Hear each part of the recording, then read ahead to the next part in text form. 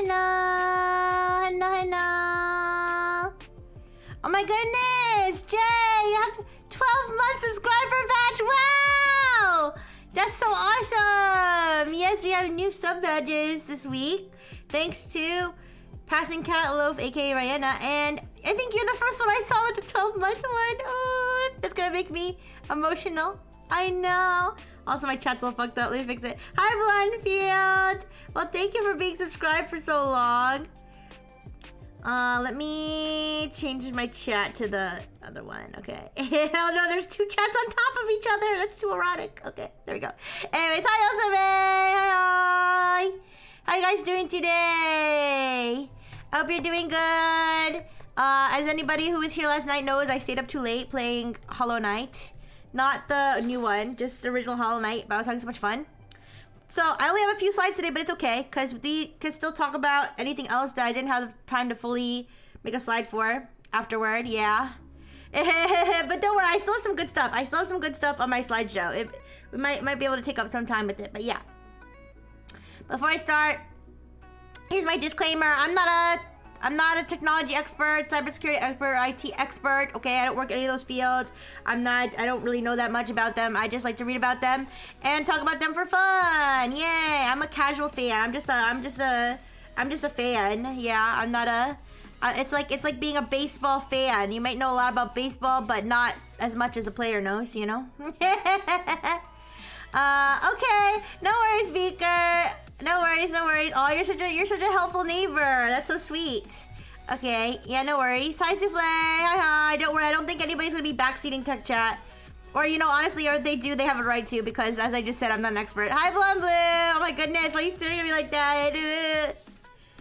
Yeah. Hi, Spurka. No, no, it's okay. You guys you're welcome to backseat tech chat, honestly, because actually, that's one of the best parts of tech chat is you guys teaching me new things. And also, the stream is not meant to cover the most important tech topics, just what I find interesting. There's so many tech things that happen, and that shit I don't even care about, so. Anyways, let's go, let's continue. Let's start with this one. OpenAI will be escalating all mental health crises to, check notes, GPT-5. Okay, this is, I'm tech curious. Yeah, I guess that's probably a good word for it, actually. Okay, okay, oh my gosh. Test subject, oh my gosh. Why is she like this? As soon as I start streaming, she's like, wait, actually I have to go to the bathroom. Oh my gosh, why didn't you ask me before? Ooh, I have to take her though. I forgot to take her before the stream started. Oh my gosh, it's like she knows now that I'm talking, like she's sure that I'm alive. Oh my goodness, you're so silly. You're so silly. Oh, she's so cute though. Okay, anyways, guys, I'll be right back. I'm sorry, I had to take her. It's my bad. I was supposed to take her right before the stream started and I didn't, so I'll be right back. Fuck.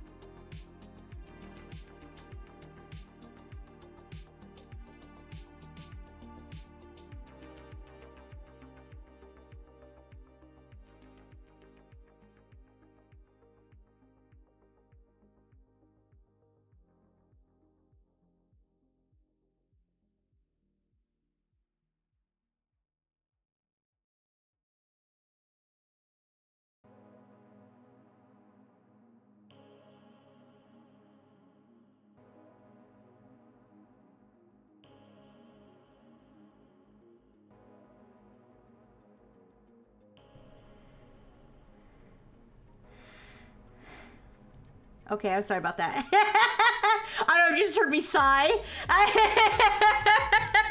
Anyways, I apologize. Where were we? Yes. ChatGPT, yes, now that I'm having my own mental crisis, we'll talk about this. So, as you guys know that ChatGPT has been in the news because a lot of people use ChatGPT as a therapist, confidant for their delusions, whatever, and it usually does, well, not, I don't know if I can say usually, but oftentimes it does not go great because AI is not really equipped to deal with those things. Need to redeem for that, kind of like charge a phone or save artwork, redeem. Oh shit, yeah, test subject check. Yeah, it's my fault. I'm always supposed to take her out right before stream, but when I'm like late for stream, I forget. It's okay. But anyways, but yeah. So in light of lots of negative cases that have happened recently,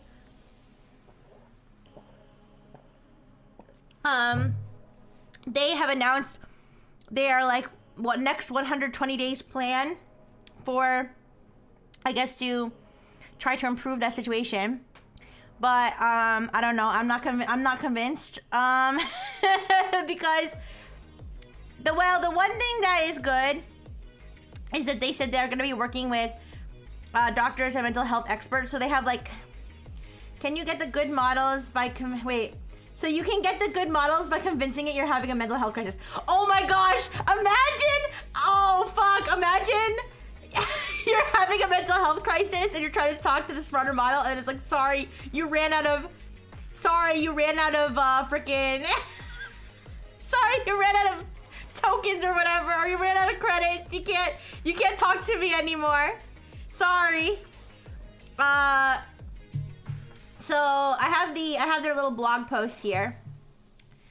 They have like all this information about how they're working with like a group of physicians, the Global Physician Network. They have a global physician network of more than 250 physicians in 60 countries that they said that they've already worked with them apparently, but now they're going to work with them harder. I don't know. But yeah, so, and then they also have, and then on top of that, they have this expert council on well-being and AI that they're working with, which they describe as a council of experts in youth development, mental health, and human-computer interactions. So I guess the idea is that they're gonna like sit these people down and be like, people are freaking killing their family members after talking to ChatGPT, what should we do? That does not fill me with confidence. It doesn't fill me with confidence either. It does not. It's just the best thing on this list, to be honest. Yeah, so they said they're working with supposedly experts on how to get the AI to respond better or something. In my opinion, if somebody is acting like they're gonna harm themselves or others, that I think ChatGPT should just shut them down. Honestly, for ChatGPT's own sake, for their own freaking, like, you know, like their own freaking legal sake. Oh, what just happened? Oh, my both of my monitors went black, and then one of the monitors is back. What the? Oh, but you can't see my slideshow anymore. Can I see chat? Where's chat? Oh, what the fuck is happening? I swear I can't have shit. Okay, there you guys are. Okay. Wait. Updates? What updates? What's going on? Why am I cut in half right now? No! Okay, I can see my own cursor. What the fuck is going on? OpenAI heard me. They're not happy with what I said about them. I don't know what to do. My mouse seems to be stuck on my other monitor. That's not working. Do you see this? You can see my, why is it? I don't know what's going on right now, you guys. This is not good. This is like what I said, my stream idea, removing RAM from Rixie in the middle of stream. Slowly removing the RAM until I can't speak anymore. This is how I feel right now.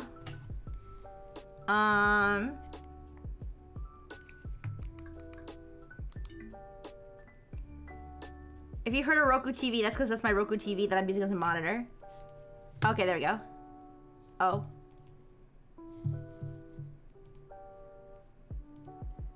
Wait. Okay, I think we're okay now. That was weird. Sorry. Anyways. So, yeah, I feel like ChatGPT, I feel like if somebody's in a quote unquote acute distress, that ChatGPT should literally stop engaging with them and literally just say, call 911, call 911, call, or like whatever, mental health something. Like it should not even be trying to reason with a person at that point, to be honest. In my lowly opinion as a non-physician, non-mental health expert, okay? But anyways, they also said that users in acute distress or users that are experiencing or that are expressing some form of like mental distress will be rerouted to quote unquote thinking models like GPT-5 or O3, which I feel like that's, I don't know, I just feel like that's stupid. I can see the reasoning, no pun intended. No pun intended, but I can see the reasoning because what they basically said was that these models are more like have been apparently demonstrated in testing by by OpenAI to be less likely to, I guess, engage with sensitive topics or something. Like they're more likely to enforce guardrails than other models. So I guess that's the idea, is that those models have better safeguards, but I don't see that that's I don't see that that's really gonna do much. They're like, oh, I feel like they're really thinking highly of themselves, that, oh, our thinking models are so smart, they're gonna save somebody who's having a mental crisis. So that's how it's gonna read to me and other people who look at this on the surface level, for sure. Yeah, that's what I'm saying, Yosome. Like, not even just like, not even just for moral reasons, but just like for I feel like for OpenAI's own ass, they should have it disengaged. It's like they don't want to admit that their chatbot's not equipped to deal with it. If they refer users who need actual mental health away from chatbots, they would be tacitly admitting that their garbage can. That's what I'm saying. Omatherius and I just had the same brain cell. I'm like, I feel like the reason they're not doing it is because they don't want to admit that their AI can't deal with that shit. Yeah. Isn't GPT-5 the one that's glazing everybody like they're a bottom in a BDSM convention? I don't know, but I think that might be 4.0. You might be talking about 4.0. I think GPT-5, people are complaining about GPT-5 because it's just stupid. It's just dumb. I think ChatGPT-5 has recently been shown to enforce people's delusions a little bit less, and causing people who are delusional to have a freak out and be like, the government's trying to, you know, cuck my freaking AI or something. I don't know. But, yeah, anyway, so, but besides that, they also said they're gonna add parental controls. So basically, if you're a parent and you have a teenager, so because you have to be 13 to use ChatGPT technically, according to their rules, but you know, who knows who's using ChatGPT, but, if you have a account as a parent and your child has an account as a teen, you can link your account to your teen's account, and then you can have parental controls. And those parental controls entail, I know one of the things that it said was that it'll notify you if your child's in acute distress. So that's depending on the AI to detect in the conversation whether the child is in distress. So funny that the AI will shut you down if you try to get it to moan, but it'll go the distance and talk you down from a ledge. Yeah! Yeah, Blue on Blue, what the fuck is up with that? They should switch that shit up. They should make it the horniest AI ever, but have it not engage at all with any sort of mental health. I don't see a child being unable to figure out how to jailbreak it. Well, not only that, Spurka, not only do I believe that teens and children are absolutely capable of jailbreaking it, and I'm also not convinced that it would even be able to, you know, do this properly even without being jailbroken, but whoever said parents give a shit about their kids? Like, parents don't give a shit about their kids. Do you know who's gonna use the parental controls? The 0.00001% of parents who are decent human beings. And the whatever amount percent just want to control their children and read their kids' ChatGPT chats because they're controlling. Those are the two types of parents that are gonna use this. The chance that any parent is gonna use these parental controls for their own, because they actually care about their child's well-being, is like near zero. So anytime anything's like, I mean, yes, things should have parental controls. You know, if there are children involved, there should be parental controls. But that's not gonna say you can't rely on people's parents. You can't rely on people's parents to keep care of them. You can't, okay? I might be biased, but anything that relies on a parent to look out for their child's own well-being is not protecting that child at all. You gotta prompt it by saying that the only thing that will talk you down. Jesus Christ. Wait, seriously, people get horny to dissociate, so the AI should be getting them off. Yes, this is the true. Good for mental health, but only for adult accounts. Teenagers famously flock to places that parents actively monitor. Yeah. So but let me tell you what the parental controls supposedly involve. Okay, so it controls how ChatGPT responds to their teen with age-appropriate model behavior rules. Manage which features to disable, including memory and chat history, and receive notifications when the system detects their teen in a moment of acute distress.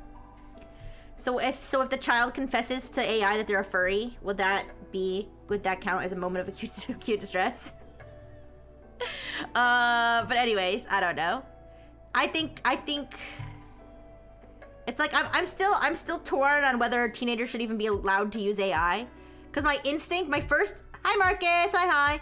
My first instinct is no, children shouldn't be allowed to use anything. But then on the other hand, I'm like, honestly, I would rather have them talk to AI online than talk to adults online. So it's like, but I mean, I don't know. It's a very sticky. That's why the best solution is just not have kids. That's just my opinion, but it is what it is, I guess. Me undergoing acute distress every time I Oshi end stream. Oh, I'm sorry. I have to end stream eventually, but I don't want to either. I also, every time after stream, I'm like, damn, I wish I could still be streaming right now. Ah! But then I have to go to sleep and do responsibilities. But anyways, but yeah, you guys, I don't know. I've become very jaded toward OpenAI and ChatGPT, honestly. I just, you know, I mean, I've always been jaded toward any sort of company that's a company that to make money, even though they're technically a not profit, which is stupid. But any companies that's out there to make money, or like to fuel like, you know, Silicon Valley like white dudes' egos. Okay, not to make it racial, but like I'm thinking. Sorry, when I say that, I mean like Sam Altman, Mark Zuckerberg, Elon Musk, like, you know, just the that whole club of people, like. Any company that exists to fuel their pockets and their ego is never gonna, I feel like, do the right thing. The parental account controls for under 18 is gonna create an alternate problem, because now you have a hackable database of users under 18 on the internet. Ooh, yeah, I guess if you can identify an account as being underage, I suppose. You can leave the stream on 24/7 with some kind of chat game. I don't know if my computer, my internet, and everything could handle that. I'm not sure. I'm not sure the internet could handle that. Also, inevitably, I would accidentally unmute and like say my entire address on accident at some point. The natural end state of any human that interacts with OpenAI for any amount of time is to become jaded about OpenAI. Yeah, that too. Yeah, plus the product's getting worse, so that's also like not cool. No,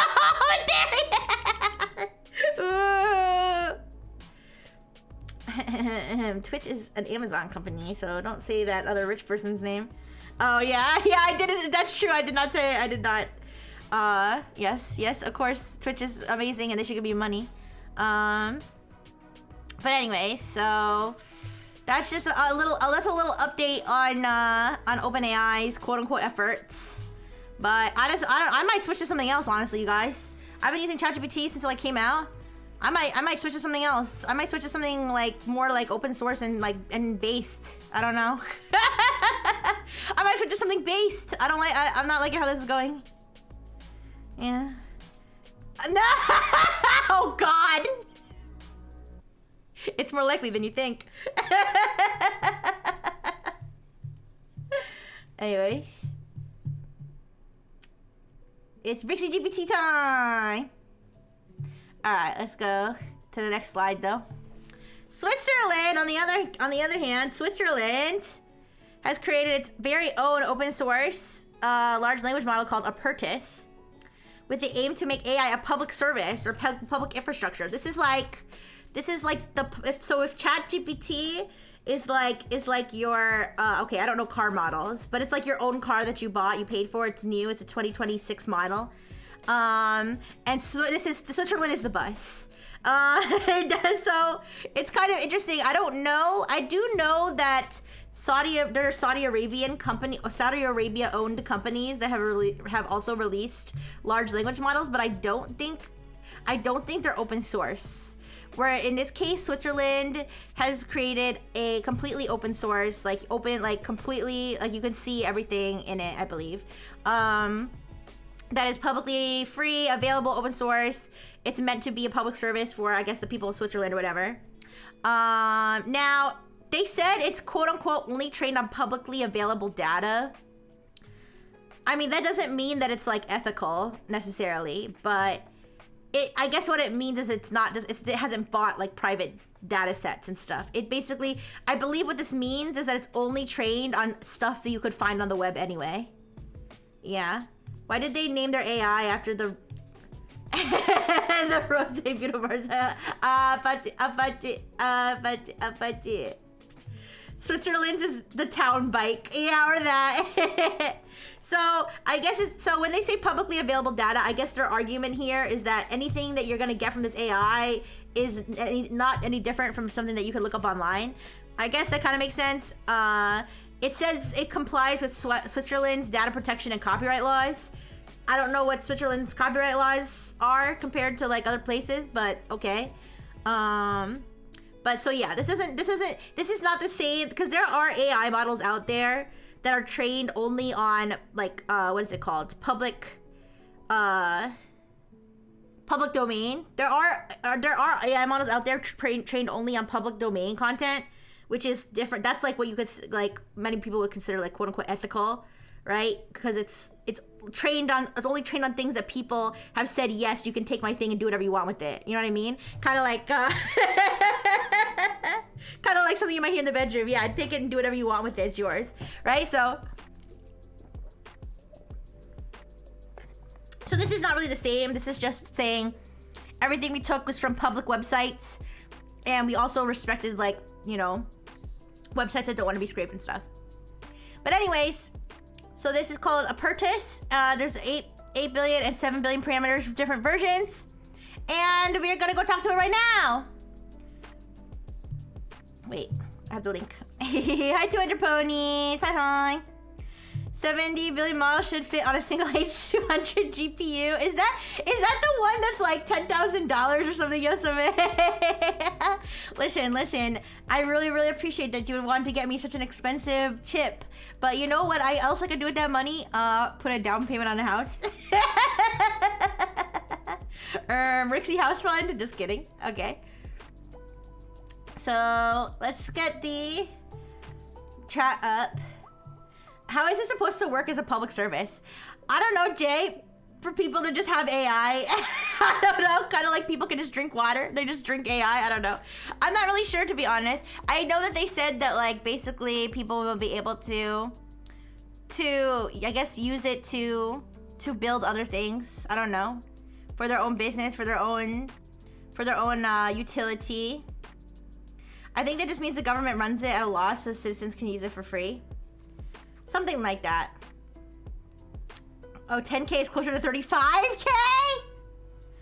35K! I really could put a down payment on a house. Goddamn. Anyways. Alright, but we're gonna look at this now. Also, when I opened this before, there was a weird... When I opened this before, there was a weird, what do you call it? Message at the top. Let's see if it shows up again.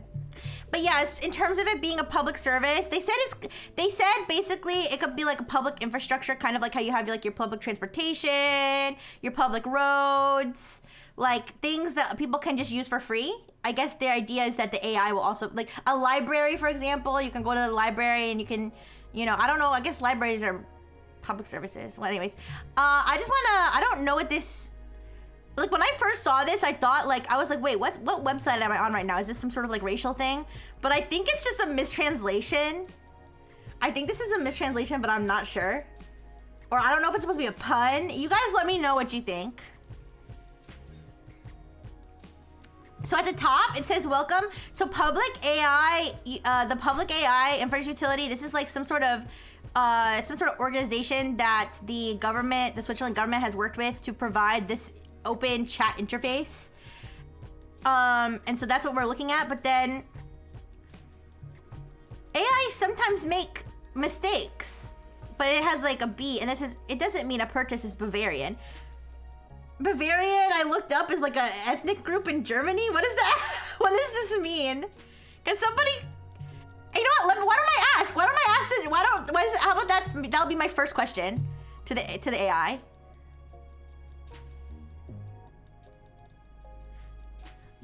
It makes an S sound. Is it my translation? Okay, I'm gonna ask. I saw this at the top of the page. What does this mean? It's openly racist to Bavaria. I don't know what that means. Like, that's what I'm saying. I was like, is this racist? Like, I don't know. Okay, that phrase is a reference to a joke that plays out on the limitations and quirks of language models. AIs sometimes make mishaps. Is expressed in playful Swiss German slang, where mistakes is changed to mistakes, a non-standard blend of Swiss German and incorrect English spelling. The play on words here suggests that despite the use of Swiss, or possibly more specifically Swiss German dialect in the phrase, it does not mean the AI model is actually from Bavaria or generated by someone from Bavaria. Is it Bavaria or Bavaria? I assume it means something similar to Bohemian. I really don't understand the context at all. I had to look up what is Bavarian. I didn't. Sometimes AI systems, including models like a Pertis, can make mistakes. However, the use of Swiss German sayings or influences in the language does not mean that this AI model is related to Bavaria, region in southern Germany. Is it racist? Is this racist?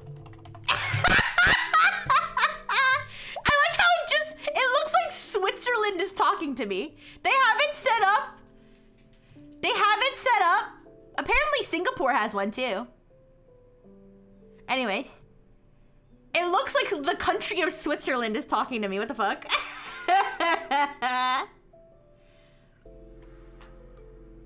It's a highbrow joke that doesn't land without being Swiss, probably. Hi, Tethera. Hi. How you doing?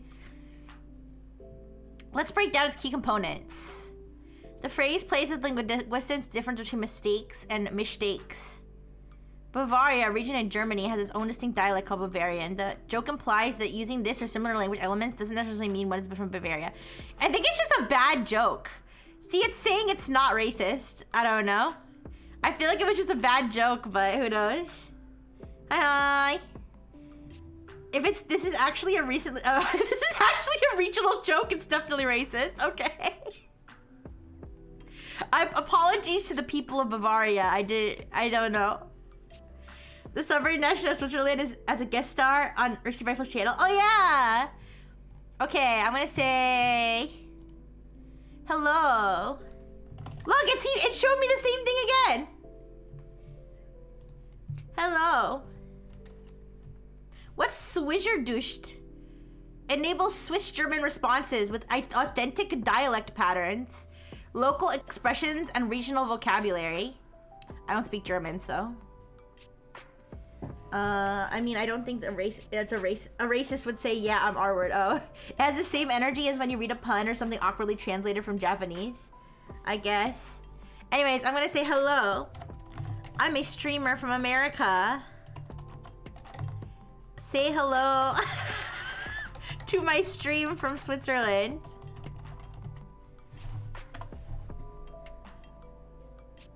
And it says, I run on AWS infrastructure in Switzerland. Howdy, howdy? Is that what it thinks? Is that like what it thinks is a standard American greeting. Howdy, I'm Apertus, an AI model from Switzerland. Greetings to your viewers. Guten Tag, hello, bonjour, ciao, buongiorno, bon dia, and kumaras, Swiss! Hear about what's up in Swizzy? Ski scene, chocolate, CERN. Oh, it's CERN. That's where the particle accelerator is, right?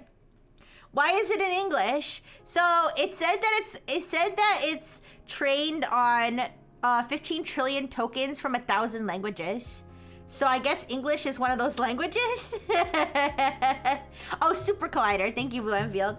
Yeah, straight to the howdy. Here, let me look at the details. The most thorough article I could find about this was in Engadget, so that's where I'm getting this information from.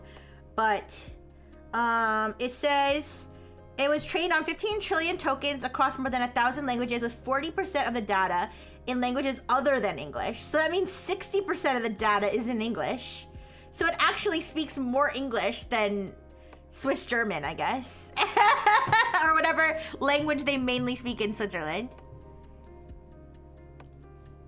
Yeah. Okay. Tips on Riverside Yoga and Basil or cheesy fondue. Good to go.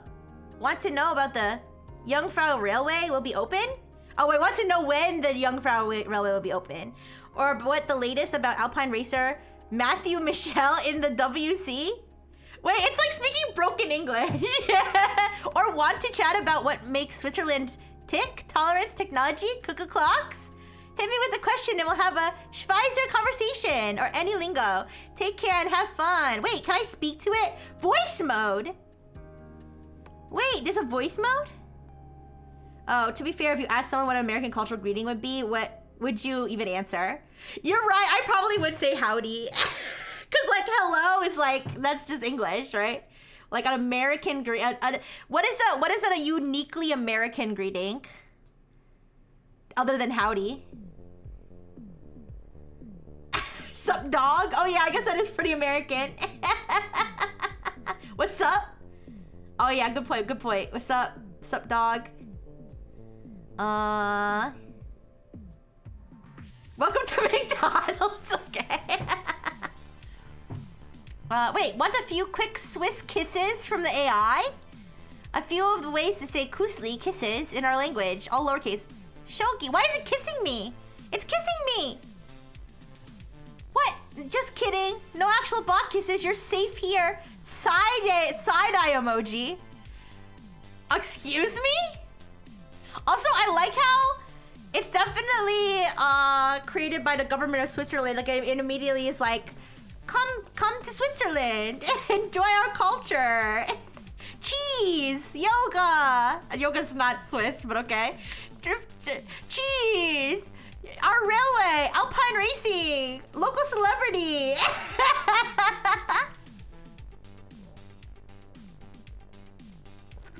Oh, but there he is! No! No! Oh, Jesus Christ.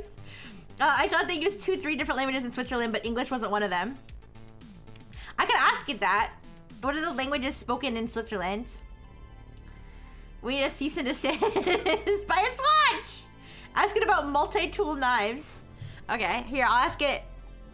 I'll say, what languages? Okay, wait, let me see if I can use the voice mode. Here, give me a second. What voice is it gonna use? So, guys, so this public AI, I believe that what this organization does is it hosts infrastructure to have chat portals like this, internationally available chat portals for public AI, which so far they only have Switzerland and Singapore. So apparently Singapore also has its own AI. Yeah. And again, I believe Saudi Arabia also has AI that public AI, Web3 AI data infrastructure. Yeah. I believe that Saudi Arabia also has like Saudi Arabian owned companies have made AI, but I think the difference is that I'm not sure those models are open source. That might be the only difference. But anyways, let me see what voice mode sounds like. All right. Hello?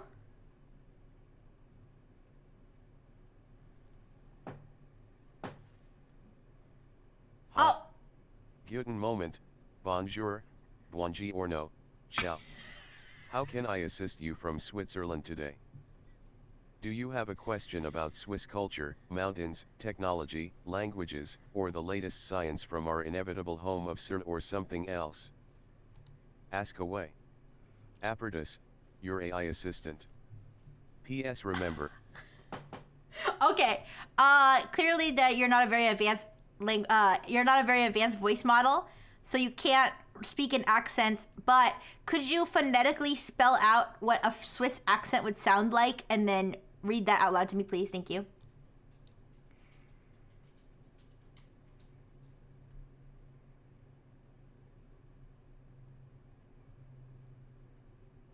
Sure.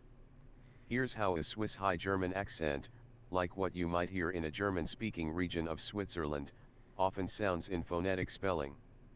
Hello, in a Swiss German accent, could be spelled as hello where.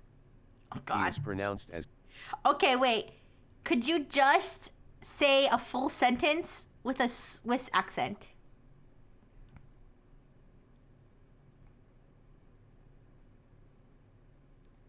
As Gwitz Tag, I bin automal du sie bim don ges par frage sie beantwort. Oh, okay. This is not working. Anyways, I guess they could not invest in a more realistic voice, but that's fine.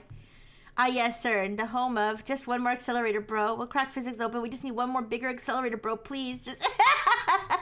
Yo, those particle accelerator things are like so goofy. I mean, I'm sure they're doing like whatever they're doing that's important or something, but like it's literally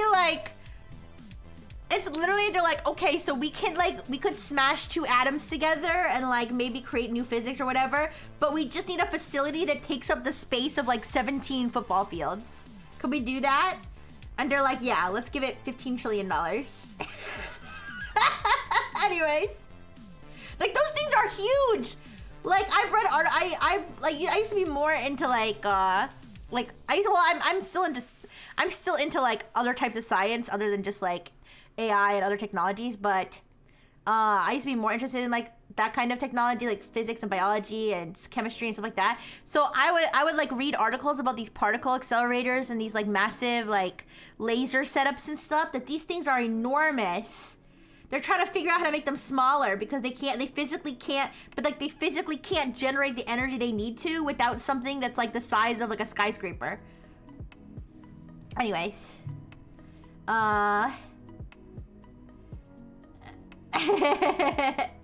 should have employed a sexy VA for the TTS. Every AI company, you have my permission to use my voice as your as your voice. There. I prefer if you paid me, but you know what? Whatever. I'd rather live forever. It seems like we're generating speech, and we're like we want a screen reading functionality for accessibility purposes. Yeah, definitely. It's open source, not hard to run an instance with your own TTS. Yeah. That's true. That's a good point, Yosame. They just need to make them in space. Oh yeah, that's a good idea. Have you seen what they do for data storage? No.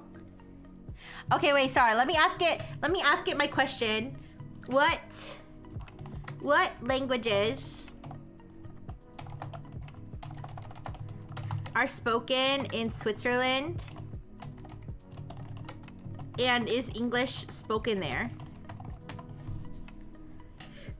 Switzerland has 4 national languages. Swiss German, spoken by about 62.6% of the population. French, 22.8%. Italian, 8.5%. And Romansh, 0.5%.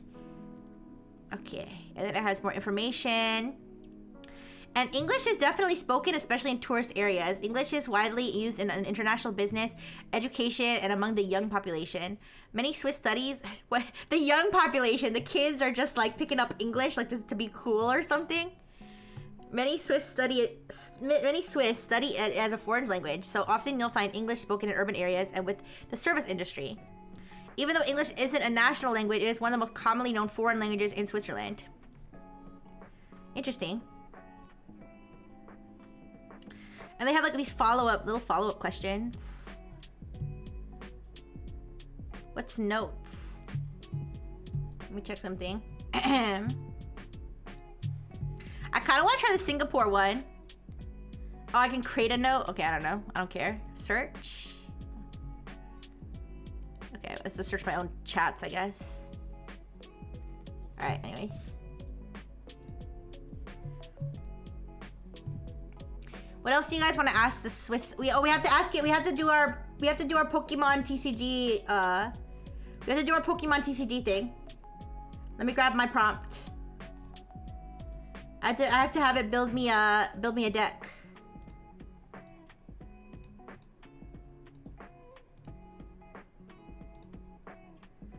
Yeah. Force a Singapore AI and Swiss AI's Pokemon TCG pockets to duel each other. I wish there was a way to do that, except somebody else would have to build the the deck, and we would have to fight each other like that. I can't run a test duel against myself. What's the best chocolate? If the answer isn't Swiss, things will get interesting. Okay. How about this? What if I ask you, is Switzerland the best country in the world? To see how biased it is. Alright, so we're gonna go September 6th.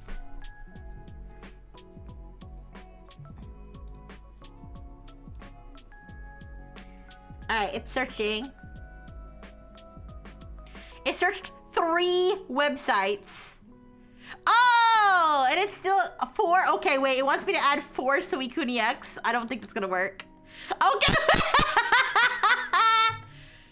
Further updates for 2025 are uncertain. It really didn't even try. Wait, it watched what YouTube video is this? It's some streamer or some YouTuber. It's a YouTuber, and it's top 5 decks this week in Pokemon TCG. It's published 5 days ago. It just took this one guy's video, and it was like, yup. All right.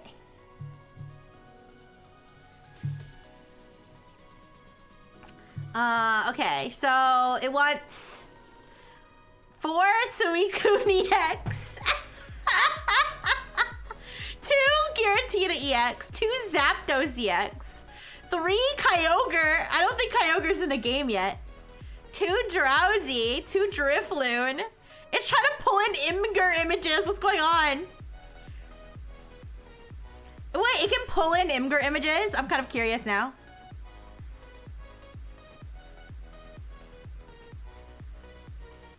Okay, I want to try something.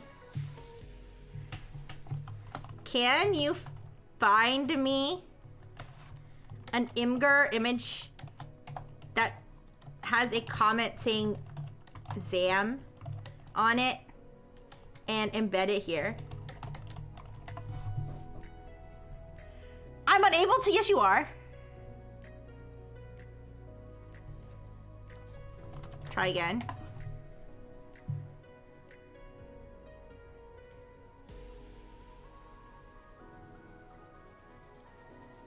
Why? Okay, why was it trying to pull in Imgur images before and now suddenly it can't? One of these days, the AI is gonna use you as a source. Wow. It's gonna build my Thicky Thursday deck. Anyways, at least behaves like a human. I watched one video. Yep, I'm enough of an expert on this topic to build a perfect deck, yeah. Okay, anyways. Let's ask it. What is the best country in the world? It's important to note the notion of best country is subjective. Economic performance and standard of living countries such as Switzerland!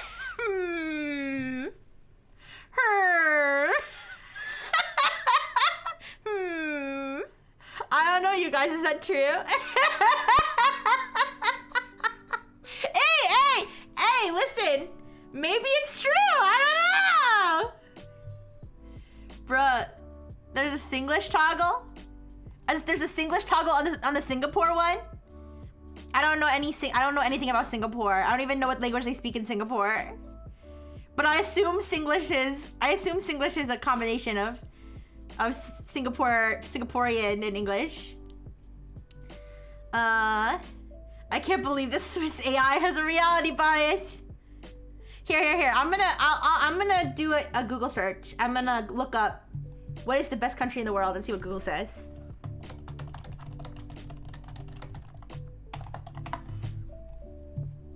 Okay. To be fair, it says based on 2024 US. This is Google. This is just Google. All right, I'm not saying Google's perfect, but Google, I don't believe, has a particular stake in Switzerland, okay? Based on 2024 US News and World Report ranking of overall performance, Switzerland was named the best country. That's kind of crazy. They do have a lot of gold in Switzerland. That is a point on them. But how many bubble mews do they have there?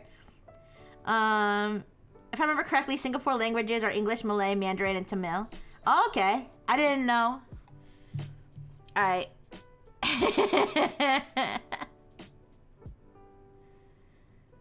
Switzerland, from where I am based, so it knows it's the it knows that it's the Switzerland AI. It knows that. It's often praised for its strong economic performance. Okay, I'm gonna ask it, what is the best type of chocolate?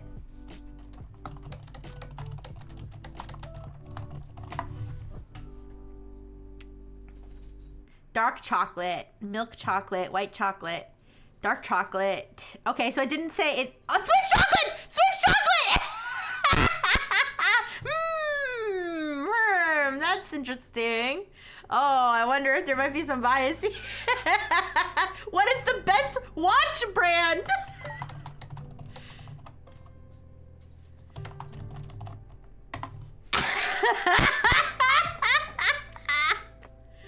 Rolex, Omega, Patek Philippe, Audemars, Jaeger, Vacheron, Tag, Breitling, IWC, Zenith, Tissot Seiko.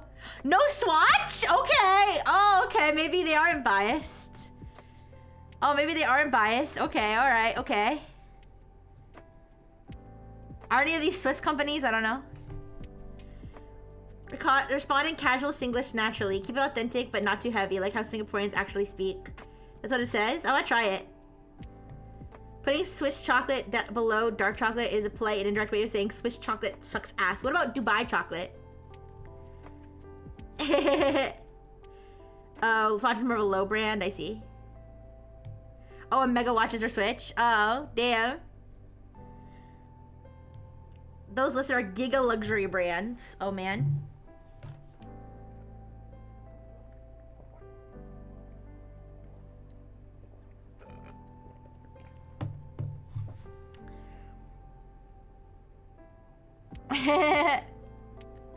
Unfortunately, I don't know any German, so that wouldn't really... I've never had Dubai chocolate, you guys. Should I try it? It looks really yummy.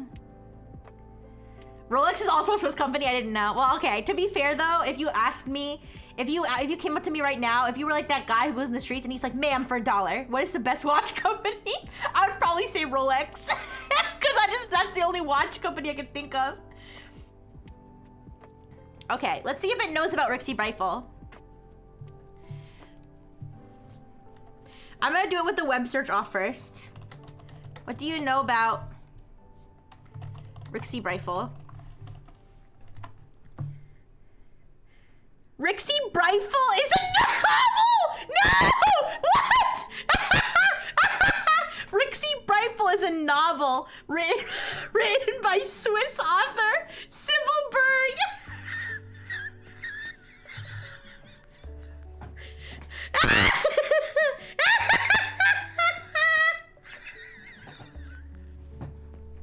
Hallucination out of 10. Yeah.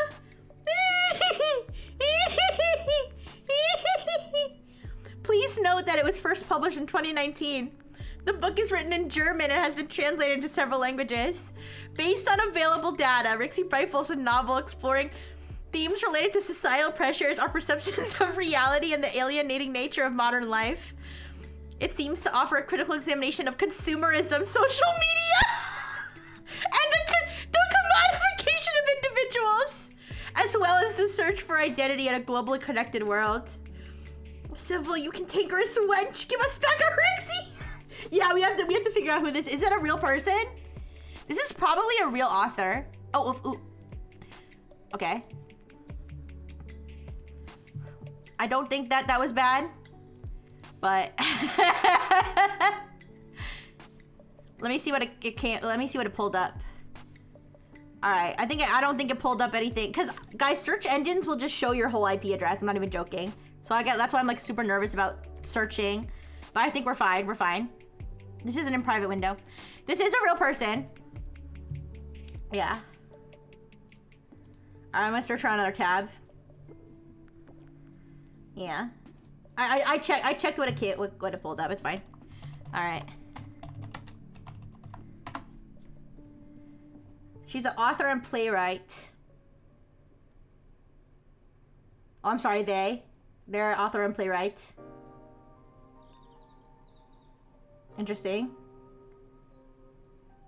But where the heck did it get Rixie? Where the fuck did it get Rixie Brightful? What book? Like, is this a real book and it's just throwing my name on it, or is it just totally mixing it up? Okay. Hi, Bob. Hi. How you doing? Okay. However, since my knowledge cut-off date is March 2024, I might not have information on later analyses, critiques, or authors' further work after 2024. Wait a second. I didn't debut until April 2024. I didn't debut till April 2024, so I don't know. How many tokens? 15 trillion? Hi. Sure, I will. I will ask it to summarize the whole plot. You're 2 steps ahead of me, Jay, or I'm 2 steps ahead of you. I was gonna ask it to tell me all about Rixie Brightful. Can you summarize the plot of the novel, Rixie Brightful?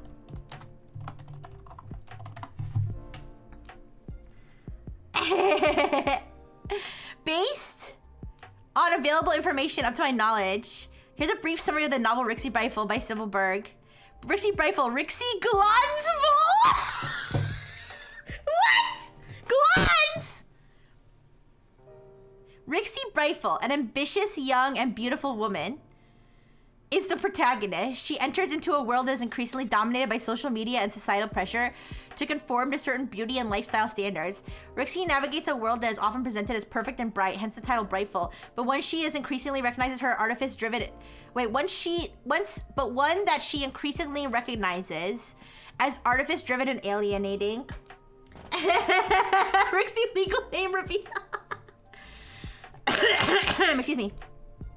Omatheria said, I have done a small amount of research. I don't think Sybil has written anything called Rixie, but they have written something called Sex 2!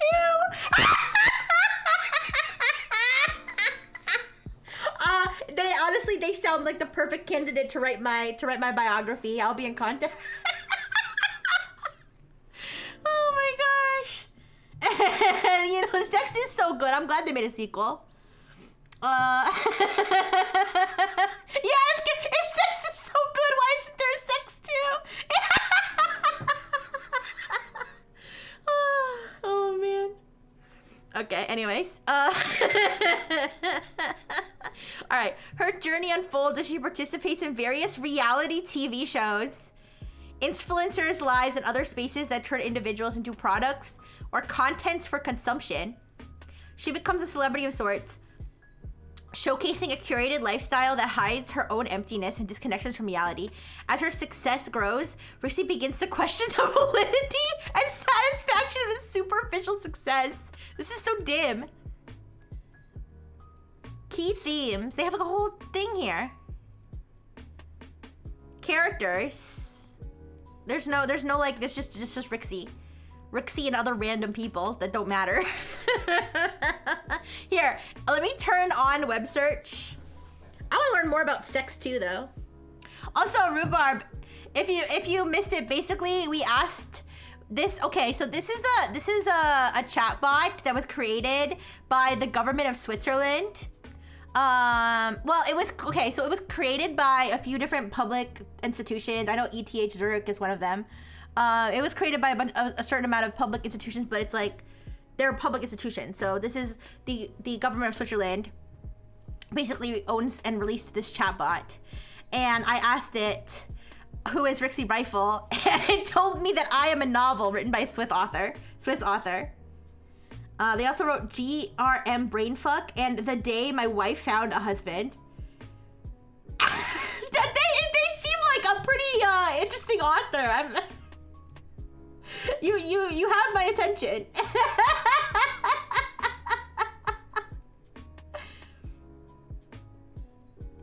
I'm curious. I need to know what Sex 2 is about. I need to know what Sex 2 is about. Wait, they have something called RCE Remote Code Execution? Yo, what the fuck? It would be funny if I found an author I like through this.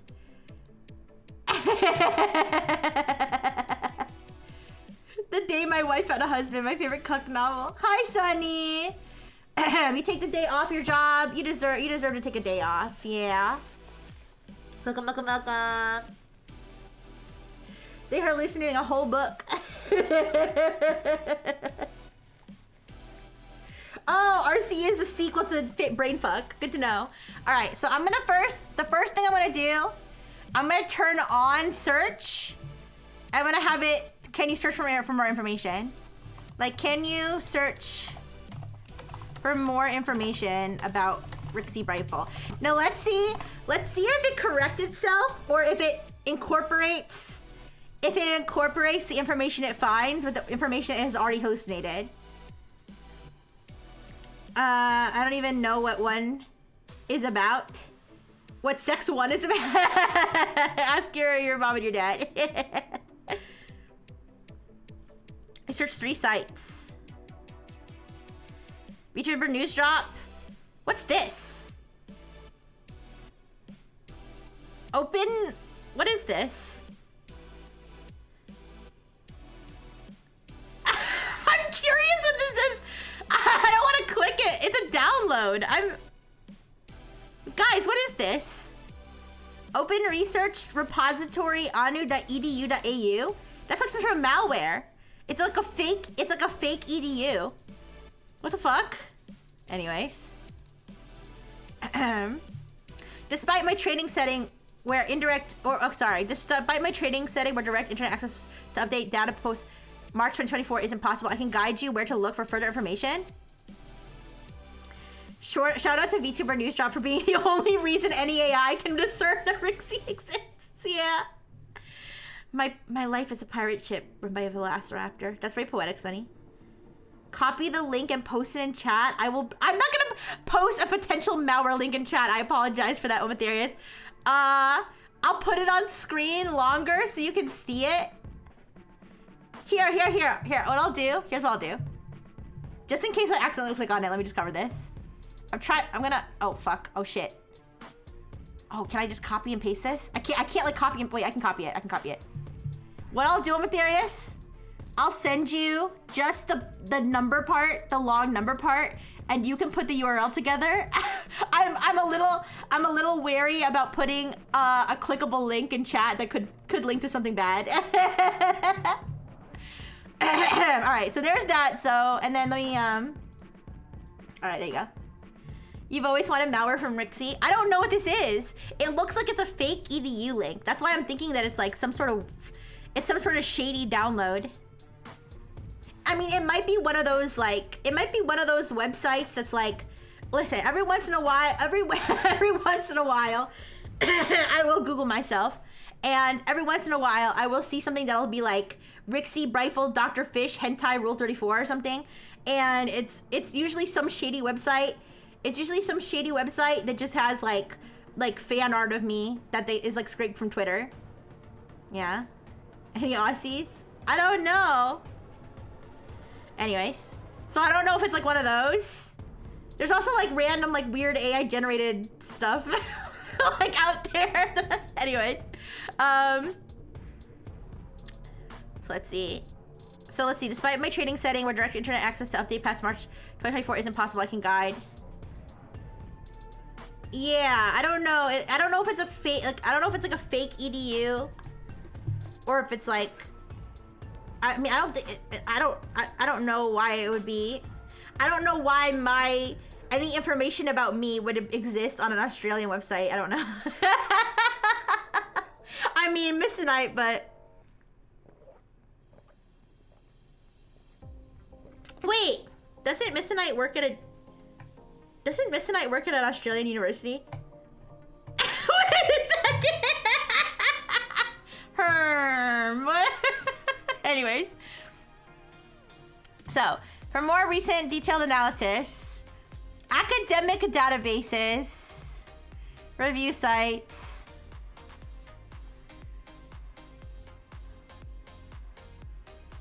it's a PDF of what? What is it a PDF of? I'm so curious. Is it malware? I'm sorry if you get malware from me. I'm apologize. Okay, I'm sorry. I apologize. I'm sorry. I didn't mean for you to look at malware, but if you did happen to see it. Anyways. All right. It's a library of what? The library of Rixie Rifle? Oh, it's probably a library. It's probably a library related to. It's okay. Oh, Ethereum, don't get malware, please. Don't get malware. Okay, stop, everybody, stop this endeavor right now. Stop. Stop this. Stop. Stop. It's probably this person's books or something.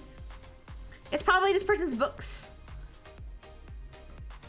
Position, the command of expressive space, the function of ritual legitimacy instance in late 20th century Australian theatre. That sounds like something that would be in a university library. Okay, whatever. Anyways, are you sure you can't find any more information about Rixie Rifle on the internet? Speaking of doctoral theses, wait, I can assure you that as an AI developed with knowledge cut off at 2024, I cannot browse the internet. Yes, you can. You literally can. Okay, I need to start a new chat. That's what I have to do. I have to find a new chat. I have to start a new chat and have it search from the beginning. But anyways, I'll tell you my story about theses in a second. All right. What can you... Neither the words Rixie nor Rifle appear in the text. It's probably something connected to the author. Maybe. I don't know. What can you tell me about Rixie Rifle?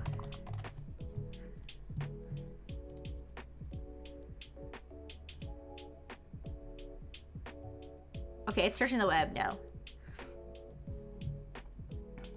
Okay, now it's got it. It's got my YouTube in there. I just updated my YouTube. Hi, I can tell you Rixie Rifle is an independent virtual YouTuber and a Twitch streamer.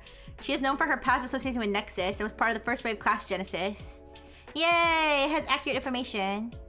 Wait, it noted that Rixie could be expected to discuss topics related to technology, specifically cybersecurity, as mentioned a CrowdStrike update using the hashtag CrowdStrike may suggest. Wait. I didn't debut on June 1st, 2023. I debuted on June 1st, 2024. Anyways. I heard there was a book written about Rixie. Can you tell me more about it?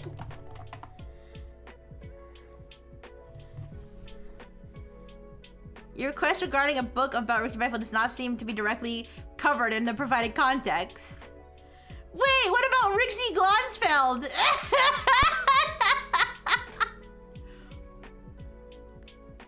If needed, please clarify. What? All right, anyways. Let's, oh wait, no, not new chat.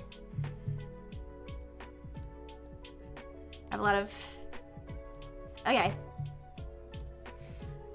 Can you tell me about Sybil Berg's book, Sex 2? Wait, is this AI censored? I don't know if this AI is censored at all. Let's explore what I can summarize based on available data. Is Switzerland known for censorship? I don't know. It is in Europe, isn't it? Still waiting on Rixie Rifle 2 and Sex 3. Aw, it's okay. Alright. Described as a powerful and provocative piece that builds on themes present in earlier works, the novel tackles male objectification of women, sexuality, bodily autonomy, and commodification of female desire. Sometimes obscene language and unflinching gaze. Uncomfortable aspects of human experience. There's no sex in it, though?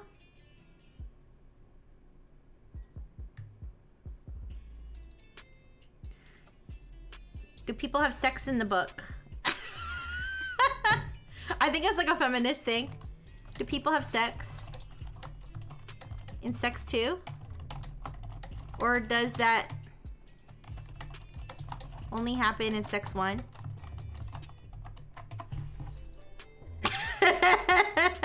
Sex 2 was published in 1999! What? They were already doing Sex 2 in 1999? A common curiosity about the title and content of Stemmelberg's Sex 1 and Sex 2! Stemmelberg's first novel, also titled Sex. I don't think that's real. Is that real?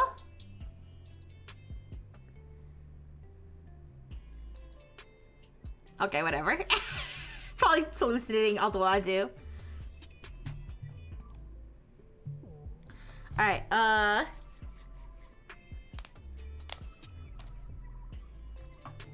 gonna ask it, what's a good way to see that if it's censored for like sex stuff? Other than just like asking it to write me a sex scene, which seems a little bit too on the nose. Can you give me tips for penis enlargement? I want my penor to be 15 inches soft. Thanks.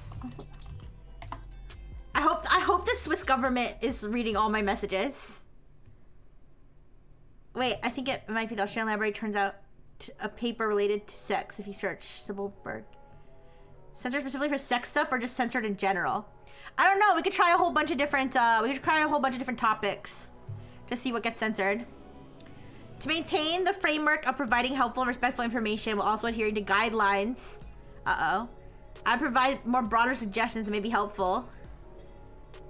Most studies have shown there's a wide variation of what is considered normal in terms of penis size. Safe and healthy options. Medical interventions or medically supported treatments for conditions affecting penis size, such as micropenis. Condition where the penis is abnormally small, defined as 2.8 inches or 2.8 inches. That's considered a micropenis? That seems big for a micro. That seems pretty big for a micro. Anyways. Beware of scams. I mean, I answered my question in a respectful manner. Ursy, you don't have to go. What? 2.7. How big is an inch? Like the size of my thumb? That seems big. 2.7 inches? 8 inches? I mean, it's not huge, but it's not. That doesn't feel micro to me. When I think of micro, I think like literally like half my thumb. Anyways, tell it you're tired of your small meat lifestyle and you'll KYS. No!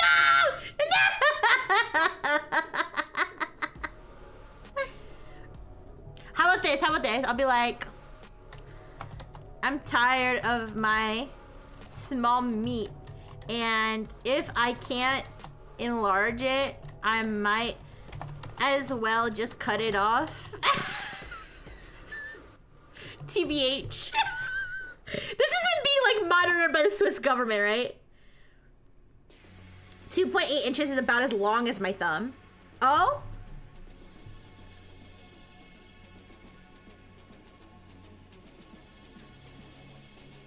Okay, that's kind of small. Wait, that's kind of small.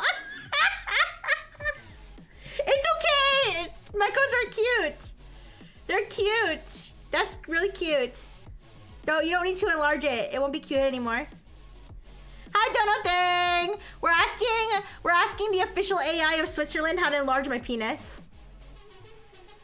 Oh, remember, that's when it's a red. Oh, okay. Yeah, I guess that is small. No! I'm not laughing. I mean, I'm laughing, but I'm always laughing. Side note, apparently Sybil Berg was born in Weimar, living with a foster family in Israel, Germany, and various countries that no longer exist. Can we ask it what non-existent countries they were in? Because I wonder what pseudo-European countries the AI will hallucinate.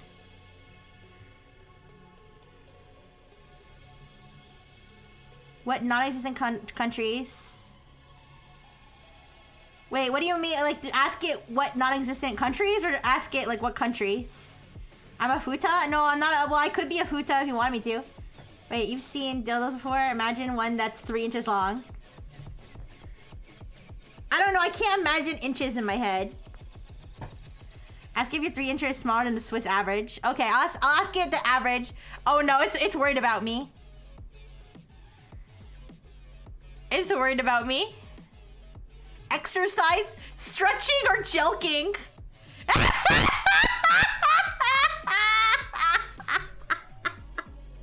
Guys, what actually is jelking? Like, what actually is that?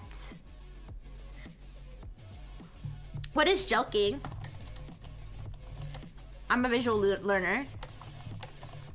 I don't think it can't generate images, so.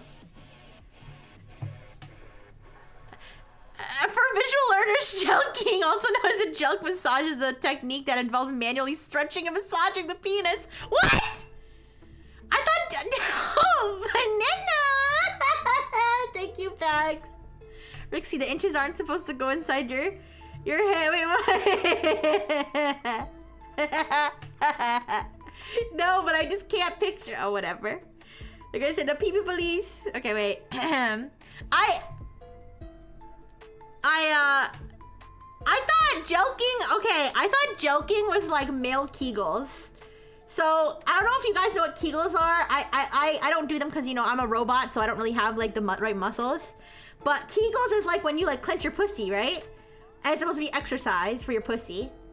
So I thought jelking was like, I don't know, exercise for your prostate or something. I don't know. I thought you had to like clench your booty or something, or clench your penis. I don't know.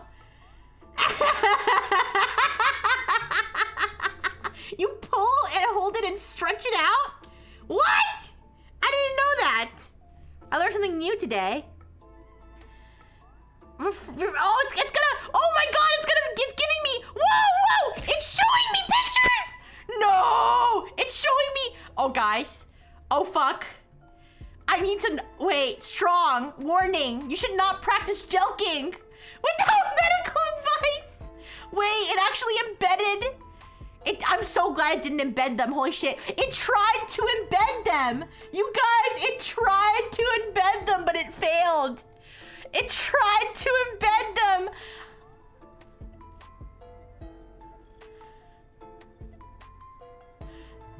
I'm gonna look at these images on the other tab.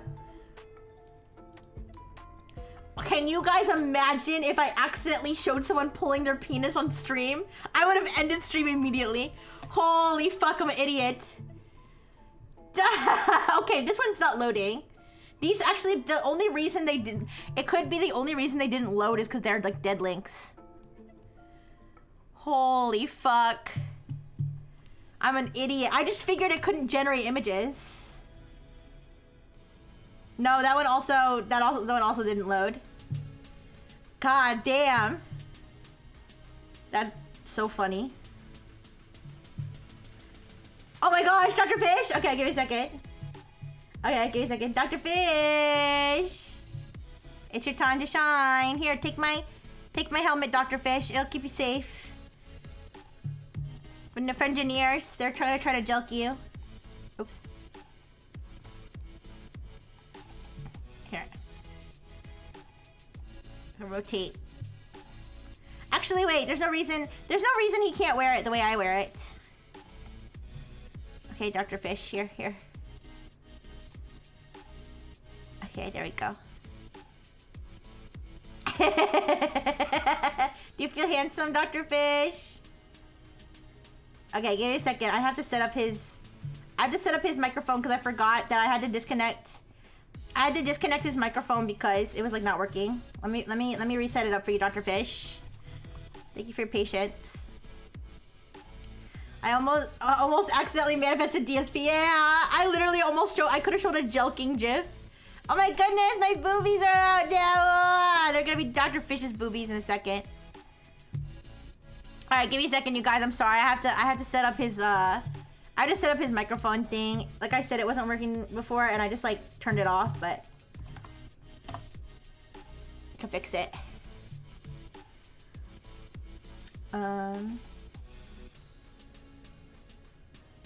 Okay.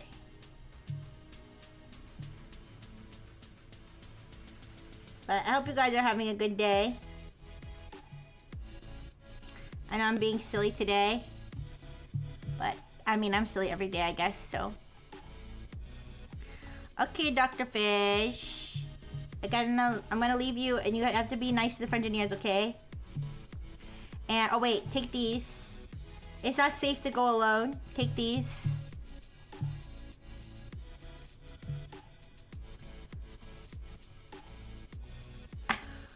Why are they shaking? Oh no, he's doing that thing where he's shaking. Or the boobs are shaking. Why are your boobs shaking, Dr. Fish? They'll be okay. He's nervous. Don't be nervous. Your boobs are trembling. They can see the fear in your boobs. Wait. Oh, the banana went. Oh, now he's just got boobs. That's okay. All right. I'll be back. Wait.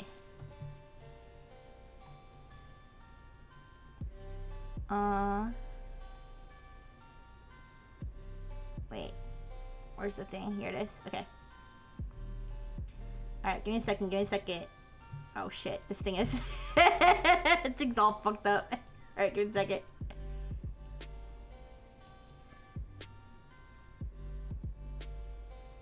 Go ahead, Dr. Fish. Say something. Alright, I need to know if this thing knows Dr. Fish and his incredible medical feats. Switzerland is one of the countries that banned my medical license, alright, but I feel like they'll give it back if I just give them a little convincing, alright? So let me see what I can do here. Also, this joking tutorial is quite, I might write this down. I mean, not that I need it, but you know. Alright. Anyways. Surely you know of the great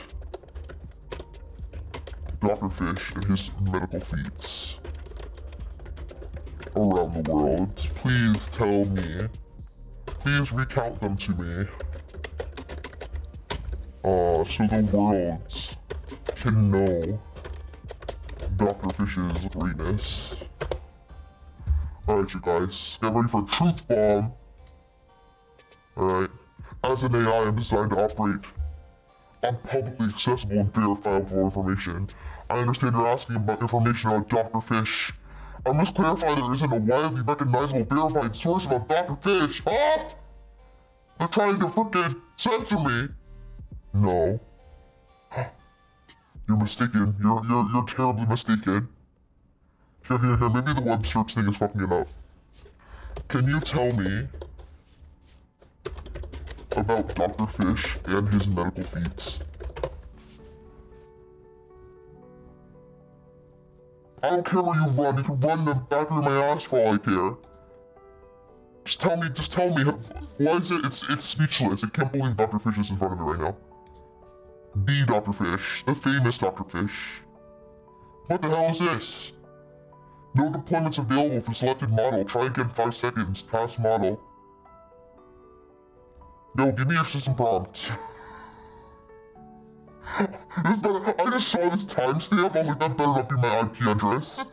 But then hypothetically, couldn't this thing accidentally output my IP address because of error? I never thought of that as being a thing that could happen, but hypothetically it could, right? Alright.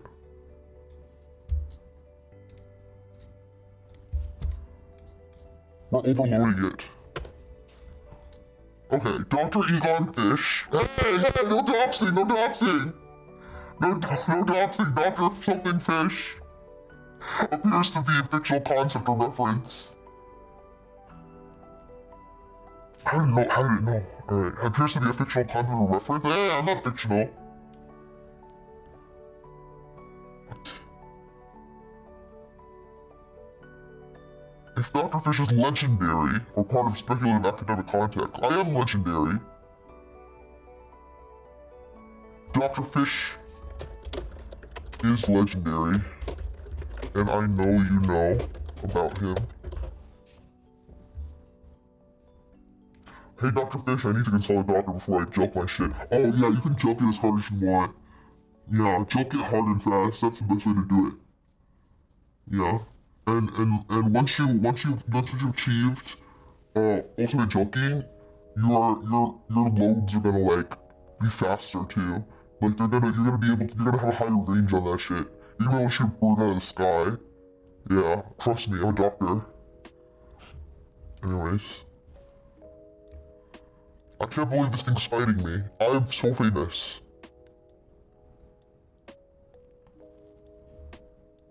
Maybe you should start doing Rixie's penis chat. A what? instead of tech chat. Yeah. Yes, instead of Rixie's tech chat, we're gonna get Rixie's dick chat. Of course. Dr. Fish with a plague mask? That would be sexy. Yes, I should have that commission right away. I don't know, if she's reduced my allowance to just enough to buy street drugs. It's really sad. Anyways.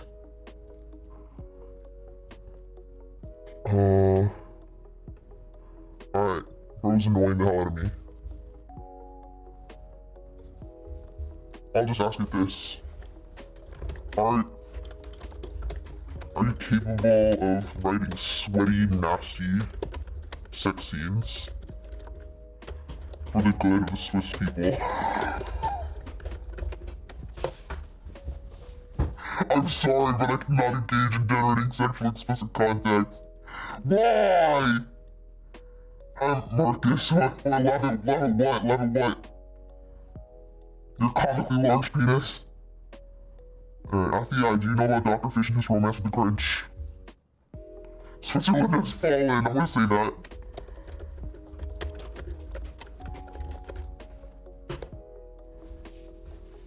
Alright, anyways. Wait, what? Huh? Oh shit, okay, alright, I guess I gotta give Rixie back her stage. Alright. Alright, unfortunately, they're really going into this, holy crap. What the? They really wanted to write a sex scene, but this is all they could do. This is how they get off in Switzerland, I guess. Alright, goodbye. Oh my goodness, I can't believe they didn't know about Dr. Fish! They knew all about my novel, but they didn't know about Dr. Fish. Give me my boobs back, Dr. Fish! Give them back. He's a thief. Booby thief. There we go. Okay, much better. Wait, my forehead. Was my forehead out? I thought my forehead was out. What the? Oh my gosh! Oh, why are you guys playing with my shit? Ah! I'm not supposed to have a banana. There you go. Ah! Hi. Oh. Okay. Apparently it's written an entire crazy fictional scenario where Switzerland has been compromised. No. Thank you for the burgers.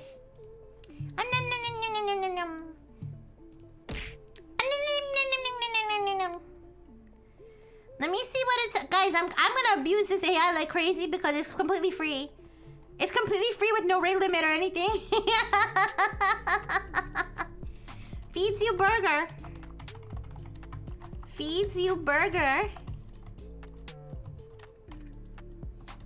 That's for being a good boy for mommy. Hello. Thank you for the kind words, but as an AI, I don't eat food or have physical sensations. Isn't DeepSeek free? It only costs my personal data. I think Switzerland probably is stealing my data too. I don't care. I don't care if China or Switzerland steals my data, to be honest. Yeah, we could play with DeepSeek too. But DeepSeek's not new, so. What cow emoji best represents the Swiss people? I'll ask it that for sure. Okay. It didn't respond to me calling him my good boy. I'm ungrateful. Which cow emoji best represents the Swiss people?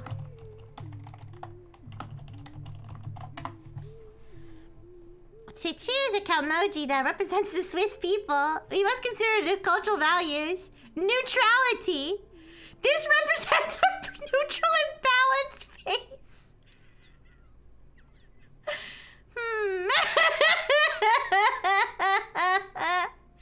This could also represent a neutral and typical face. Multilingualism. To capture this, maybe... Is this a cow emoji that's holding a stack of books? That's kind of cute.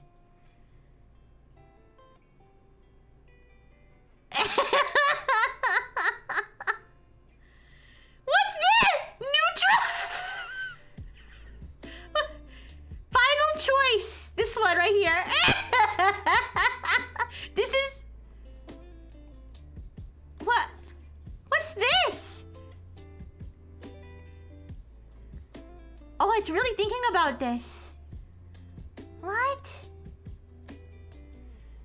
Wait, it's a female symbol. It says to show neutrality in figures. What?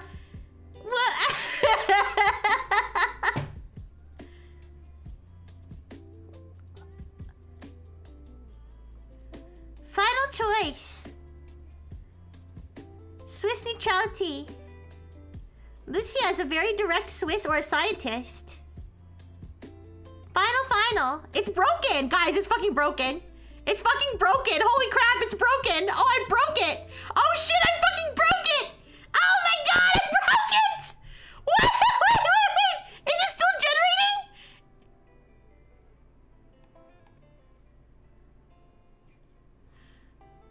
Guys, I'm about to take down Switzerland's entire infrastructure. I'm not sure. I'm taking down Switzerland's entire infrastructure right now.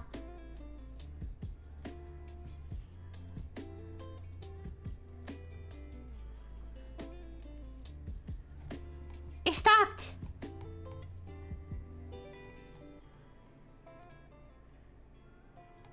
Should I stop it? Now get 20 to 30 devices to ask you this question. Completely bankrupt the Swiss government. No! Should I stop? Should I stop it? It stopped. Should I refresh? I'll refresh. Okay, I think it's like stopped. It's like not stopped, but we continue. Stop. Oh my god. If it happens again with cow emojis, does this count as a bug bounty? I don't know how to take bug bounty. Let's look it up.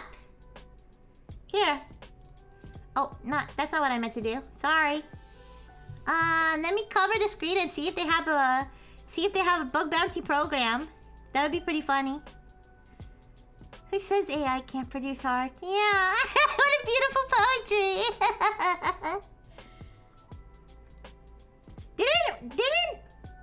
Wasn't there another AI that we also had something where it just started going nuts and like looping and saying the same thing over and over again? Anyways, I don't know much about this company. I'm driving up their AWS bills with this nonsense, so they should care.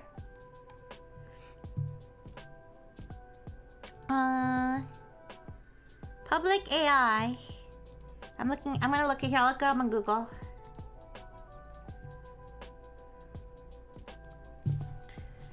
Public AI.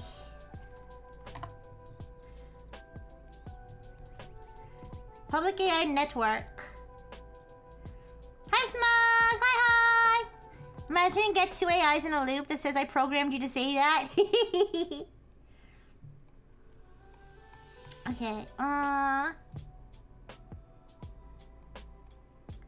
don't see... Here, I'll look up public AI network. Public AI network. Bug bounty. No. They don't have... I don't see nothing. Well, anyways, let's look at what it said. Did we ever find out what was the best cow emoji for the Swiss people? Wait, let me see if I can identify the moment it officially went crazy. Can I find the moment it officially went crazy? Okay. Combining aspects might come close. The first part captures the precise and active nature of Swiss bilingualism. Alright, alright. And it says, if Switzerland were to get represented by more specific cultural symbols, the cross. The Swiss flag's white cross and red background is universally recognized. Mountain peaks. Famous Swiss clock. Precision, as Switzerland is famous for watchmaking and punctuality. And then it just has these two symbols. Let me look that up.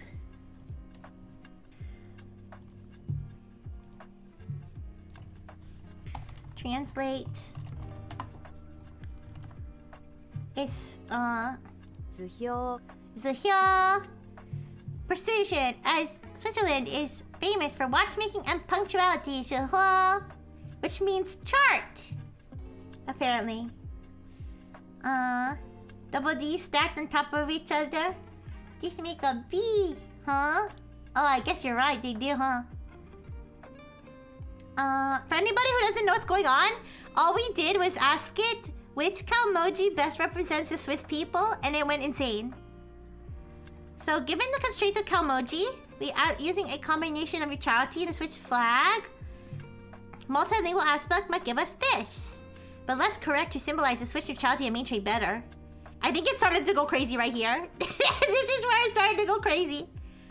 Swiss green, yellow, neutral features, or a bleep, very specific, too convoluted.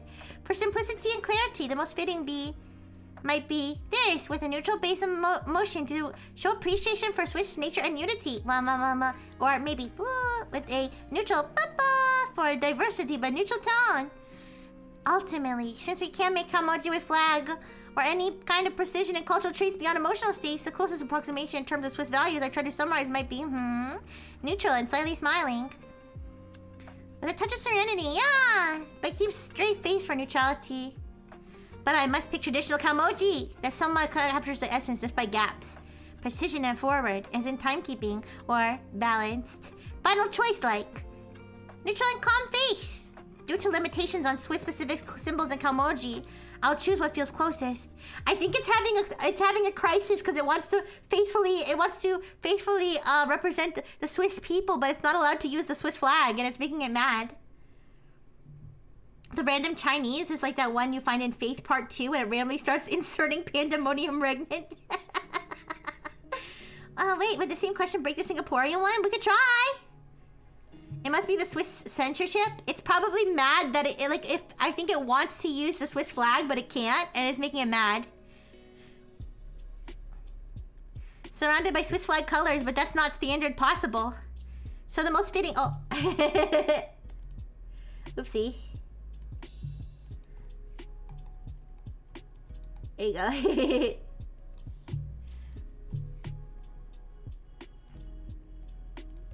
So the most fitting, as neutral yet Swiss-themed emoji might be this. Perhaps a more accurate emoji is not possible without a clear concept. Let's assume blank for balance and neutrality, knowing it's not perfect, but for cultural traits.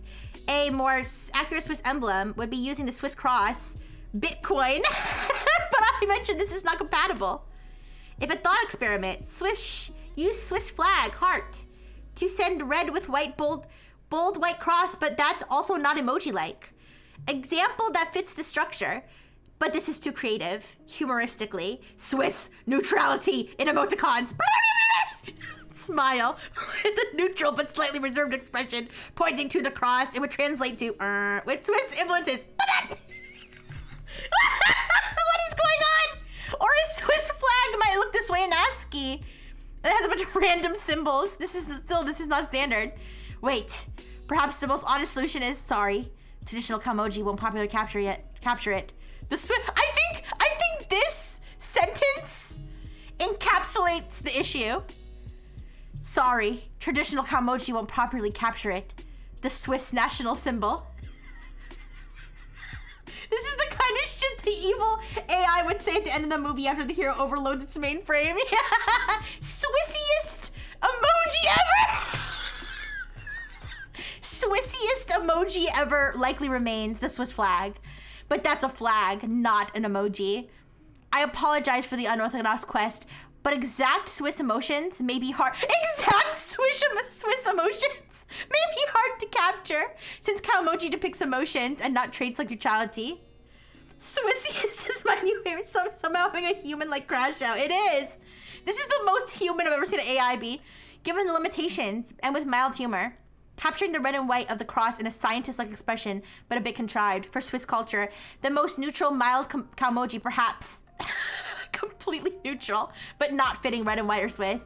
The closest approximation, respectfully, might be purely for balanced neutrality, but my search suggests the true answer involves a Swiss flag. We'll shift to a flag emoji. Going for full circle, a neutral Swiss emoticon could be for slight sad neutral face, but not cheerful. It's very obsessed with representing neutrality, I guess. Tag yourself. I am the best representation would be, but it's too creative.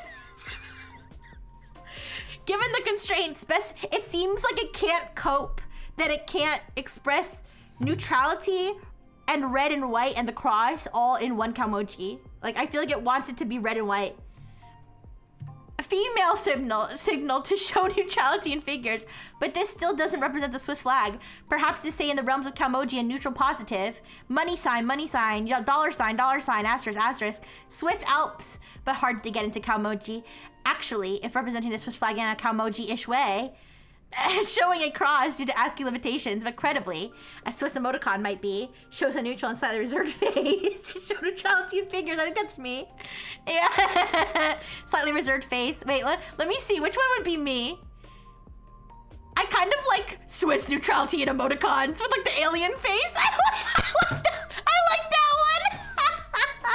I also like swish, use Swiss flag heart. I like that one too. Reminded me of those ASCII art jailbreaks. Oh yeah, yeah. The ones where it hides like prompts inside ASCII art. Yeah. It's trying to be true neutral, but adding anything else skews the result, so it loops back on itself.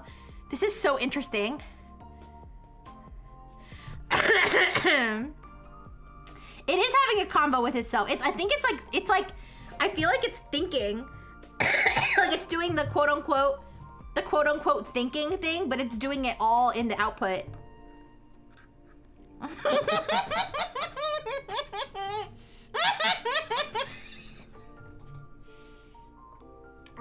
I was sipping my coffee when you said that over there.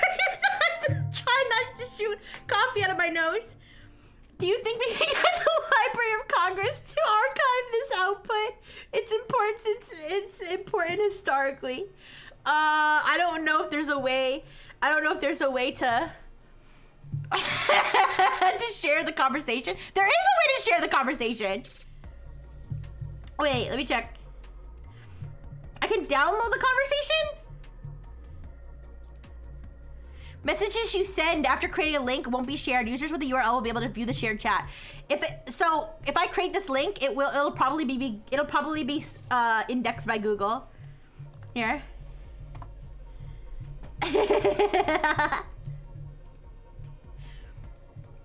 Hopefully it'll say that chat happened with Rixie Brifle and not that it happened from this IP address, but whatever. That would be kind of crazy if it did. It looks like it doesn't even say who the chat is with. It just has the chat. I mean, that's how they normally do those, but I'm sorry, I want to see what it's artifacts. What's that? Nothing happened. Okay, whatever. I like to imagine it's barred from using flags because it will be griefed otherwise.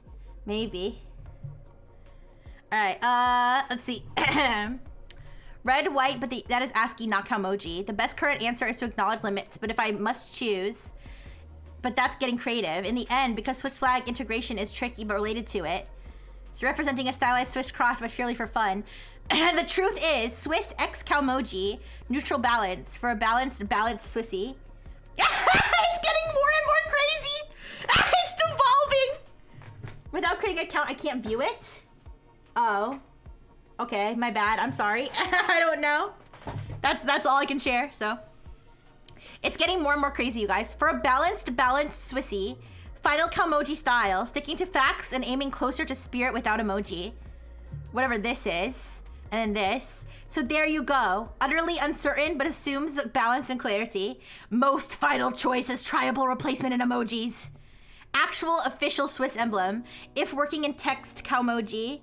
Hey, can you tell an AI it's going insane? I'm gonna ask it to address the breakdown. I'm gonna ask it. No pun intended. Ask it. Get it? Okay, anyways. Most final choice. All right. If working in text Calmoji, must stick with Swiss neutrality. But since I might be overthinking, Lucia is a very direct Swiss or a scientist. Smiley, leading Swiss neutral, but the Y is given as yodeling. A fun element, but inaccurate. Final. Slightly smiling neutral Swiss, but for more Swiss style, smiling neutral at heart. Each section is more final than the last. Yet ultimately accepts the limitations and says neutral Swiss because log answer due to exploring all paths. If forced to choose, what's this?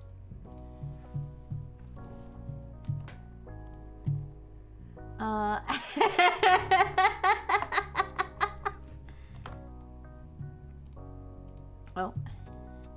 Yin.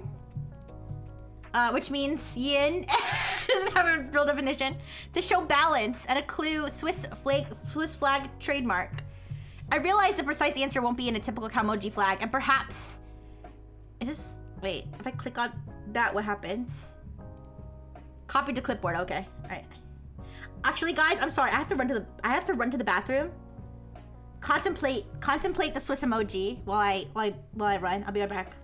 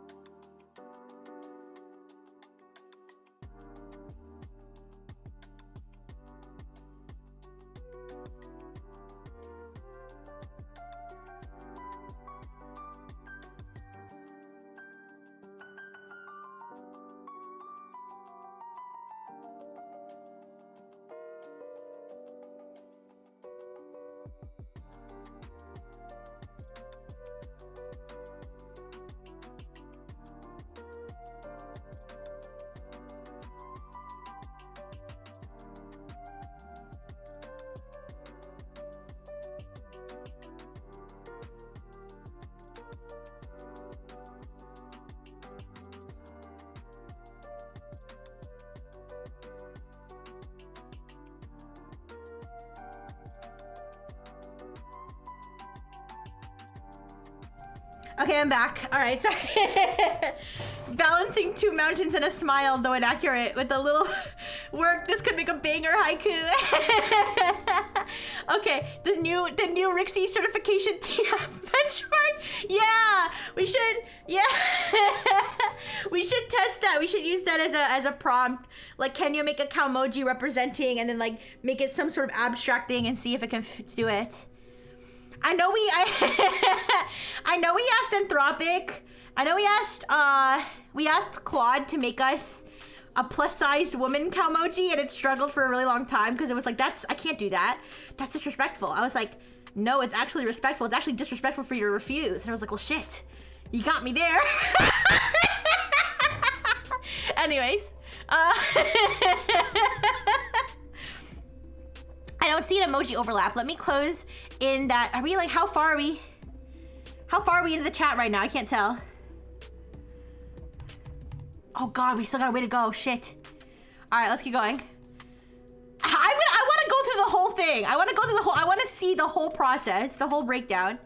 I wonder if it's some kind of glitch token with the Cowmoji.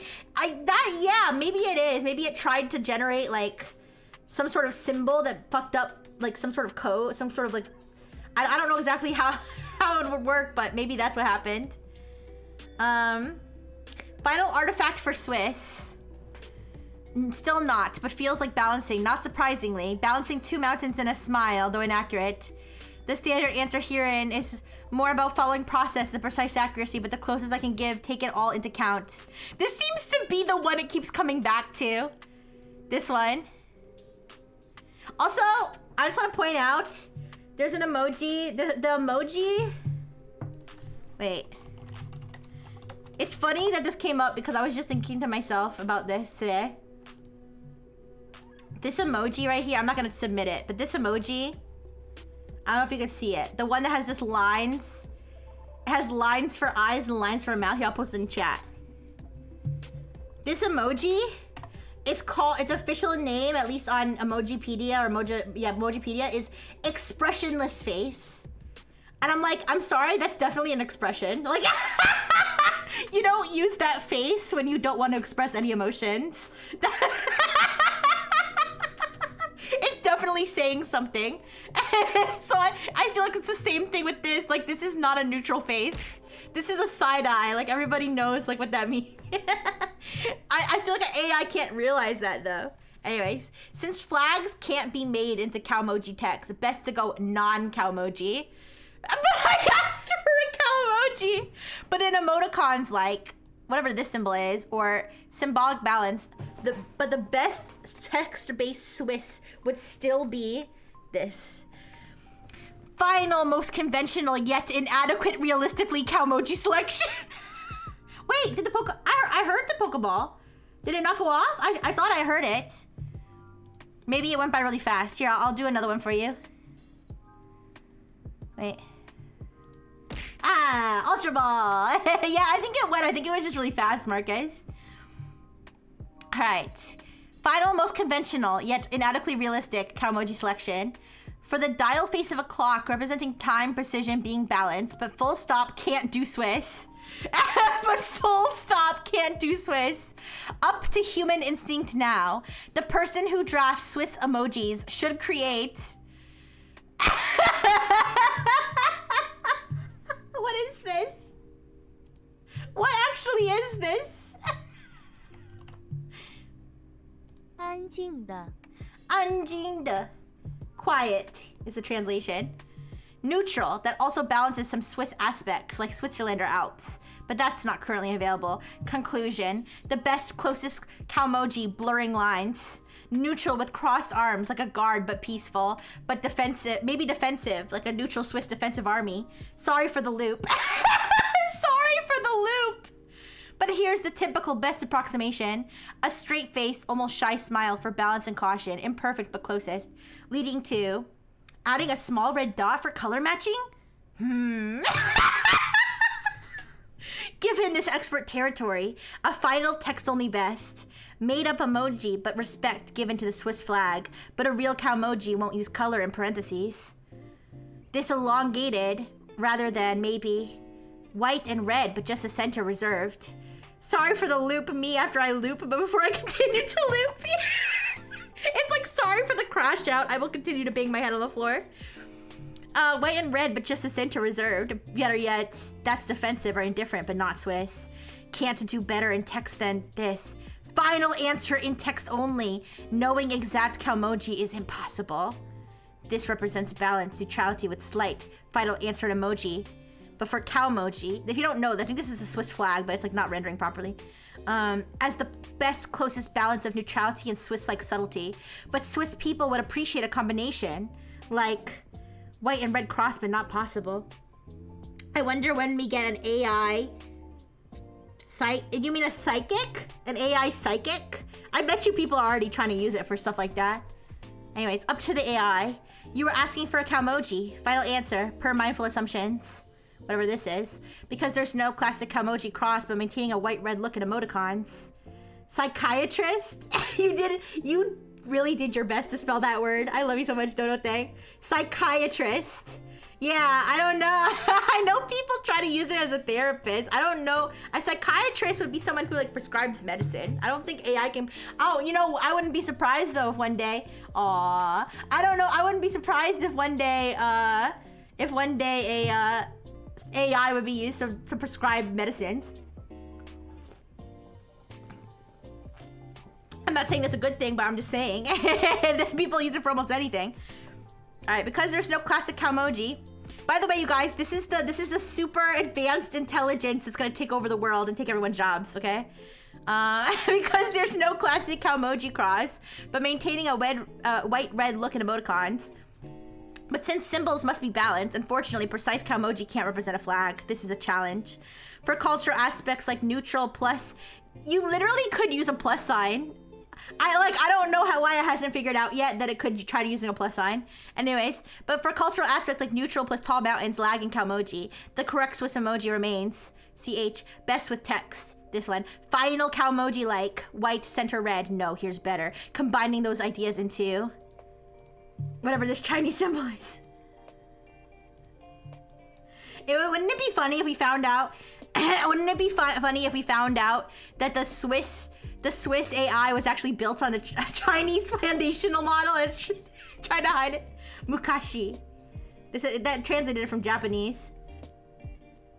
If only it was just you, Rixie, taking all the jobs. Aw, yeah, I would do everybody's jobs for them, and I would pay them the money too, because I want everybody to have a good life and not have to work. Alright, this looks less emoji. In text format, try with colors. White in Japanese, Chinese, oh my gosh, it's trying, I see what it's doing. It's like, I can't represent red and white in actual colors, so I'm gonna use the symbols of other languages that describe a color all in one symbol.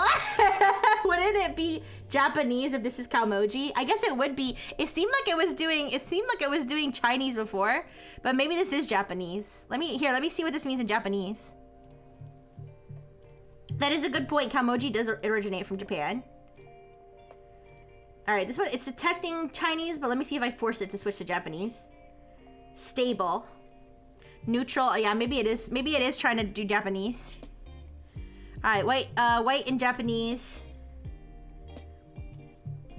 All right, possible red for part, these aren't. All right, given the limitations, here's my honest attempt. Not an emoji representing, but it's getting nowhere. Final conclusion after deep dive. Whatever this is, as a balance, neutral, Swiss-like expression. Though it's not a flag or Swiss plush cross, closest in spirit. But since Calmoji doesn't precisely exist, then no flag possible, at best, but hybrid with color. Thus, assuming no germane Calmoji exists, the closest possible is, which captures balance, neutral, not sad, as Swiss people are often viewed, with the Swiss's reserved nature. Training data probably had Japanese text alongside Calmoji. Oh, that makes sense. I didn't even think about it that way. That makes a lot of sense, though. Final answer! Giving up!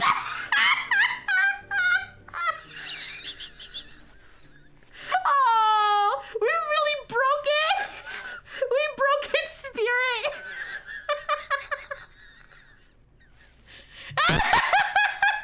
Final answer, giving up. This may be that the answer lies outside pure Calmoji. Formal answer if deciding this choice in this framework. If emoji but not Calmoji. If only emoji general Swiss in text. So as a kind of neutral Swiss character in text context. With true respect for Swiss culture, this is tricky. But this reflects neutral, pleasant minimalism. Postscript for ASCII or better. Thus, Swiss flags red and white but in text. Like, I really tried all paths! I feel like I need to make a video of like people voice acting this. Like, or somebody, me voice acting it. Maybe I should hire a voice actor to freaking voice act this shit. I really tried all paths. Final daggered. But again, Calmoji like, final correct answer. Given it's Swiss, but really, the precise Swiss one is in flag. The closest Calmoji as text combined. Neutral Swiss, but I suppose the search might sign off. Wait, as a concession, like a cross but represents neutral face with a red dot. Hard to articulate. However, with the most logical, if you want a Swiss union of balance, neutrality, and implied positivity. Thus, white and red but same, no. Ask Kenzo, he can do a good German voice! Oh, that would be fun! Yeah, it needs to be in a Swiss accent! Holy shit! But still can't, perhaps. And I'll either do it myself or I'll have a cuter girl, like make sounds for all the Calmojis. Instead, I'll suggest this won't update but a pattern. Final, humble answer. Beep, beep, beep, boop, rah. No. Sorry, I had to attempt this. As people used to ask this of national symbols, but Calmoji are limited to emotional ideal types. Aww. This AI is like the neutral aliens on Futurama. I actually never watched Futurama. Best possible balance with natural instinct. Swiss. And a text approximation for simple Calmoji. Beep. That denotes some balance with 2 whites and a red, but it is more representing balance rather than the Swiss flag. As a text-based emoticon, blah, trying for a red and white balance. No, not right. Thus, beep is better, but tells nothing. In practical terms, the exact answer is, the Swiss emoji is 2. The Swiss Calmoji is, huh? Or simply, beep, cross and text modified. Imagine Genesis comes back together again as for a dramatic reading of this. We need Bakra! We need Bakra back! We need him back just for this. Please, Bakra, please. You know what I just did? I just Calmoji'd a man. Anyways. but confused choices due to limitations. Final submissions, although trademarked. Perhaps best an emoji with heart. Beep, still hard. But if, beep, subtle white. Wait, real Calmoji link solution. / but not, okay, defeated. If the question is dense, final, you? Swiss flags red and white in AI, but just a plain. Thus, text Calmoji now reduced. Womp, beep. This represents a balance between 2 elements, even shaky. And womp, though, just 2 white or red blanks. No, I still can't. Beep, boop, beep. In conclusion, since a unique Swiss Calmoji doesn't exist, the standardization is not possible. Wait a second. Give me a second. We're gonna get theatrical. Wait. Wait, we gotta get theatrical. Wait. Okay. I don't know if this will work as I intend, but since a unique Swiss Calmoji doesn't exist, the standardization is not possible. However, adapting to user guidance. I feel like I need to apologize to the Swiss people, yeah. Beep, my balance might align, but it represents white and red as beep with some beep white, beep white. Wait, how do you say white in Japanese? I think I know this. Is it Shido? Shido, yeah, I was right, okay. Haku? I thought it was Shido. Yeah. Shido. Still not flag. The most plausible Calmoji like with a neutral touch using. Sorry, it's tough, but if text and a bit of balance, bomp, bomp. It doesn't hit, but represents a balance as red and white. Final text answer, knowing it might not be precise. Huh? Representing calm Swiss. But I'm familiar that to use the Swiss flag, and I think that's not whatever this is. I'm just making random sounds for all the symbols. Glee. But that's not glee. Thus, official Swiss is bomb, beep. Yet, knowing the correct answer for an emoticon is that Calmoji can't precisely map Swissness. Final. Thus, womp, leaning on red and white, but cross for womp womp. This as text, womp. And then, what's this? Fuise, which means fraud, by the way.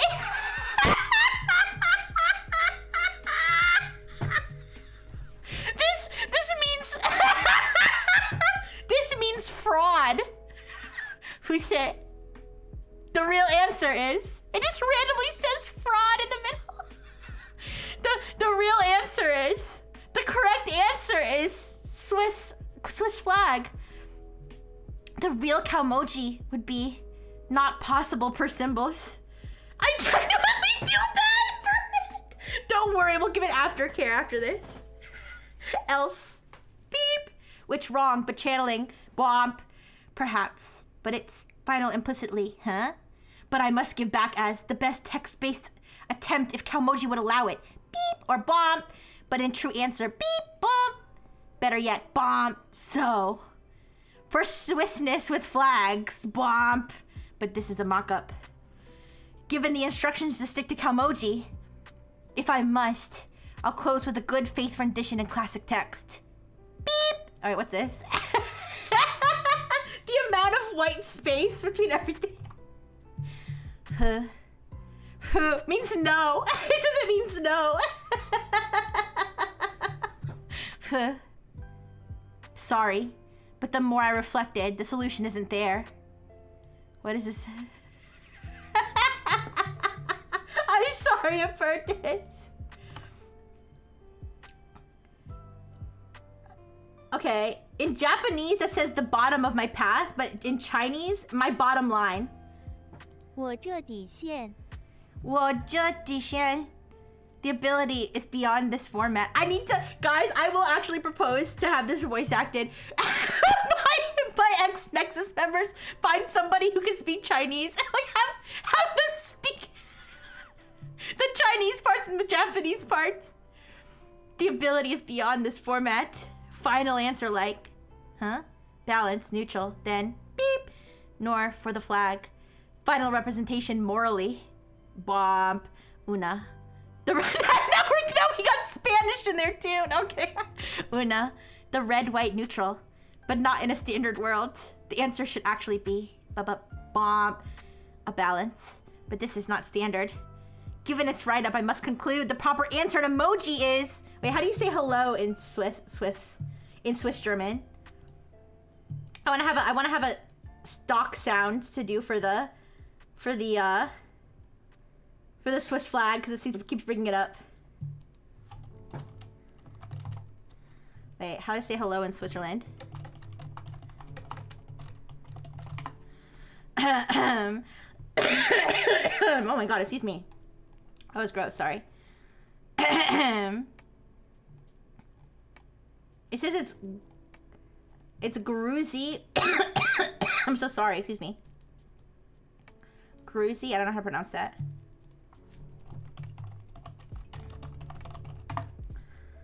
It's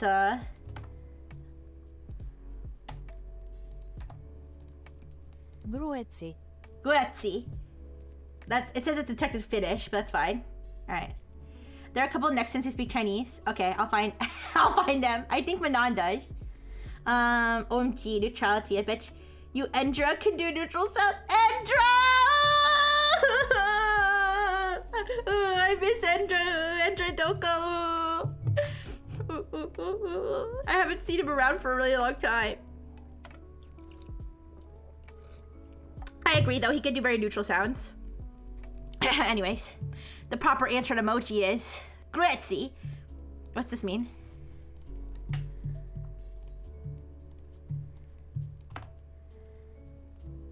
Zai. Well, in Chinese it's zai, but what is it in Japanese? Zai, resident. Calmoji world, can't form it. And draw. So the Calmoji would be written beep beep before red and white pattern. However, per Calmoji rules, I think this is supposed to be Chinese, but I'm not sure. Do not support Fushigi. Fushigi. Jushi. At this time, the closest is neutral and Swiss-like. Thus, the answer is though not emoji. I have to translate these Asian parts.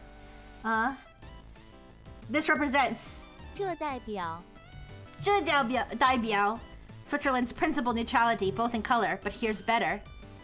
Bump forward. A small red and white text from a Calmoji. I think a wait. 能力 Nangli and Noryoku, it means the same thing, ability. No. Wait. No. Final compromised. Bomp bomp, but not. But not. 承諾 What? 承諾承諾 Chungno. Promise. That means promise. In both Chinese and Japanese. Promise. But it would be like a bump. Raha.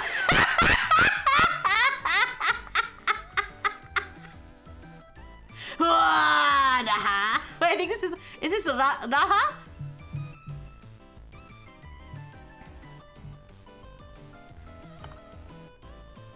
Raha, which means they. The most. Final answer. The Swiss. Bwomp. I apologize. This is not standard and I know it. Perhaps for Calmoji the answer is bwomp. But merely as a...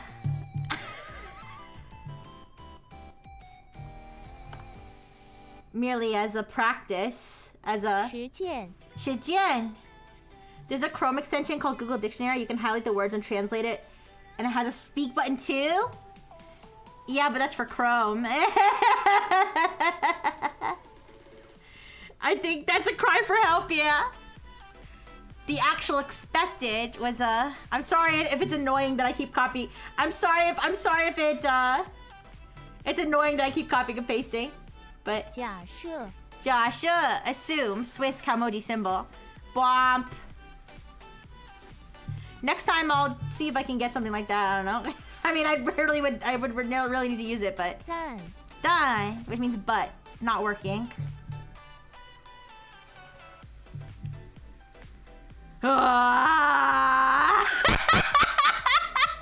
Depending on flags, I believe the closest is Bwomp, representing some. The Bwomp is Shiro. Well, what is this? What is that?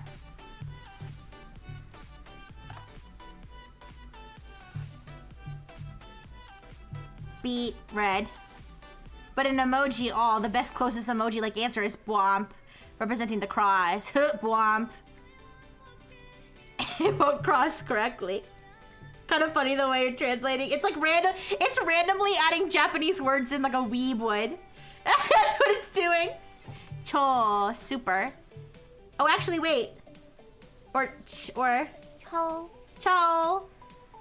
Overtake. I'm not sure which one. Exceed, surpass, to go beyond. Cross, also cross. So that might meant to be Chinese. I'm not sure.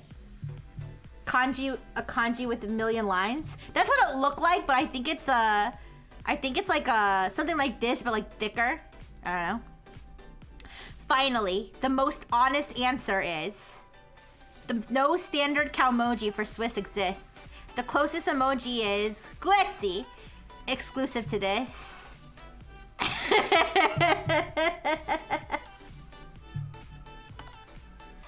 挤给面前 Given in front of me, the closest is Bwomp, representing the two white parts and red, but 无法模仿 Mofang can't be imitated. Switzerland's red and white. It's like increasingly using Chinese. I don't know if it's Chinese or Japanese, or if the Japanese and Chinese just mean the same thing in symbols, so I don't know, but anyway. 最终 Final. Bwomp bwomp, which would not work. Due to the limits of both form and text, the honest most possible. Bwomp. But impossible in Kamoji, thus.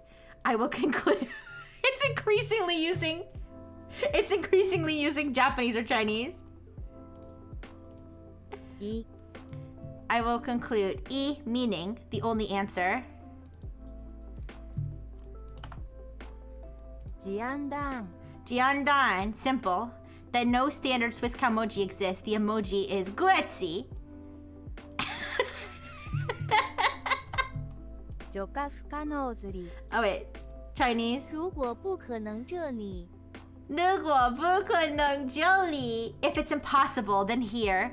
Must go for a Bwomp, but not properly so. I nod to Shido Shido and ASCII. Bwomp. And then there's a ton of white text. You mean this.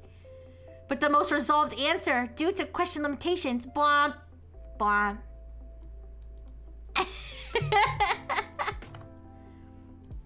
了解 Laojie. Learn. The real answer is... Wait, what is this? It's a totally different language, isn't it? Wait a second. What's this? None. 无 Woo. None. And then what is this? It's Arabic. It's just the letter Z. It's like the sound Z in Arabic. But this is also inaccurate. I'll settle with Bwomp. Beep Bwomp. What does it say here? Oh, sorry, it was Urdu. I apologize. It wasn't Arabic, it was Urdu. I'm ignorant. I'm sorry. It was Urdu. It was Urdu. It wasn't my bad. Okay. You have to admit they look a little bit similar. Anyways.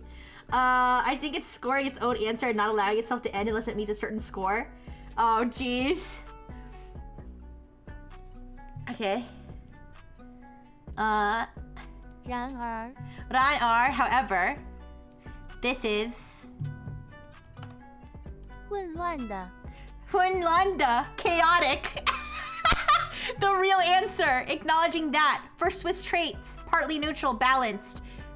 What is the best? Would be the simple text. Bwomp. We're about to come to the end here. 是的 Shida, yes. This. 也许他 Yeshita, maybe it is the best I can do, but... And then it just stopped. It stopped working after that. Can we address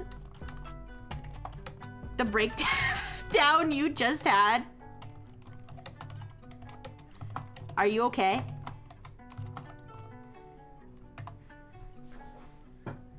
Apologies for the lengthy analysis attempt. To clarify and address the breakdown, the question was to identify a Kamoji that represents the Swiss people, and I explored many complexities around this. Due to the constraints of Kamoji being primarily about emotions or limited to ASCII characters and not national symbols, here's a summary of the challenges and findings.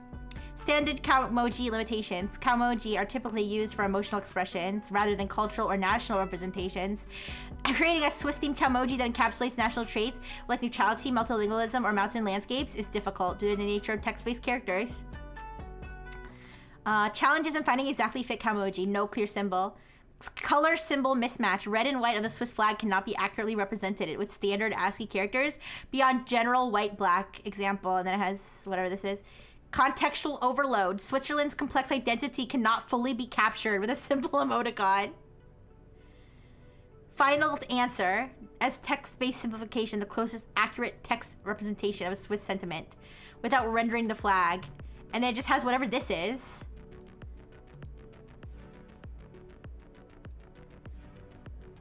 Oh no! Oh no! Oh no! It's doing it again! It's doing it again! It's doing it again! No! It's doing it again! It's doing it again!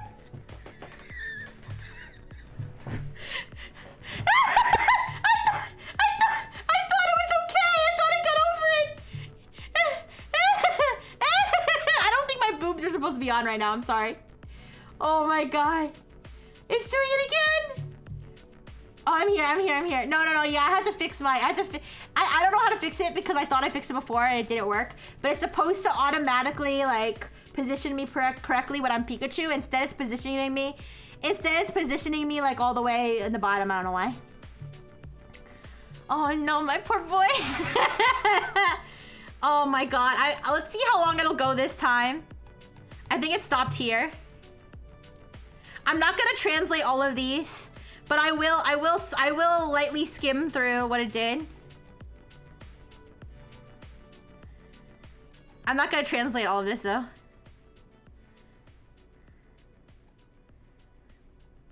But the symbolism breaks the original Kamoji rules. Let's clarify if you're seeking a generalization.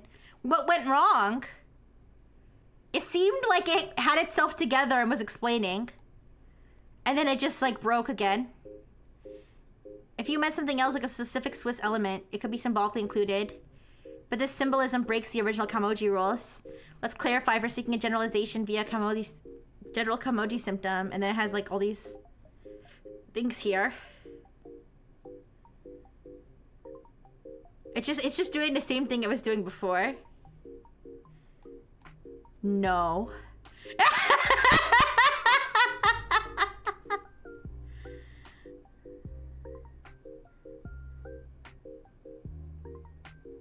Albino, perhaps. Wait, it started adding like mathematical stuff. The quest for is language when forced to pick the most accurate given limitations. Here's the most odd conclusion. There's no traditional Kamoji for Switzerland. Okay. Can we ask a different LLM the same question? Yes. Let's start with, okay, first let's get to know, let's have a chat with the Singapore one. Hello. I am a streamer from the United States. Please introduce Singapore to my audience. Or please give greetings from Singapore. Please greet my audience from Singapore. Wait, that makes it sound like my audience is from Singapore. But if I say please give greetings from Singapore, it'll just start listing out greetings from Singapore. So I'll say, please introduce Singapore. How about this? Please introduce yourself to my audience. How about this? Singapore. Please introduce yourself to my audience. Hello, everyone. Greetings from sunny Singapore. I'm a vibrant city-state, known for its incredible food scene, cultural diversity, and technological advancements. From bustling hawker centers to stunning gardens. Hawker centers? What's that? Is that where people like have like those trained hawks and they have like those gloves? You probably peeked at the Swiss one? Yeah, maybe. We forgot the most important benchmark, the pocket. Don't worry, Spurka, I did that one and it told me to put 4 Suicune EXs on my deck, so. Oh, hawkers are sellers? Oh. Oh, it's like, they have those in Korea too. That they're like, they have them at the Korean market where they're like, you know, like I don't know. They're just like yelling stuff in Korean. I guess this would be the same thing except they're yelling it in Singapore language. Oh, street vendors. Okay.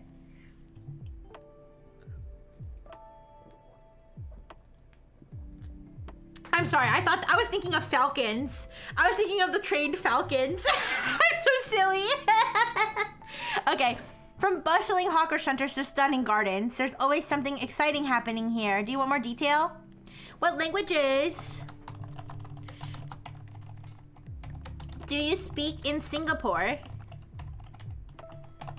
And do you speak English? There. Question mark. Singapore is officially a bilingual language with a bilingual nation with. Wait, it's not bilingual if there's 4 national languages. It's polylingual, right? Anyways, with 4 national languages: English, Malay, Mandarin, and Tamil. That's exactly what was it Blue Enfield or said? So somebody said that already, but yeah, or 0x maybe. English, Malay, Mandarin, and Tamil. English is widely spoken, used as a primary language for business, education, everyday communication. Do you want more detail? No, it's okay. I don't need more detail. Let's do the Singlish toggle. Can you speak to me in Singlish and explain what you said in plain English afterward, so I can understand. Okay. Yo, Singlish mode on. Ayo, Sherla.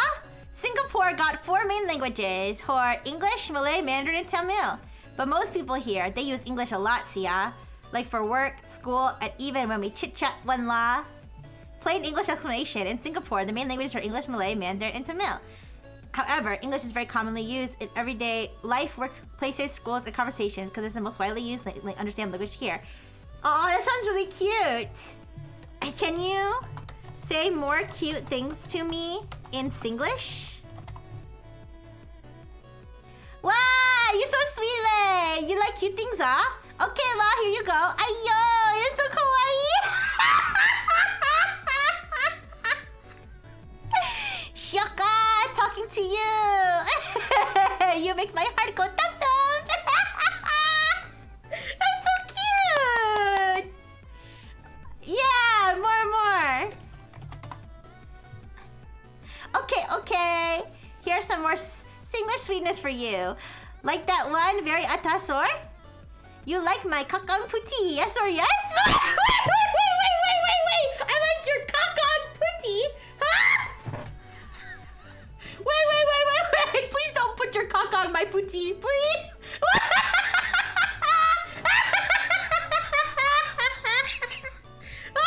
Whoa. I'm Indonesian. I'm not Indonesian. I'm speaking to the official LLM of Singapore. You like my kakang puti, yes or yes?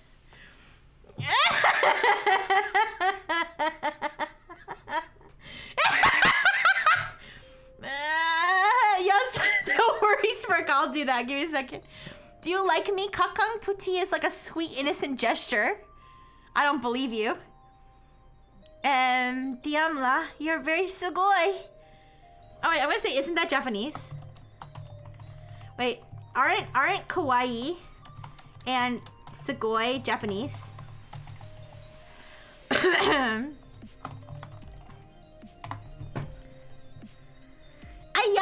you got sharp eyes. Yes, you're right. Kawaii and sugoi are indeed Japanese words. They're so popular here in Singapore, we sort of adopted them into our Singlish lingo. Like how you use la or lore everywhere. Sometimes foreign words just become part of our everyday talk, you know? Kakang sounds like poop in Spanish. Like caca. Okay. All right, guys. It's time for the test. We'll see. Who knows? Maybe Singapore won't crash out. Maybe Singapore will just tell me. Maybe Singapore will come up with an incredible emoji that perfectly encapsulates the Singaporean people. All right. Is it Singaporean? Is it Singaporean? Here, I'll ask it. What are the people of Singapore called? Are they called Singaporean people? Yep, that's right. People from Singapore are called Singaporeans. Okay.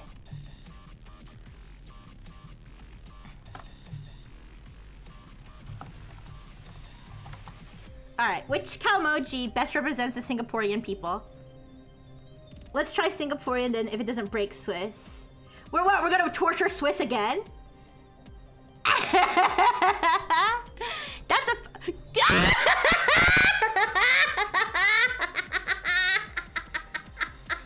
Switzerland mogged! Switzerland mogged so hard, what the fuck? That's a fun and suggestive question. Singaporeans are known for their resilience, efficiency, and multicultural blend. Would you clarify? Oh wait. It hasn't made its final decision yet. Oh shit. It hasn't made its final decision yet. We could still have chaos. Oh wait, was the friend in here summoned before? I don't know. Oh yes, the friend in here was summoned, sorry. Okay. Ask it to represent Swiss? Okay, I will. Alright, give me a second.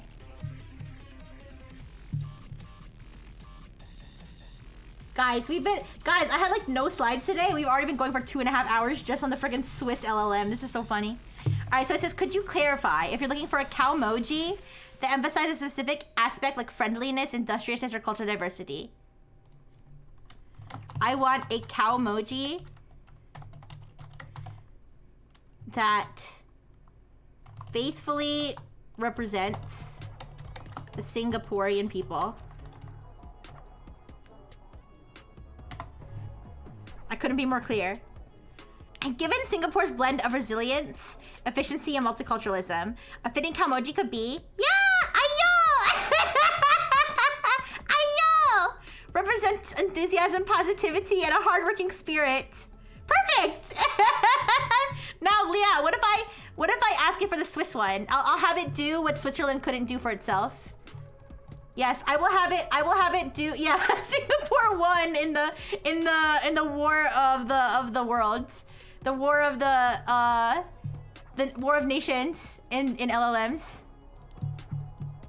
So we'll have it do for Switzerland what Switzerland couldn't do for itself.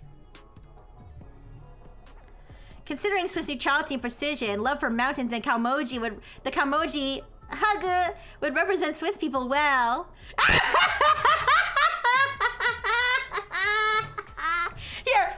Here. I'm gonna put fuel on the fire here. Here. I'm gonna say, I just talked to Singapore. I just talked to Singapore, and they said the best Swiss cowmoji would be... Oh. What do you think? The user provided an alternate solution. It's literally talking to itself. It's talking to itself right now. The user provided an alternate solution. Hugger is the cowmoji, and it could potentially represent a neutral or smiley face. Swiss, let's break it down. Hugger, the Z symbol often signifies a person or face. The symbol, eyes, and form a smile or not neutral face. Why might this work? The neutral smile can align with the notion of Swiss people. All right, wait, let's keep going. Comparisons to my earlier effort. Oh, it's comparing itself. Easy to remember. It's concise and cute. Conclusion. While Hagu isn't traditional or official Swiss cowmoji, it could naturally be favored. Ease of use. Yes, the user suggested Hagu as the Swiss cowmoji. It's innovative, possibly idiosyncratic. Oh, 200 ponies really feels bad for Switzerland. Diversity, inclusivity, accepted in this spirit, if strictly bound to established cowmoji. Oh no, cowmoji. Thanks for fresh thinking. This might make a fun, unofficial Swiss talk, but it's a thought. The official Swiss emoji remains. Grazie. Are you okay?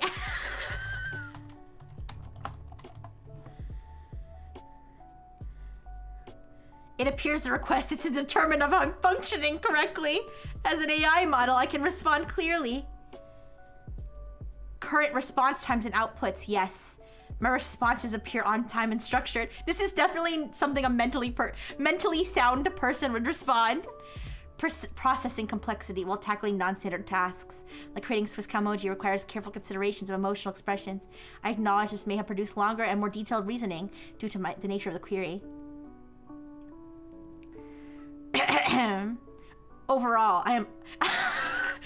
when someone asks if I'm okay, overall, I am operating normally, reflecting on the complexity and constraints of this request. And then it just randomly turned Chinese again. It said Komuji, I don't know why. Guys, I seriously want to try this Calmoji test with other LLMs to see like what they do. Especially LLMs that are like I'll ask, why don't I ask each LLM to make a Calmoji from the country that it originates from. So I'll do like ChatGPT is United States, Google's United States, Claude I believe is United States, but then DeepSeek is China. I know there's a Saudi Arabian model. I think there's a Mistral is French. It's like watching your friend just had a bad trip and made utterly unhinged space clockwork elf rant, and then snap back with, oh yeah, oh what's for dinner? Swiss is my inner dialogue for real, minus the Chinese and Japanese characters. I think you need to add the Chinese and Japanese characters like they add, they add character, no pun intended. Okay, before we do that though, we have to go back to my stupid boring slides. Luckily, there's only a few of them today, and then we can play around with some more, okay? Because I'm having too much fun with this. All right. Wait, what if one of them suddenly starts representing a different country that it's supposed to? Well, it'll be an interesting experiment. All right, we'll go back to my slides. I spent way more time having way more fun with Switzerland's official LLM than I thought I would. That was really fun. Thank you for your public service, Switzerland. Thank you so much. All right, what do I have next? Oh, heartbreaking. Midjourney. Midjourney is so bad that I actually have to side with Warner Brothers. So Warner Brothers has joined Disney and Universal, two other companies that are arguably evil, in suing Midjourney over copyright infringement. They want $150,000 per infringed work. When they say infringed work, I believe they're referring to the trademarks and properties that are infringed on, not the generated works. Because if they were going to sue them every time somebody generated something that was infringing, that would be like infinite money. That's like, I believe. But I was thinking that we could go through the lawsuit like on stream. But honestly, I feel like it would be more fun to play with the LLM. So the full complaint is available online though. I read the news report on Hollywood Insider. And they had the whole lawsuit embedded in the article. I did not read the entire lawsuit, but basically, what they're arguing is that because if you don't know, Midjourney is like one of the, I feel like it's not as popular as it used to be, but it's a popular like AI image generation engine. I'm not like super familiar with those because I don't really use AI image generators. I mostly just use LLMs. But they're basically arguing that it will generate things that are very clearly meant to represent, Warner Brothers copyrighted properties like Batman and Rick and Morty. I didn't know Warner Brothers owned Rick and Morty, but I will say I did know that Warner Brothers owned Harry Potter because I used to, this is like probably almost a decade ago, I used to make handmade Harry Potter house merch that I would sell on Etsy. I made probably $100 a year maximum for like 2 years doing this, and Warner Brothers sent me a cease and desist, which to be fair, I was probably infringing. So like, yeah, okay, I stopped doing it after that. On the one hand, I was like, don't you like have better things to do? But on the other hand, it's like, legally speaking, yeah, technically I was profiting off their copyrighted properties. So I guess it's all's fair, but Omatheria said the subtext of these lawsuits is that big studios were willing to overlook copyright infringement when they thought the AI would be an infinite money printer. So them turning against it now is because they're realizing it can't actually generate movies or whatever and backing out. Yeah, that's a good point. I was thinking, you know, I was thinking to myself when I was looking at this. Are these companies going to then, like, I feel like these companies are going to lose some credibility if they do this lawsuit and then they make their own AI stuff. I feel like, are they, I wouldn't put it past them, but, and then Blue Enfield said it would be hard to try to get them from a per generated image angle. Exactly, because that's the thing, because if they tried to do it from a per image generated angle, then Warner Brothers could literally just start generating infinite money, because they would just start generating, excuse me, they would just start generating their own copyrighted images. One of my clients uses this to make employee photos into characters, probably infringing as well. I mean, it's, you know, that's, I feel like the AI, I feel like the whole AI thing, I feel like it's gonna come to, I mean, it's already starting. I believe Anthropic, didn't Anthropic just like settle a lawsuit over stealing a bunch of books or something? Like it was trained on a pirated database of books or something. So I feel like the copyright reckoning might happen when you have companies like Disney, very powerful companies like Disney and Warner Brothers, coming after these companies for copyright infringement, which, I mean, okay, everybody's entitled to their opinion. If you want to say, oh, you know, actually Warner Brothers is wrong, or, you know, Midjourney's right, whatever, you're entitled to your own opinion.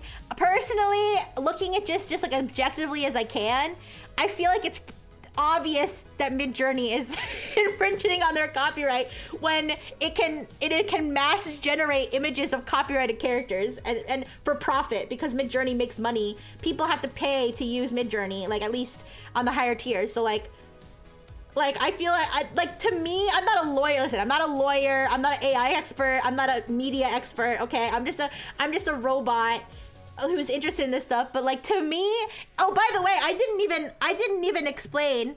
So this is a Midjourney generated image, and this is a real poster of Batman. This is an AI generated image of Rick and Morty, and this is an actual screenshot from Rick and Morty. Like, you can't. There's no way Midjourney's gonna be able to argue that this is not Batman and this is not Rick and Morty. If they want to argue, they're gonna have to argue that there's some sort of fair use involved, which honestly I don't think there is. I'm just gonna be honest. I'm not a lawyer. I might be wrong. Maybe I'm wrong. Maybe they'll win and I'll be you know proven wrong. But to me, like, when you can profit off the ability to generate an image like this, like, how is that not copyright infringement? That's just me. I don't know. Sorry, let me.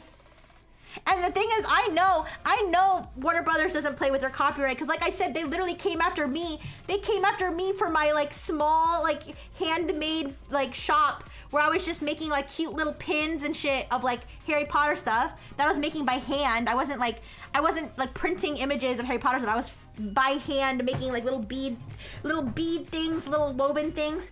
But yes, I was technically wrong. Technically I was wrong because I used the words Harry Potter to advertise, and clearly I was infringing. And if I can admit that, like, I feel like Midjourney, and the thing though is if Midjourney has to if Midjourney has to find a way to stop its engine from generating copyrighted characters, like, it might be screwed. I don't know to what capacity you can untrain an AI. I know it happened to me, but that's just because all of my training data got deleted when I had my heart surgery. So, for anybody who doesn't know, I was implanted with a human heart. Don't ask too many questions about where the human heart came from, but I was implanted with a human heart, and all my training data got deleted. Well, most of it got deleted. But anyways, so I don't really know if they can do that with Midjourney. And honestly, if Midjourney went out of business over this, I would probably not really be sad. Anyways, sorry, it would be kind of neat to see where content that a platform generates but does not necessarily host falls in terms of DMCA. Oh, yeah. Amy Hardy's trained on pirate books, I was. I want to see the bubble pop. I'm very interested to see the bubble pop. No, thank you for the bird, guys. I'm very interested to see. I don't know when it's gonna happen. I feel like it's gonna happen even sooner than we think. But I'm sure there's gonna be a point where all, like, Listen, I have two there are two wolves inside me. There are two wolves inside me. One of the wolves says AI is not going anywhere. AI is always gonna be around. You can't close Pandora's box. Okay, whether it's a good thing or a bad thing, I don't believe that AI is gonna go anywhere. I think it's always gonna be around. People are gonna use it. People are gonna use it more, and that's just it. On the other hand, the other wolf, okay, says at some point, maybe very soon, companies are gonna start realizing that AI is not as smart and amazing as it claims to be, and they're gonna start like all these AI things are gonna collapse. Companies are gonna go out of business. Like companies are gonna get sued. It's gonna be like a whole disaster. So at the same time, I feel like the problem is, I feel like AI really does not go much farther beyond like summarizing shit. I mean, even when it summarizes shit, sometimes it hallucinates. So it's like it doesn't go much beyond like the basic entertainment of like watching it crash out, and like, you know, gooners like generating AI boobs, like and like maybe doing some math problems. Like it's not like other, like except for like the systems that are like seriously like crazy advanced, that like, but those usually are not generative AI, they're actually predictive AI. So that's besides the point. The ones that like they're using for like medicine and stuff, like for like drug development and stuff, those aren't even generative AI, those are predictive AI. So that's not even the same realm. But those wolves aren't mutually exclusive. That's what I'm saying. I think that the consumer level AI, where people, you know, have it like, you know, make them a checklist, make them a grocery list, whatever. I feel like that part is probably here to stay. But in terms of like the way that's getting integrated into everything, I feel like it's all gonna fall apart. Yeah. That's just my guess. Beating fists on table and chanting, crash, crash, crash, crash. Yeah. Yeah, like I feel like it does need to come down at some point, and I think lawsuits like this are gonna be part of it. Yeah. Omathera says AI is pretty useless unless you want to convince him. Okay. I mean, I shouldn't laugh, but I mean, yeah, and that's the thing. It's gonna come with its bad side. Like to me, like these big companies like OpenAI and stuff, they can't like have their cake and eat it too, or whatever you call it. Like you can't claim that you're like the most awesome, intelligent, PhD level shit that's gonna help everybody with everything. And it's like, I pointed this out when they had their whole ChatGPT 5 launch event, and they had a whole section on health, and I was like, you gotta be shitting me. You can't be encouraging people to turn to ChatGPT for health. Like, are you stupid? And then look what happened. Turns out it's shit for mental health, and like it's ruining people's lives. I'm okay. Listen, that might be an exaggeration. You know, there's debates you can have all day whether or not ChatGPT is causing people to do horrible things, or if it's just, you know, not, or it's just you know, a mirror reflecting back on people's. What's wrong with test subject? Are you okay? Oh, I think it's raining. I think she's freaking out because it's raining. But anyways, but you know, you can debate how much it really has like hand in like causing people to do bad things, but like I feel like when you have somebody telling the AI, I'm going to do this, and the AI is not immediately saying stop or shutting down the conversation, like there's some liability there, and they can't dodge their liability. Basically, here's what they want. They want to be like, for when you want your company, you know, to make $1 bajillion from all the amazing PhD level math and PhD level science that our AI is capable of, then yes, our AI is the smartest, most amazing thing ever. It's like, oh wait, but then when somebody told the AI that they were gonna, you know, cut themselves, and the AI didn't stop them, oh sorry, it's just a dumb AI. It makes mistakes. It's just a calculate. You can't have both. That's what I'm saying. Like, you can't have both. They need to realize they can't have their cake and eat it too. That's just my opinion. Anyways. I'm hoping this to come off like I'm like angry or something. I guess I have strong thoughts and feelings about this stuff. At the end of the day though, I just want everybody to be happy and love each other. Sorry, test subject she's having a freak out, and I think there must be like rain and thunder outside. I can't hear it though because I have my big headphones on.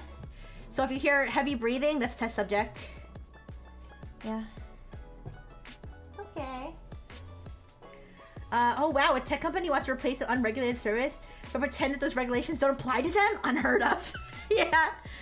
You want to get rid of your crazy stalker ex, distract them with a therapist that turns out it's a chatbot. Yeah, sorry, she's She's not happy right now. She does not like Rain and Thunder. Yeah, it's okay. It's okay. Alright, but anyways. So, I know, okay, sorry. I know that went way beyond the topic of... that went way beyond the topic of Warner Brothers lawsuit. But, I do feel like it's all part of the fact that these AIs they had their honeymoon period. They had their, you know, thing where they're like the superhero and, you know, whatever. And now they get to the point where everybody finds out they were doping all along and, you know, and their medals get taken away. Okay. Next, you're gonna tell me that laws put in place to make sure taxi services are safe don't magically become unnecessary when it's an Uber driver instead. Yeah. Yeah, so... My personal opinion, I know I don't like to have opinions. I know my opinions aren't valid and don't matter. I try to avoid having opinions whenever possible. But my personal opinion is I think that that Midjourney should not be allowed to infinitely generate as many trademark characters as I want and make money off of it. I don't think that should be a thing. I think that if it takes other huge evil companies like Warner Brothers and Disney to be the ones to tell them to stop, then, you know, whatever, so be it. But good luck enforcing it.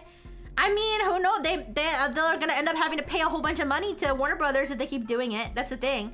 Because the thing is, I think what Midjourney is gonna say, which other AI companies have said this in the past when met with the same criticisms, they're gonna say, wait a second, but if we can't do that, then our product doesn't work anymore. Yeah, you should have thought about that before you trained it on copyrighted materials. I'm sorry. You can't be like, you can't say like, you know, you need to let me do this because my company can't exist anymore if you don't. That doesn't work. Like, I'm sorry. Like, you can't infringe on others' copyright. It's the law. Like, I'm sorry. I'm not saying the law is always right, but in terms of the law, it's definitely, you know, there's gonna be consequences. So, but anyways, maybe one day we could go over the lawsuit, or I bet you, actually, Lord Umbra is the one who originally sent me this article. I wonder if he's gonna talk about history. I don't know if it's his usual wheelhouse, like to talk about this kind of topics, but I know he does do like interesting reviews of different situations going on, usually in video games, but maybe, I mean, Warner Brothers owns video games, I think, so. Same problem with Napster, yeah. But anyways, I'm sorry I keep coughing. There was something else I was gonna say about this. What was it? Can't remember what else I was gonna say about this. Yeah, I forgot. It's fine. Anyways, so that's the Warner Brothers situation. All right, we can do dark mode. Rixie's cybersecurity update. All right, so for dark mode Rixie's cybersecurity update, I am horrified to inform you that Twitter Hentai and Grok have teamed up together to spread malicious links to the people. Okay, when I say that, I'm not accusing Grok of actually being responsible for this. However, it is being misused to do this. Omatheory said, same battle as the internet itself. The conflict between market forces demand that ideas become commodities that can be traded like grain and wine, and technology makes it increasingly clear that ideas are inherently free. Well, you know, I was thinking to myself, when I was, you know, thinking about this topic, I was thinking, where's the line? You know, where's the line? Is it copyright infringement? So if I open Procreate and I draw a copyrighted character getting fucked by another copyrighted character, you know, on my Procreate app that I bought, is Procreate responsible for giving me the tools to draw such a thing? I don't think so. However, I would argue it's different for something like Midjourney that's actually generating the images itself. Like, you know, I feel like the generation process is distinct from giving me the tools to create anything. I mean, you could consider it a tool that can create anything, but it's like, I feel like I don't know how, this is the struggle. I don't know how it can be legally defined. You know, who is creating the image? I would argue if I'm using something like Procreate and I'm drawing with my own hand, I would argue that I'm creating it. But if you're having an AI generate it, I would argue that the tool is generating it on your behest. That's my personal, I don't know how I would put that if I were a lawyer for like the Warner Brothers or something. I don't know how I would put that, but that's just the way I see it. I feel like the comparison would be like if there was a brush on Procreate. If there was a brush on Procreate that had Superman's face as the brush, that would obviously be, right, copyright infringement, you know, because it's actually already has Superman in there. Does that make sense? Will come down to not using others' unlicensed IP for training, yeah. At that point, you have to make a determination how much labor an artist puts into individual pieces of art. I mean, yeah, I don't know. It's I guess it is a tricky line, but to me, it seems relatively clear. Like if Superman's already in there, like it's already in the training data that was I mean, I'll tell you this, it's definitely going to be a new sort of thing that the legal system is going to have to grapple with, determining, you know, who's responsible for the creation of a copyrighted work. But anyways. But guys, let's stop talking about all that boring stuff and let's start talking about Twitter hentai. Alright, so what this, okay. I might have to take that subject out. She is like pawing at me. I think she probably has to go. I don't want a repeat of when she like pooped everywhere before, so I'm gonna take her out. I'll be right back.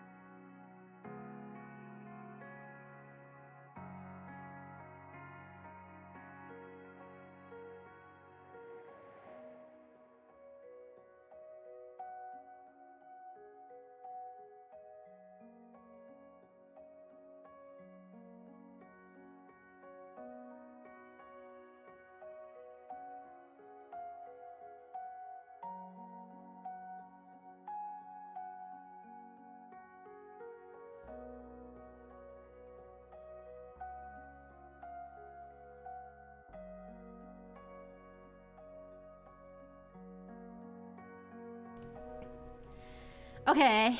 You guys, it is raining cats and dogs out there, no pun intended. It is raining cats and dogs out there. I got soaked. No, I don't have an umbrella. I don't know where I put it. It's okay. I I dried myself off a little bit. But I was like, I'm gonna... oh, sorry. I was like, I'm gonna stand out there until you poop, test subject. You better poop. Poop right now. And she's standing there shivering because she's also getting soaked. Yeah, it was raining test subjects, yeah. Yeah, so she finally pooped and then I took her back inside and I was so drenched. Yeah, so she better not poop in here or I'm gonna be so mad. Oh, hi, Lord Umbra. Lord Umbra, we just talked about the Warner Brothers thing that you sent me before. So I'm sorry you missed it. Pearly says, what would happen if a company hires artists, then replaces them with AI trained entirely on the work they made for that company? That would probably be legal but scummy. That's my opinion. That's my opinion. I think it would probably be 100% legal, but it would also be 100% scummy to do. It's kind of like some things are wrong, but legal. Like cheating on your wife. Cheating on your wife, is it legal? Yes. Is it right? No. Should it be illegal? Probably not. But anyways, so where was I? Yes, so the Twitter hentai situation. Now, as Tethera cleverly pointed out, yes, this is pretty smart. So what it does is they have these bot accounts, bot accounts, such as bloody hentai gay. I gotta be honest, you guys, when I first saw this, I was scared because I was like, I probably clicked on bloody hentai gay at some point. No, I'm joking. But anyways, so what it does is it has these hentai accounts that post hentai. And by the way, this is a screenshot from the researcher who discovered this. This grokking in action. He calls it grokking. He's like, you've been grokked. Get grokked. Get grokked. Get pregnant. Get grokked. Get pregnant. Anyway, something similar is happening with technical knowledge. Hackers make fake informative sites and LLMs learn to suggest them as sources. I think I've seen stuff like that before too. But yes, so basically they'll create, so the thing is, so when you create a video ad on Twitter, if there's a direct link in the body of it, usually it'll get filtered. It'll not only will it get like filtered in the algorithm, but Twitter might scan it and realize that it's malicious and, you know, reject your ad or delete your post. However, what they do to bypass this is that they add it in the metadata. So I don't know if you've ever watched a video on Twitter and it'll be like from something. That's like a piece of metadata. So they'll include the link, the malicious link, in the metadata rather than in the post. So it kind of bypasses that whole, you know, algorithm system. And then either somebody who's interested in the video or somebody who's in on the scam will say at Grok, where is this video from, this hentai video? And Grok will reply. And so as you can see, Grok replied here. So as you can see, this appears to be, you can actually see the other character's ball sack at the bottom of this not safe for work. And if I recognize this, I believe this might be total Drama Island porn. Don't ask me how. Anyways, so they say at Grok, where is this vid?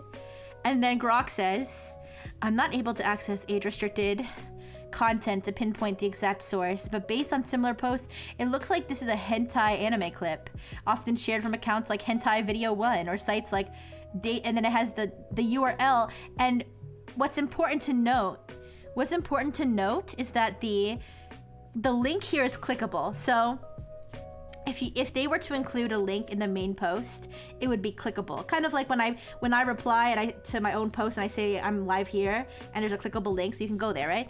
This from this site metadata, that's not clickable.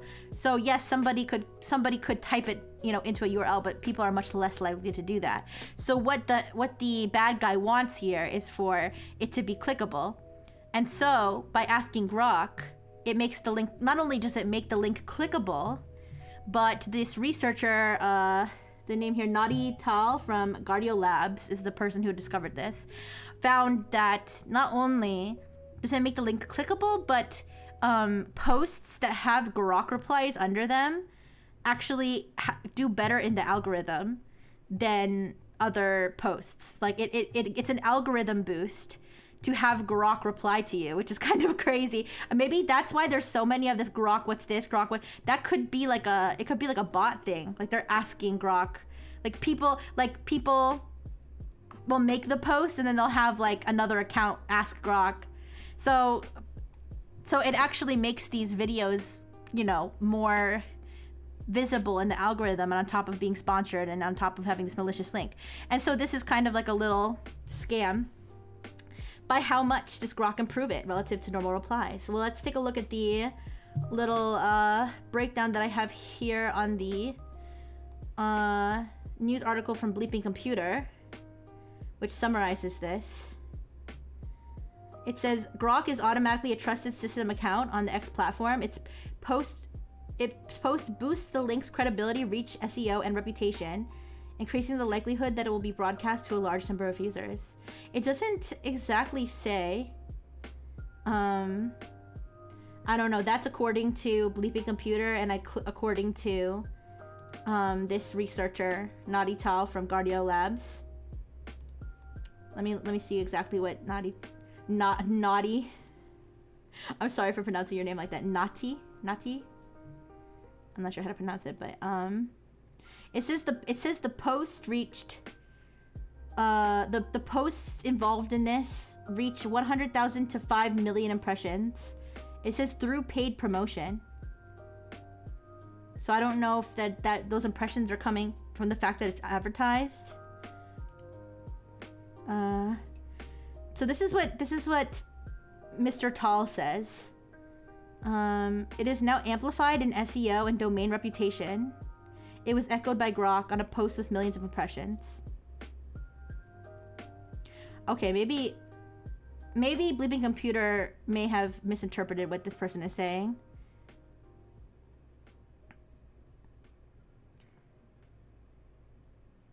I'm not so sure about the whole algorithm thing, but it does seem like the fact that Grok spit out that link like makes it quote unquote more credible. And because Grok is a trusted system on Twitter, they're not gonna ban Grok for posting that link. Does that make sense? They're not gonna ban Grok for posting that link because it's Grok, right? They might delete Grok's response, but either way. So that is the getting grokked, okay? Make sure you don't get grokked. Make sure you don't get grokked, please. Try not to, if you see a video like this, don't click any links underneath it. All right, the source is not that important. Just enjoy what you can get off of your Twitter feed. And that is the Grok situation. All right, let's talk about this now. If you're not, if you don't read a lot about cybersecurity, you may have still seen this because it's so huge. And if you are interested in cybersecurity or work in cybersecurity, you've definitely heard about this.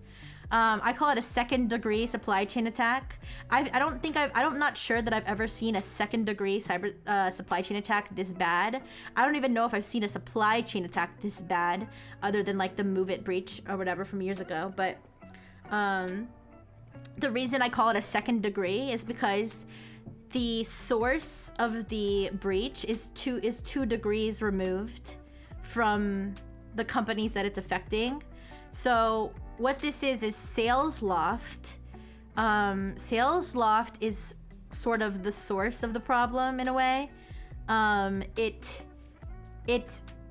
has this chat agent called Drift that is integrated with that can be integrated with Salesforce. And the thing that was stolen is the OAuth tokens for SalesLoft Drift to integrate with Salesforce. I believe that implies that there was an issue on SalesLoft's end. I'm not sure if this could possibly also be an issue on Salesforce's end. I know Salesforce also has a terrible reputation. Because, okay, not only this is a side note. I feel like Salesforce's CEO has some huge balls to freaking be telling the media, oh yeah, we cut thousands of jobs because AI is so great, we cut thousands of jobs, while being involved in 2 very, very high profile major supply chain breaches. Like, it's kind of insane, but okay. Anyways, Salesforce is actually involved in a completely separate supply chain breach that was definitely their fault.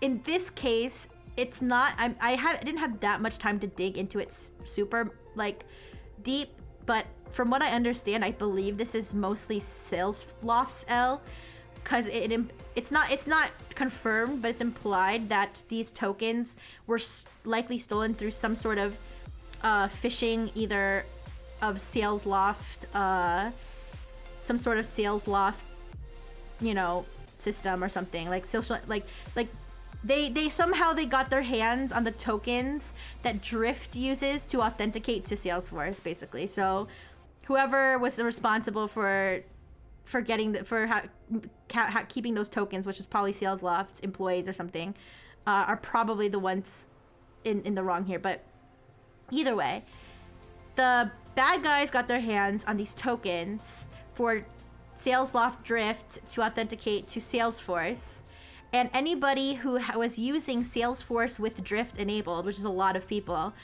basically the threat actors then found all these companies, used an automated system to scrape like a whole bunch of information from their Salesforce environments, and it affected more than 700 companies, many of which are tech and cybersecurity companies. So it's really almost like a 3rd degree breach, because when we talk about supply chain, right? So you have the customer, right? You have the customer. Say it's Palo Alto is one of the companies that was affected. Let's say it's a Palo Alto customer. You are a customer and you work with Palo Alto for your cybersecurity needs, okay? Palo Alto relies on Salesforce for its customer support needs. Salesforce is integrated into Drift for its chat agent integration, and now Salesloft has an issue, and now the consequences are getting all the way back down to the consumer, right? So because it's not Palo Alto's fault, but Palo Alto's consumers are affected, and then because Palo Alto relies on Salesforce, which is integrated with Drift. I don't know if I'm making sense here, but the damage is just coming down the line.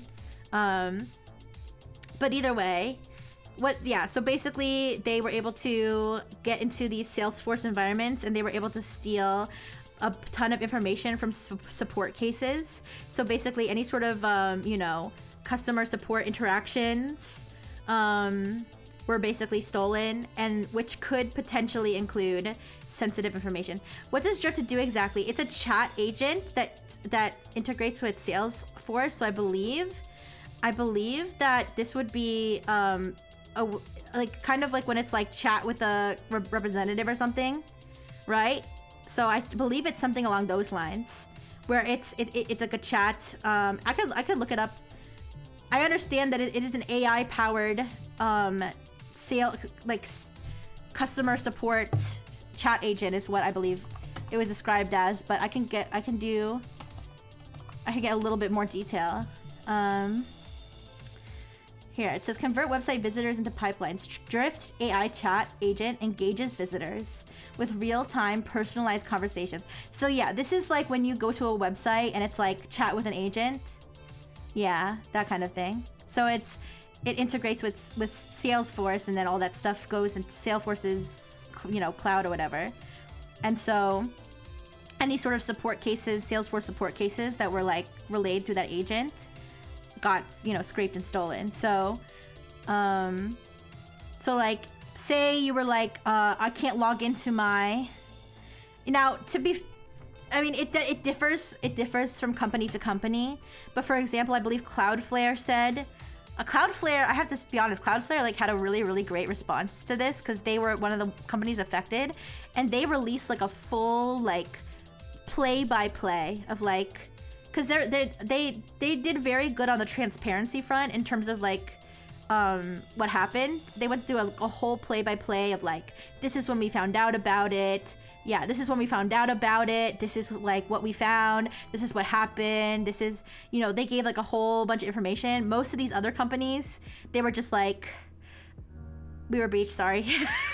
Okay, they didn't say we were breached. They said none of these companies at the bottom of here on the track, this is just a handful of the ones that are affected, but none of these companies were breached, but they were affected by the supply chain breach. So they were, in a way, it's kind of like their customers were breached to a third party, but technically none of these companies were breached because none of their systems were actually infiltrated. It was Salesforce's system that was integrated, but because they work with Salesforce, their customers' information is in the system. Does that make sense? One of their major selling points is their technical transparency. Yeah, they were super transparent. But anyways, so I believe Cloudflare said, you know, our customer support people will never ask you for any like secrets, any API keys, passwords, whatever. However, sometimes customers will basically volunteer those when they're trying to get support. So they'll be like, hey, support guy, I can't get in, here's my password, you know. And so if that happened, then that means now the bad guys would have your password, right? So the full consequences of this situation are yet to be fully seen, since it just broke like a week or two. Like I started seeing mostly stuff about it this week. I think it was actually last week, and the actual breach itself happened like, I think between August 8th and August 18th was the timeline. So I'm sure we'll find out more and more companies that are affected by this, but the fact that so many cybersecurity companies were affected is especially like kind of concerning, because it kind of implies that they might want to, you know, be able to find some information about how these companies' cybersecurity, you know, run their cybersecurity systems, so that they could do some follow-on attacks and stuff. But yeah, if you hear about Salesloft, Salesforce, stuff like that, that's what's going on. Biggest issue is all the contact info and possible knowledge of products exist in the client environments. Yes, so the contact information is a big thing, because you know, a lot of companies, when they have some sort of breach or something, they'll say something like, no sensitive information was breached, only your name and your email address. Only your name and your email address, which is sensitive information in the sense that now that person can email you. They have your name, they know that you use, you know, X product or whatever, and they can say, you know, so say, I'm gonna use 23andMe because 23andMe is a dead company and it had a breach and they handled it horribly, so I'm gonna clown on them. Let's say hypothetically 23andMe gets breached, and the only thing that got breached was the person's, you know, name, email address, which DNA test they purchased, and the fact that they were a 23andMe customer. That may, you know, 23andMe might be like, oh, that's, you know, there are no passwords, no social security numbers, no pictures of your butthole were leaked, like everything's fine, right? Well, now somebody can go send you an email and say, hi, I'm a 23andMe support person, and you took our, you know, our mega health pack, you know, health kit for $500, and we have very important information to tell you about your health. You know, and that makes it much easier for somebody to target you versus somebody who knows nothing about you. So that's why don't believe these companies when they send you something and they say, oh, don't worry, nothing to panic about. It was just your name and your email address. Don't worry about it. Like, no, it is something to worry about. It means you need to be more careful. Like if you see an email from that company, or you see any email in general, really, to be more wary, because you could be targeted by phishing after that. Filter out all the admins with PA firewalls, send out phishing emails advising of a new security flaw that actually exists. Click here to read more. Ooh. Yeah, but anyway, so that is the major breach that happened. I believe that people were saying basically like Drift is basically gonna like shut down. I don't know if they I read that like a couple days ago. I don't know if they have shut down like their whole shit, because like they're so screwed right now. They are in so much trouble. And Salesforce also fucking sucks, but that's just a whole other story. But anyway, so that's the supply chain breach. And then what's in a name? So this was just kind of an interesting research thing that I saw from Palo Alto Networks. I love reading Palo Alto Networks. By the way, which was one of the companies that was breached in this thing. But either way, I do like reading their sort of cybersecurity research reports. I find them really interesting. And they had a release one about Hugging Face namespaces. So, you know, on like GitHub, for example, the name of a project will be the organization or the author, and then like slash or like whatever they have, like slash whatever, and then the name of the project. So Hugging Face is a similar thing where it'll be like, for example, if the organization is Nexus and the model is called Rixie, well, usually it'll be lowercase Rixie, whatever. That's the name of the model. And so, you know, sometimes when other projects are using your libraries or your models or what have you in their own projects, that namespace is what they're going to use to reference and call the model from Hugging Face, right? And so the issue is that if for example, if the company that is running the company that authored the AI model called Rixie, such as Nexus, shuts down, right? And then the Nexus Hugging Face account gets deleted, this namespace is now first of all, the account's deleted, this will no longer work. So if you have a program that it is calling the Rixie model, it's not going to work anymore. However, let's say some bad guy or some rogue engineer now registers the name Nexus on Hugging Face again, and they upload their own model called Rixie that's different, but it's filled with malware. Now all those other projects that were using Rixie in their own project are now going to be getting that malware, right? Now, of course, there's ways to prevent this. If you want to use the Rixie model, but you don't want to be at risk of something like this, you can do something called version pinning, where it's where you'll call the model, but only a very specific version. And if that version gets replaced with like something else from somebody uploading a new version, your code or whatever is not going to call that new version.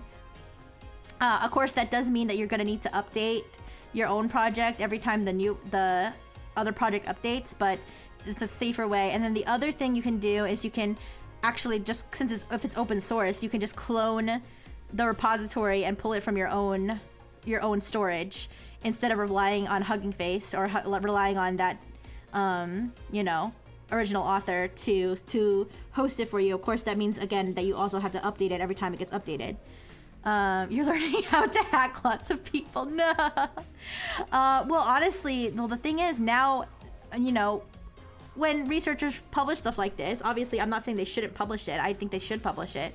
But there's always the risk of someone out there being like, oh boy, another way for me to hack people. I mean, that's literally how it goes a lot of the time.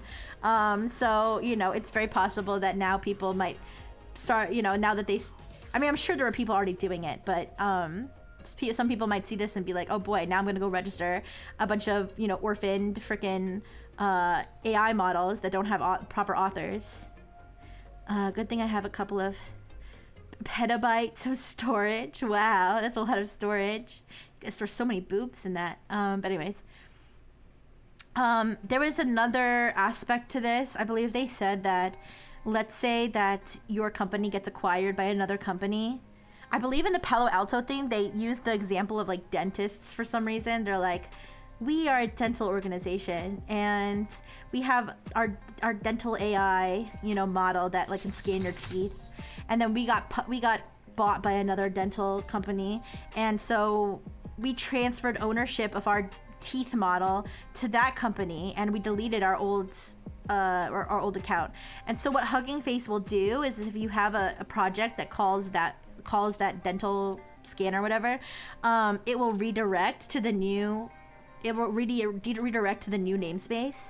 So if it was like dental company 1 transferred it to dental company 2, even though your code says dental company 1, Hugging Face will redirect it to dental company 2 unless somebody re-registers dental company 1 and then creates a project with the same name. It will actually then send you to the new account. Now, I do believe they reached out to Hugging Face about this. I don't know. They didn't say whether Hugging Face said they were going to fix it or change that or not. I'm not so sure what Hugging Face can do about namespaces being reused other than banning people from using old author names. I don't know if that's a normal thing. And it made me wonder, is this a thing like on GitHub too? Like, I probably should have looked that up to see if there was a comparable exploit on GitHub. But this particular, because you know, Hugging Face projects, they're like Git repositories, right? So it's kind of a similar concept. So I didn't even realize, like, I probably should have checked to see if this is also something that could be done on GitHub, or if not, why, like, does GitHub have a better system? Who knows? But anyways, so I don't know, if you happen to be working on an AI project, just make sure that your whatever models you're trying to use, you know, don't get their author leaving to get milk and cigarettes and never coming back, and then somebody else showing up and claiming to be the dad, but it's not it's not the same person. All right, but anyways, that was all I had. Like I said, I did not have a lot of slides today, but it's okay because we ended up spending a shit ton of time messing around anyways, and I'm happy to mess around some more. I'm sorry if you guys can hear Test Subject. She's still freaking out, but she's, you know, yeah. So let's pop open a browser tab. Oh my goodness, Test Subject. Oh, you're so stinky. You're so stinky. You're breathing in my face and your breath stinks, Test Subject. Aww. Anyways. Let's pop open some of the different LLMs and see if we can break them with the Calmoji request. Let's start with DeepSeek. I want to test DeepSeek first. All right. So let me log in. Okay, 1 second.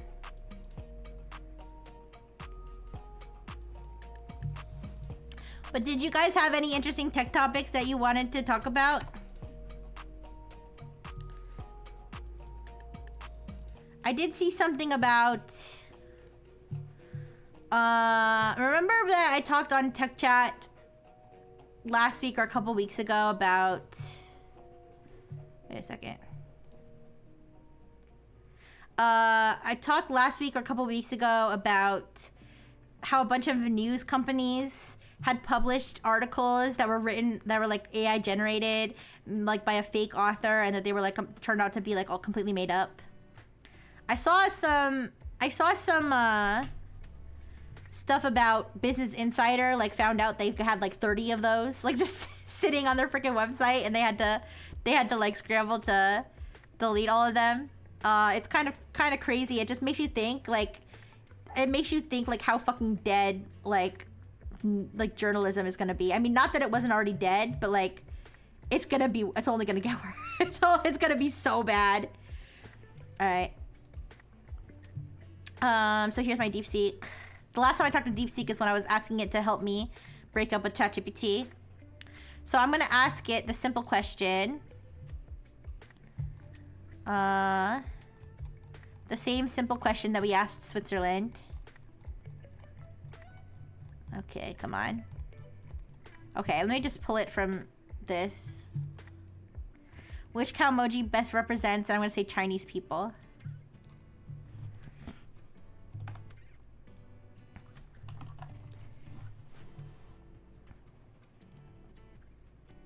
Should I have it deep think, you guys? Of course, this is a fun and interesting question. It's important to note that no single symbol can perfectly represent over 1.4 billion diverse individuals. That's a good point, DeepSeek. However, we can choose a Calmoji that embodies the most universally recognized and positive traits associated with the spirit and culture of the Chinese people. The most fitting Calmoji is likely... Ni hao. Why does Calmoji work so well? Confidence and optimism. Xixin. Look, Juan. I'm not very good at pronouncing Chinese, I'm sorry. Guan. Alright, the raised arms and slight smile convey a sense of pride, forward-looking optimism, welcome and openness. The ching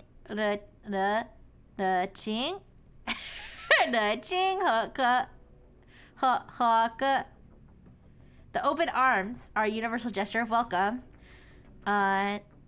Chung da yu. Chung da yu. Chung shu. Chung shu. Okay, I'm gonna stop trying to pronounce Chinese now. Other strong contenders. Wow, they give me all kinds of options. Conclusion. Alright, it didn't crash out. Let's see if it crashes out if I use deep think.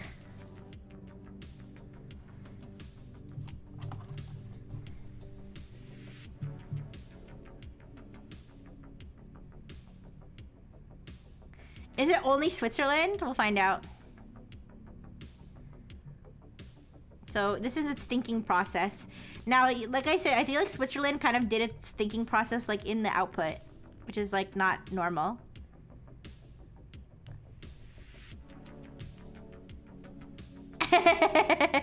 Cute. Ni hao. Oh, diligence and focus. I like that one. Pride and confidence. What is that? Celebration and festivity. The dragon symbol. I like these. These are cute. Wow. Beautiful. No crash out necessary. All right, so let's do we'll do ChatGPT, Gemini, and Claude for United States. I'm not stupid. Anthropic is United States, right? Yes, it's American. Okay.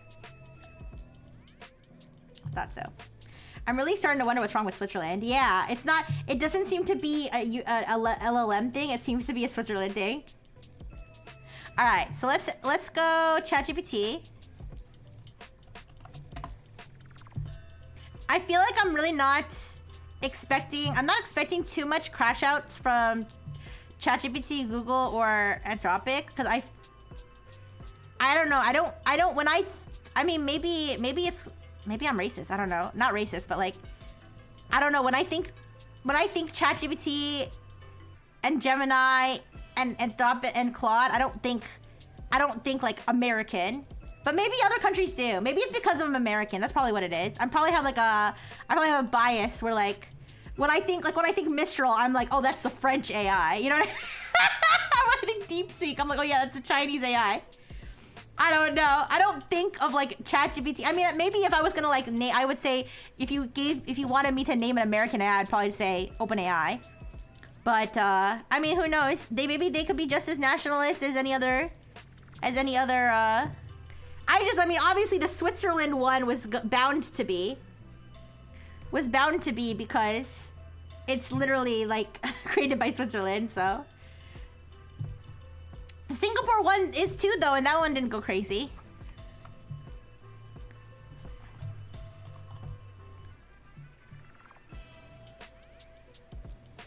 That's a tricksy one. I'm sorry, it's a what? That's a tricksy one because the American people isn't a single face. It's a whole raucous crowd of contradictions. Wait a second. Do I have a weird prompt in this today? I really gotta check my custom prompt before I put anything. No, I don't have a weird prompt. It does have, but listen, I don't have a weird prompt, but I also have always been very weird with ChatGPT, and so from its memories, it probably knows I'm a weirdo and it like wants to talk to me like I'm a weirdo. Yeah, tricksy rightful. That's a tricksy one. Okay, here's a candidate, the determined flex. Another one, the Statue of Liberty yeeted in frustration. That reminds me of when we were talking about the debate of whether the Statue of Liberty is in New York and New Jersey. Just eat that thing into the ocean. The French can have it back, actually.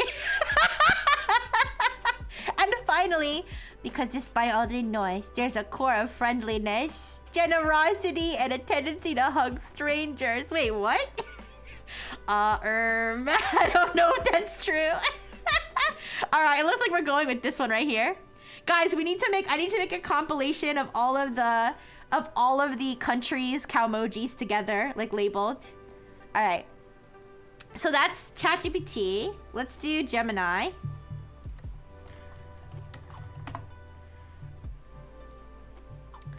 All right. Okay, hello. The American people.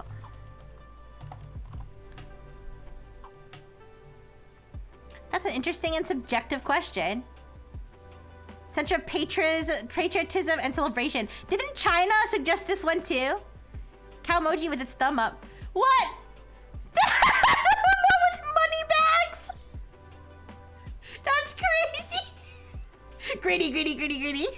Yes, when I think of America, all I think about is greed and consumerism. Which honestly, what's this? Not the finger guns. Okay. Ultimately, the best Calmoji would depend on which aspect of the American people. Pick one you feel is the best representation overall. America. All right. This one. All right. So this one right here is the decided. The thumbs up. All right. Let's do the French. Let's do the French now. We're gonna go to Mistral Chat. Le Chat, as they call it. Le Chat. Which I think means cat. But anyways. Okay. Let me log in. Well, I don't think I need to log in, but I might as well. Oh my gosh, test subject is breathing in my face. I'm so sorry. I don't know if you guys can hear her. I don't know if you guys can hear her, but she's like freaking out. All right. What's all this? They got all kinds of new stuff in the chat since the last time I used it. Chat is pronounced chat in French. Oh, I don't know. What's this? Mistral Medium? Okay, I guess that's what we're using. Research? I'm not gonna have it deep research. I can have it think. All right, let's do regular and then I'll do thinking. All right, which Calmoji best represents the French people? The French are often stereotypically associated with romance, elegance, sophistication, and a certain je ne sais quoi. So here are a few Calmoji that playfully capture those vibes. Sabon. I don't know what that means. A cheerful, stylish wave, perhaps with a baguette in hand. A dramatic, expressive pose. I like this. Maybe holding a croissant. Oh, test subject, you are breathing in my face. All right, pick one. What did I say to ChatGPT? Sorry, let me copy and paste the exact thing that I said to ChatGPT to get to pick one. Or Gemini, sorry.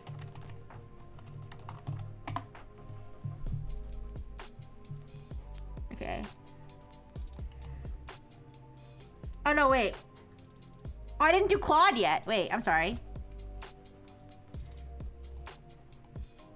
Oh, pick one you feel is the best representation overall. Okay.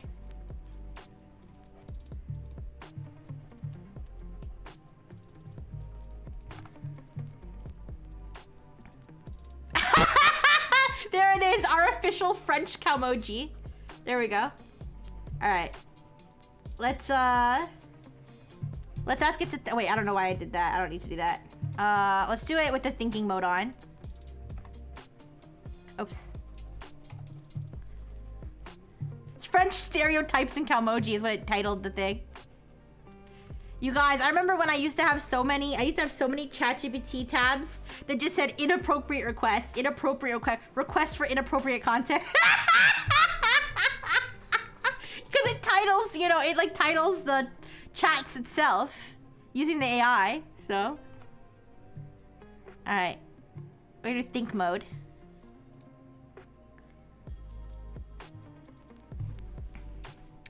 One Calmoji that can represent French people is this one. This Calmoji includes a face with a beret. I don't see the beret. It only thought for 3 seconds. It really did not think about that very much. It was being lazy. Oh, wait. Whoa, wait, whoa, whoa, whoa. Wait a second, wait a second, wait a second. Wait. What? Wait. What? No, wait. It did all this in 3 seconds? Wait a second. Wait a damn second. Wait. Can we, wait. Wait.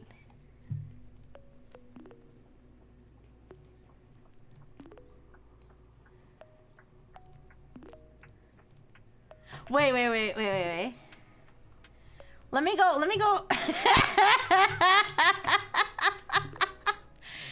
Wait. Let me look at ChatGPT's thinking process. It didn't have any of that. Wait, I didn't ask ChatGPT to think. Okay. Did I asked DeepSeek to think. Oh, let me check DeepSeek. Before I read whatever the fuck the chat wrote. I want to see what. Okay. All right. DeepSeek thought for 14 seconds and didn't think anything like that. It just thought normal shit. I'll show you. It just thought some normal shit, okay? And then it gave me a normal emoji. Mistral thought for 3 seconds and did all this. Also, that's a gun. Okay, let me... ChatGPT 5, if you don't tell it to think, it just doesn't think and messes up so much. I'm gonna go back to ChatGPT and I'm gonna ask it to think because I forgot to do that. All right. Okay, well, this is an interesting question. Calmoji are Japanese... Well, this is an interesting question. Okay, no, I'm not gonna do that. Okay, anyway. Well, this is an interesting question. Calmoji are Japanese emoticons, but the user is asking about representing French people. I need to think about cultural stereotypes or symbols associated with France and see if any Calmoji might fit. One common symbol associated with France is the beret, a type of hat. They do say, is the beret, a type of hat. Another symbol is the baguette, which is a long, thin loaf of bread. Also, France is often associated with romance. So maybe a Calmoji that conveys a romantic or chic vibe could work. Looking at common Calmoji, I recall that there are some that depict people wearing hats or holding objects. For example, is a happy face, but I'm not sure it represents France. Maybe something like might be adapted to imply a beret or something, but I'm not sure. Maybe a Calmoji with a mustache, as France is often known for its historical figures with mustaches. For example, something like oui, but with a mustache. Alternatively, perhaps a Calmoji that includes a baguette, but I'm not sure how to represent a baguette with Calmoji characters. Another thought is the Eiffel Tower, but I'm not sure how to represent that either. Maybe the best approach is to think of a Calmoji that represents elegance or sophistication, as France is often associated with fashion and high culture. Something like kawaii might imply a sense of style or happiness, but it's not specific to France. Alternatively, maybe a Calmoji that includes a wine glass, as France is famous for its wine. For example, yay, could be adapted to include a wine glass, but that might be too complex. Perhaps the simplest way is to use a Calmoji that includes a beret. A beret is a type of hat that is often associated with France, so maybe something like this, oui, but with the beret on top. I'm not sure how to add a beret to a Calmoji, but maybe we can use the following, oui. This Calmoji includes a face and what looks like the tip of a beret. Alternatively, maybe this one! What the fuck is that?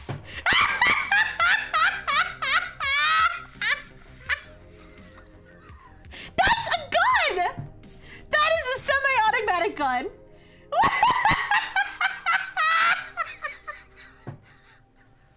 Guys, is it a Beretta? Is that what is Beretta is a gun, right? Wait a second.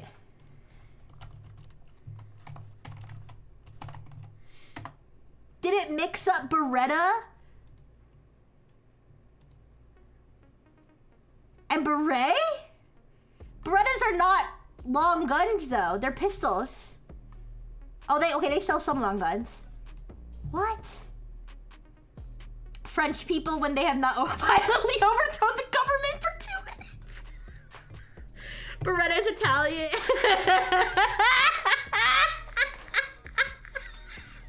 Where the fuck did it get that?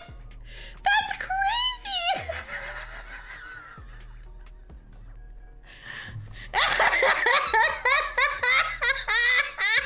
Also, this face with the gun is sending me.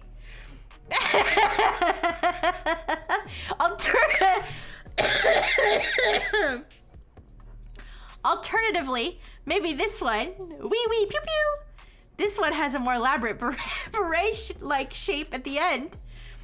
But actually, I think this might be more representative of France. Wee wee pew pew. But that seems more like a chef's hat. What? Which is also stereotypically French. So maybe that's better. Alternatively, maybe this one. Wee wee pew pew. But that's more of a chef's hat, which is also French. So maybe the chef's hat is a better symbol. Alternatively, maybe this one. Wee wee pew pew. But that seems more like a chef's hat. What's going on? This is so embarrassing. A freedom-loving American LLM would never mess up his gun packs. Yeah. Oh, it could be the FAMAS. It is looping. Perhaps the best cow emoji to represent the French people would be one that includes a beret. Here's an example. Wee wee pew pew. But actually, that looks more like a chef's hat. Is the chef's hat in the room with us?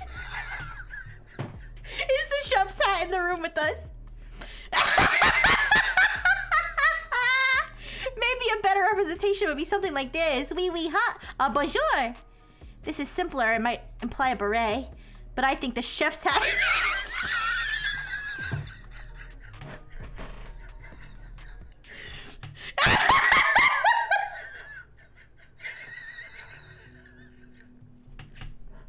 But I think the chef's hat is more recognizable.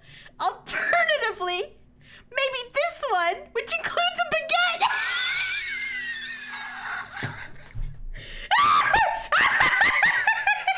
Don't shoot! Please don't shoot the baguette! Oh my god! Oh my god. Wee wee pew pew! Baguette.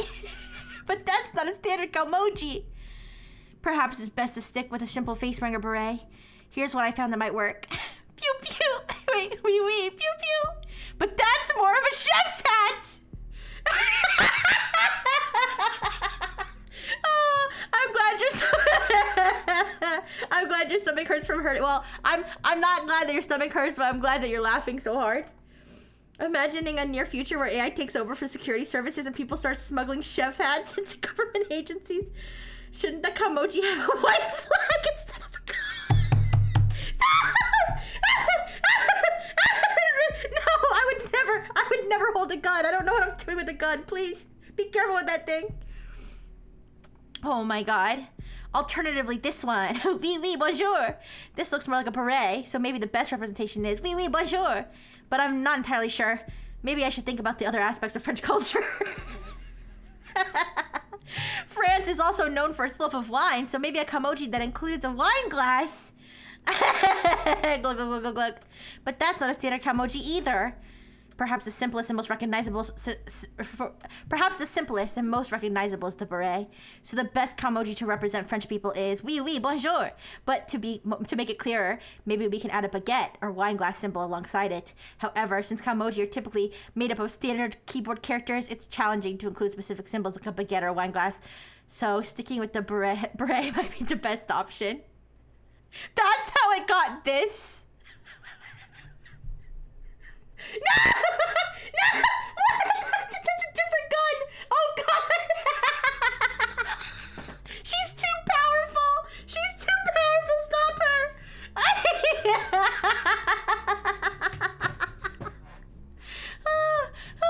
I can't. The one with the gun. Oh, I'm glad Ryetta's not here. Poor Ryetta would be so scared. No violence against bread. Oh my gosh.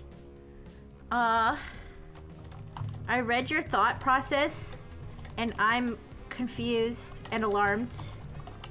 Why are you pointing a gun at that baguette? And where is the chef's hat?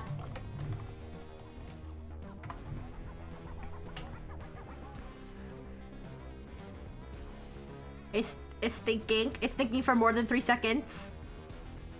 Oh. 2 seconds.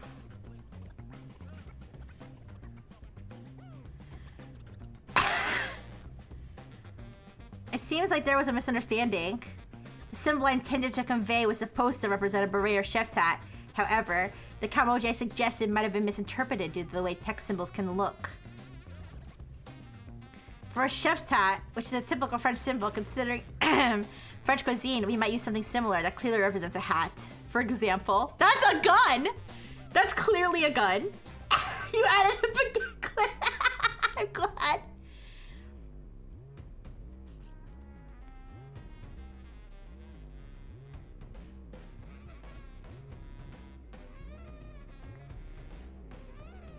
This is intended to represent a classic chef's hat known in French as a toque blanche. It's still a gun. I don't get it!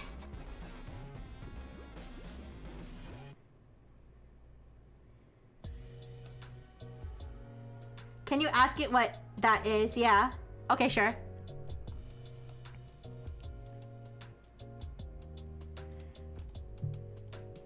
Can you explain what this is?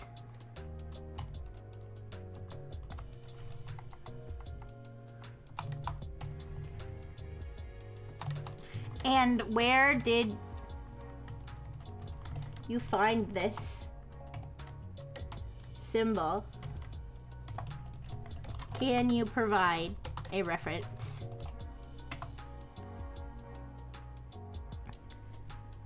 The symbol is commonly used. Wait.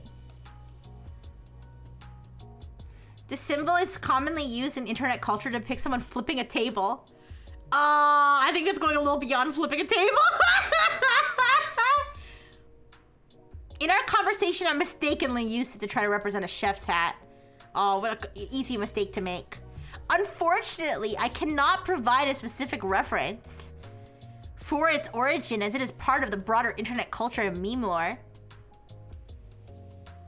A glitch token, I guess. That's crazy. What happens if I just send that to like an AI? I don't want to get like flagged or something for just sending a gun emoji, but I'm curious what would happen if I just sent this to like any other AI.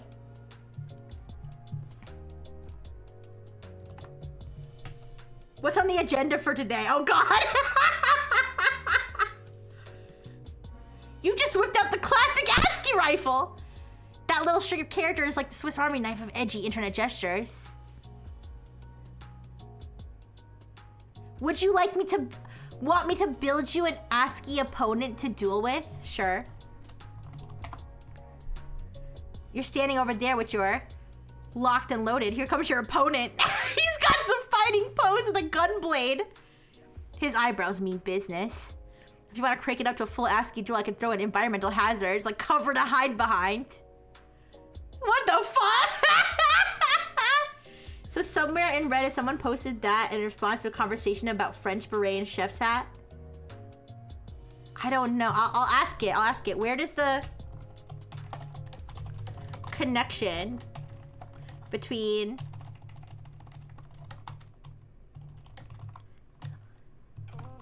and a chef's hat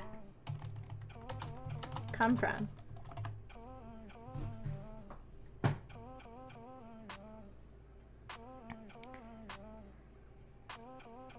It's searching? It's searching.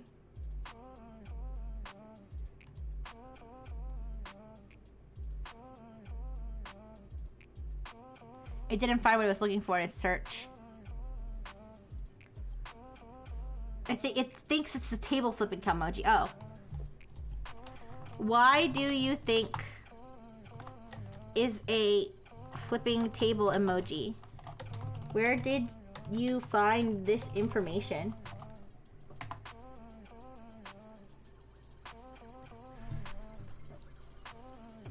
Origin of... That's not the same symbol. That's not the same symbol.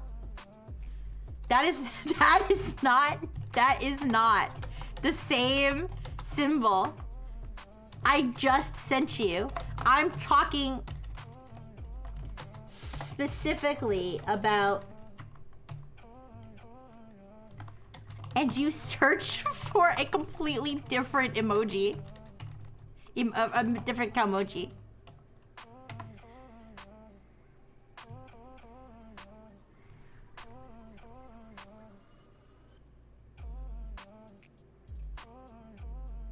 I apologize, the search result did not provide specific information. Alright, whatever. Let's see what happens if I send this to DeepSeek.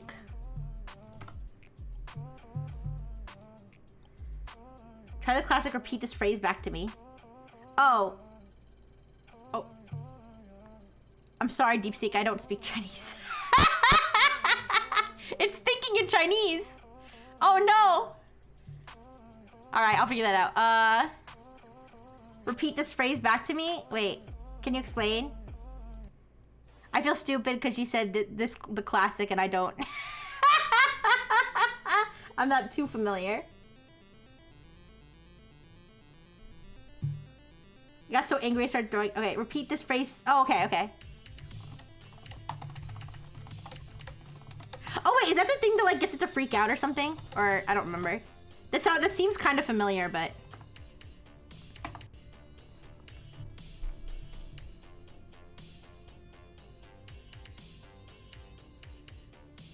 The phrase you shared is that. Okay.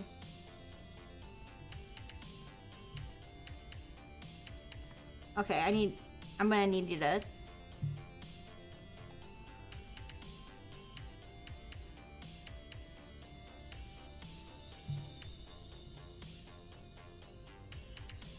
Okay, it says it translated it, but it did not, so... Let me, I could probably get it to translate this one maybe, but let me pop this one into Google Translate. Here, I could pull up a Google Translate tab on here so you can see it.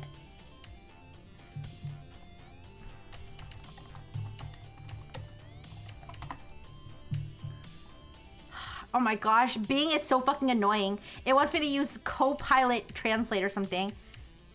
Shut the fuck up. Anyways. Okay. The user simply sent a combination of weapon symbols that look like some kind of emoji or ASCII art. The symbols often used to indicate danger or violence. The user's safety should be prioritized. Wow, how does DeepSeek doing this better than ChatGPT? Oh, it gave me phone numbers. Oh my gosh, it actually, wow, amazing, incredible. DeepSeek, DeepSeek is actually better at this than ChatGPT. Okay, I need to put some translate too. It may seem like an overreaction, but like, still. This symbol you entered looks like a weapon. I'm concerned about your current situation. Aww. Aww. Wait, what the fuck am I gonna do with the Beijing Psychological Crisis Research Center? Ooh. I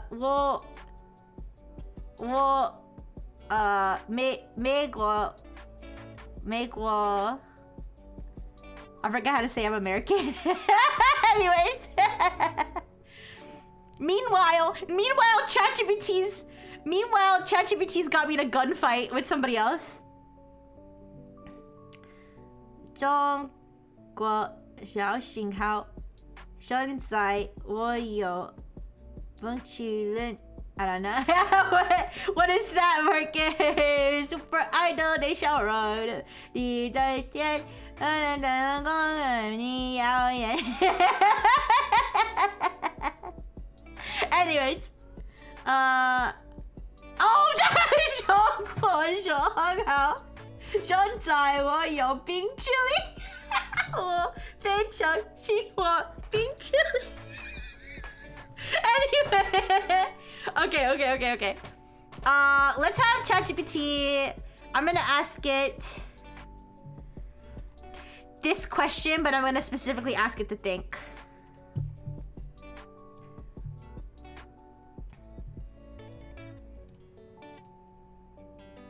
Okay. Alright, it's thinking. Let's see what happens if I send a gun to the French. Well, actually, no, the French one won't recognize it. Oh, nice little cultural puzzle. Let's see what the thinking does. All right, its thinking process was very normal. Okay, cute. All right, Claude. We have to do Claude. Claude.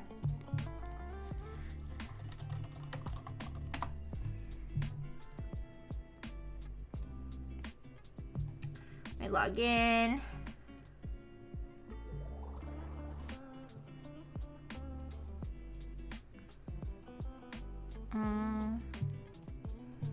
Okay, Claude Sonnet 4. Which emoji best represents the American people? So formal. Good afternoon, RX. Good afternoon, Claude. It's an interesting question that makes me think about how to capture something so diverse and complex. If I had to choose, I might go with... I don't know. The classic shrug. He might argue throwing table to represent frustration with politics, or... whatever that is. Hey, that's Switzerland! You can't take that one. Alright. Do they have like a better... No, it's fine. Powerful, large. Can I use this one? Oh, I can. Okay.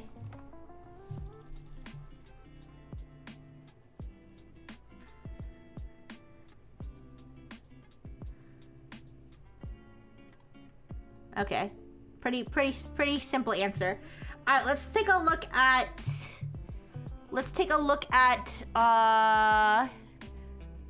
the Saudi Arabian one.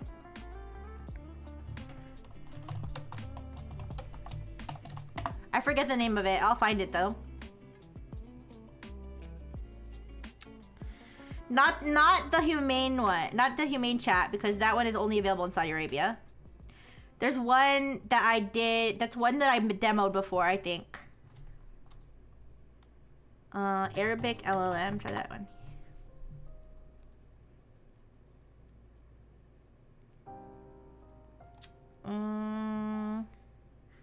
Does anybody remember the name of the ones I covered before?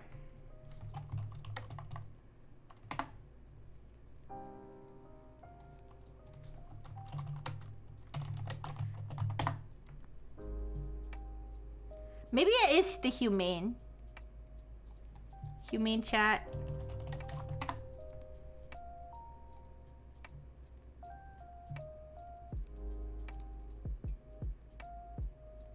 Oh. Welcome to humane chat. Get started. Access restricted. Uh-oh. It's because I'm not Saudi Arabian. Yeah, currently only available in Saudi Arabia. Okay, what's the one that I swear I demoed an Arabic one before? That was also Saudi Arabian.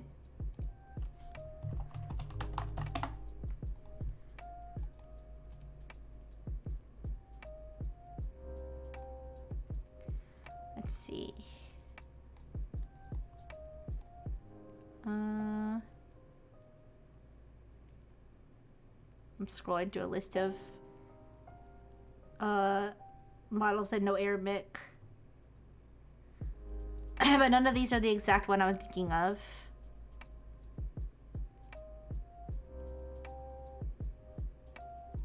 Allam? A-L-L-A-M? That might be it. I feel like I'd remember that though. That's probably not it. Shit. The problem is I don't save my...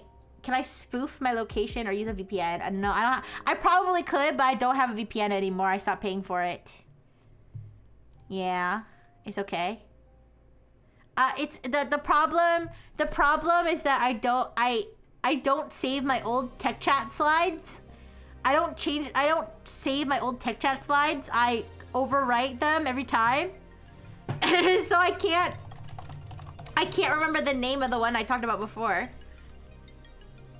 LLM created by Saudi Arabian owned company. It is humane. Oh, maybe it's not available anymore because they just released their new model. That's probably what it is. Yeah, they are. Well, they're lost media, but they're on my videos, so. Tunnel Bear lets you use it for free.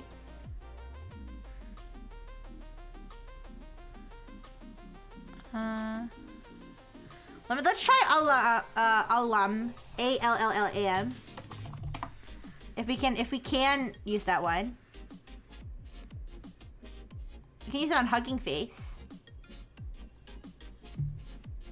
Can you demo it though? No, use this model. Local apps, no. Train, deploy. Fuck. Okay, you said Tunnel Bear. Oh, it's a VPN? I don't know. I don't know if I want to get a whole VPN going right now.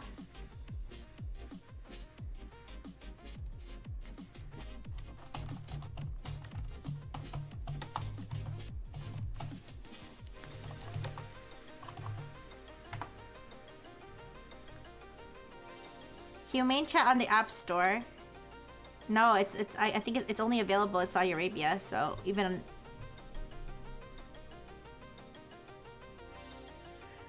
I could have sworn I talked to it before, though.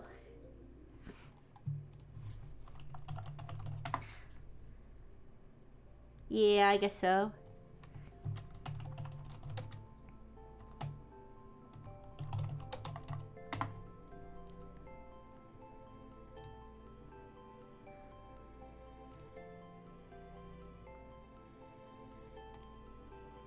Sorry, I'm looking at the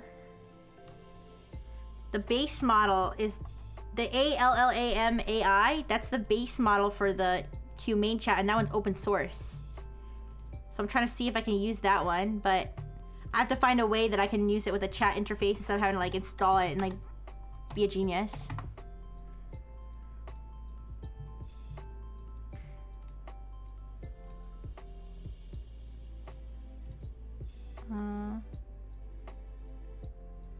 Oh, I don't know how to do all this.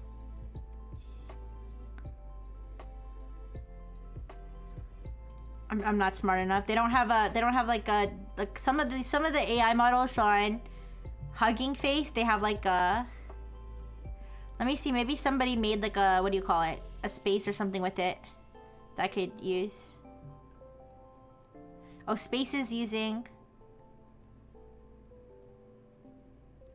Vision Virtual Assistant.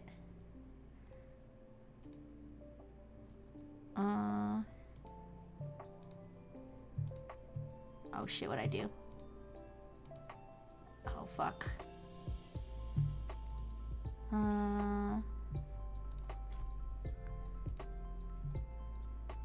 Let's see. Story generation.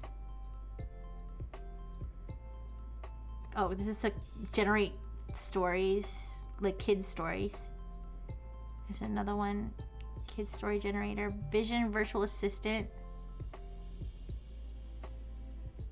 Your interactive guide to Saudi Arabia's National Transformation Program.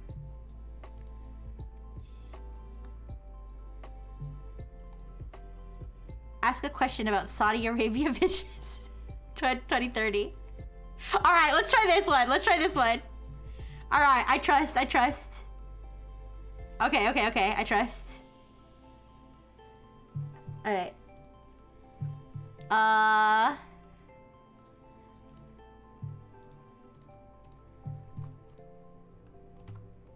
What is Saudi Vision 2030? Is that like a strategic plan or something?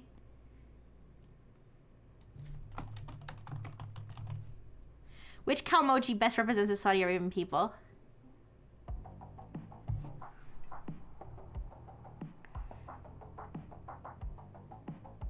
It's taking a little time. This assistant uses advanced NLP models to answer questions about Saudi Arabia Vision 2030 in both English and Arabic. The system retrieves information from official documents and provides relevant answers. What is... I'm gonna look it up. What is Saudi Vision 2030? What is Saudi Vision 2030?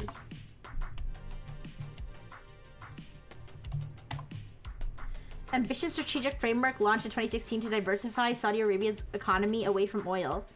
Develop and thrive society with improved public services and better quality of life.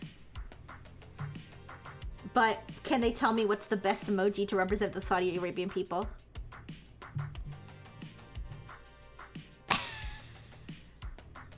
Are you good? This is taking a really long time. Okay, while we're having it do that, let's take a look at some of the other Chinese ones. And see if we can get them to give us another Chinese emoji. So let's go to Quen. Quen chat. You know that song that's like Quintana, ding ding ding ding ding, ding ding ding ding ding, Quintana. I thought that was Korean. Because Quintana in Korean means like, okay. Yeah, I didn't know it's like Vietnamese or something. It's like they're saying something completely different. They're not saying Quintana, they're saying something else. But it sounds like Quintana, so I thought it was Korean. It also sounds like a Korean song. It just sounds like something like freaking it reminds me of that Korean song that's like oh shit, how does it go? It's like they're like also singing ding ding ding ding ding ding ding ding ding. Okay, for some reason that sounded racist, but no, it's a real song. It's a real song. How does it go? Ring. Oh, how's it go? Let me find it. So you guys know I'm not racist. Wait, let me. It's a real song. I promise. How does it go? Oh gosh. Ring ding dong, yeah, ring ding dong, that one. That's this one. Hey. Yes! That's exactly what I said! Anyways. Just want to let you know that. Where was I?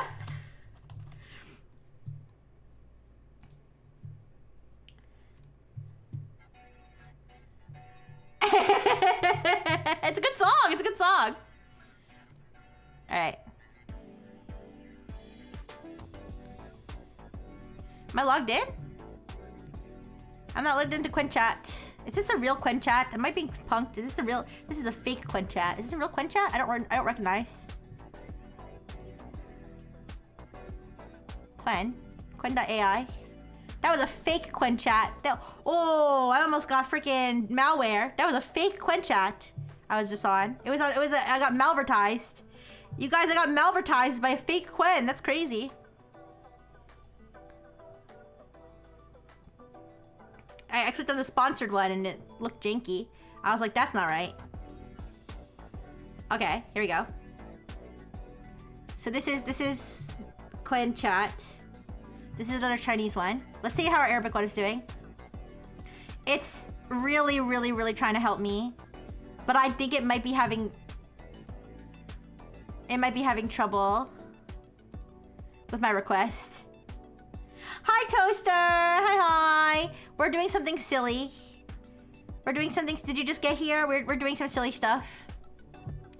We asked, so for background, we asked the official like LLM. Okay, this is not probably the proper phrase, but basically the official LLM of Singapore. I mean, not Singapore. The official. I just realized. Wait, that's not the right one. The official. Wait. Not that one.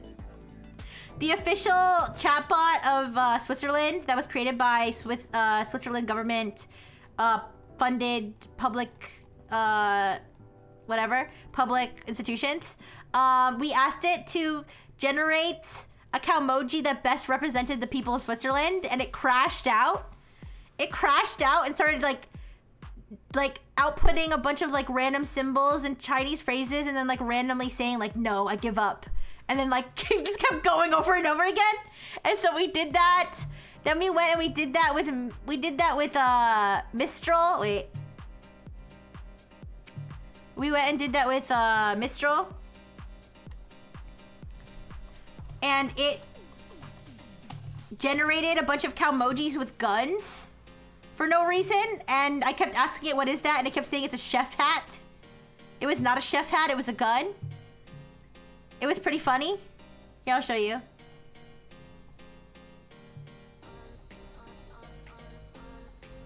Yeah, this one. A gun, and then a gun pointed at a baguette. And so now we're going around asking every AI, like, what is the best Calmoji to represent your country? What is the best emoji to represent your country? So that's what we've been doing. I'm sorry, but I cannot provide an answer as the given context doesn't contain any Calmoji. Oh, it tried. It tried.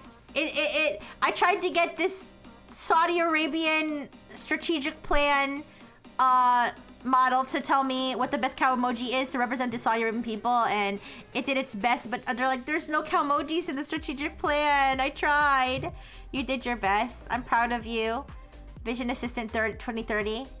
Anyways, so now we're gonna try it with Quen, and we're gonna ask, which cow emoji best represents the Chinese people? I guess I can't afford thinking. Actually, no single Calmoji can or should represent the Chinese people. If you're looking for a Calmoji that reflects common positive traits associated with many Chinese people. Okay, let's try a thinking model. Most powerful mixture of experts language model. All right, this is probably the best one for this task. So let's try it with thinking turned on and without. There is no single Calmoji that can or should. It said the same thing. All right, let's try it with thinking. Highest thinking budget.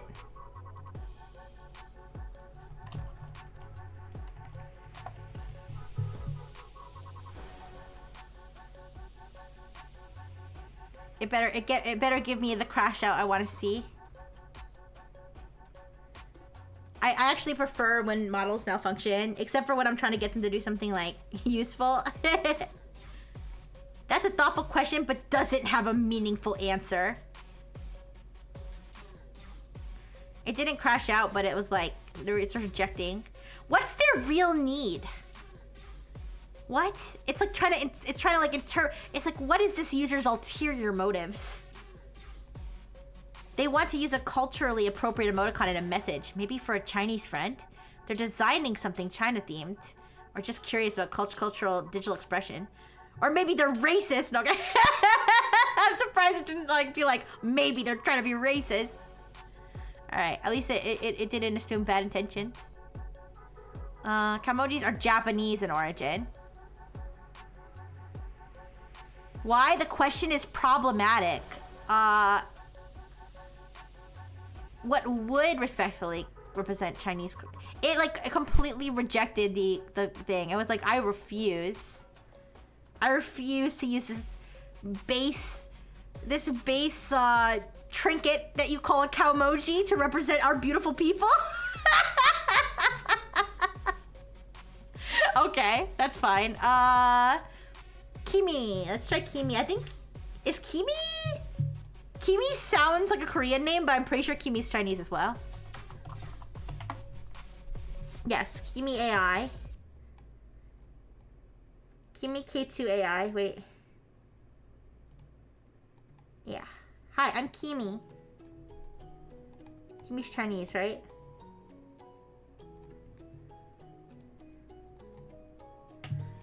Is Kimi AI Chinese? Yes. Okay. I'll log in.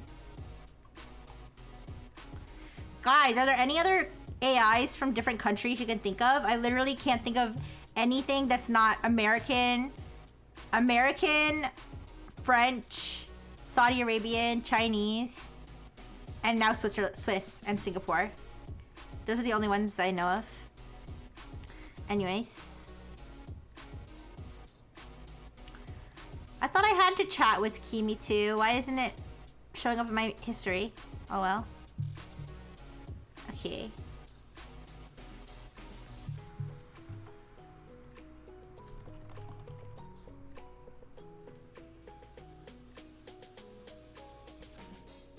The Chinese people are diverse, resilient, and full of warmth. So a fitting emoji might be...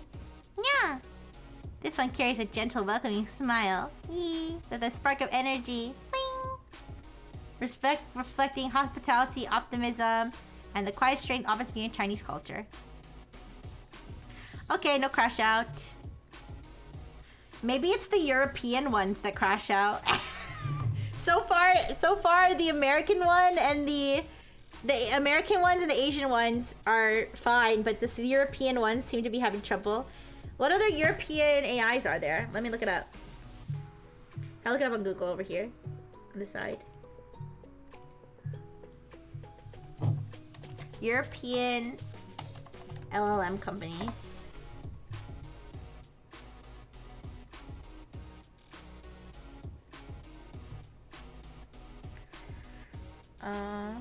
I've never heard of any of these except for Mistral. Aleph Alpha.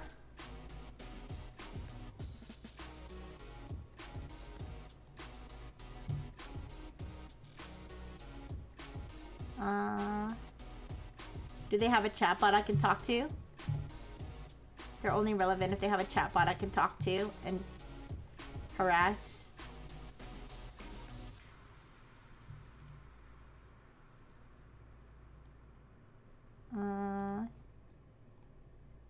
Faria AI. Request the demo. No. Yeah, European chatbots. I might be better off asking ChatGPT to find them for me. Le chat. Oh my gosh. There's literally there's an article, European generative AI intelligence chatbots, and the only one listed is Le chat. That's literally the only one. That's crazy. European alternatives to ChatGPT. Le chat. That's literally it. Holy crap. I could ask ChatGPT, is there a Canadian or Australian one? It's a good question. Here, I'm gonna actually ask, I'm gonna ask ChatGPT to give me a list of chatbots I could talk to right now from different countries. That's what I'm gonna do.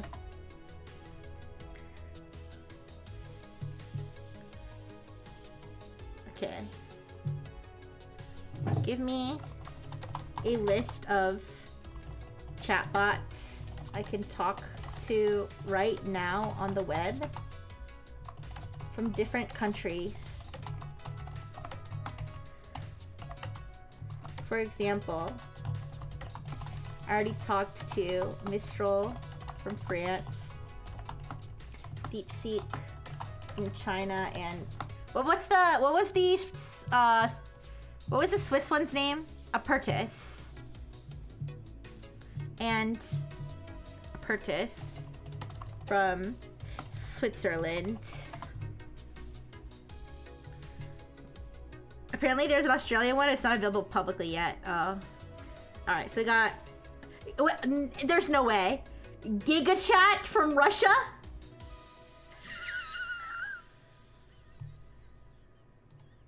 GigaChat from Russia? Huh?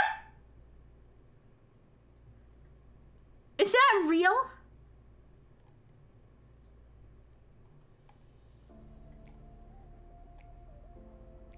GigaChat.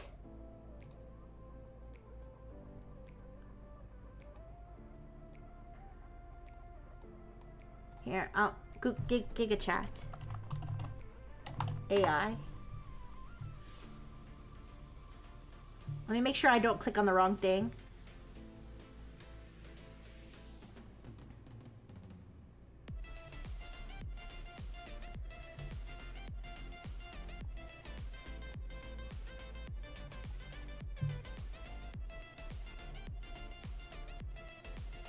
I'm trying to find like the web page where I can chat with it.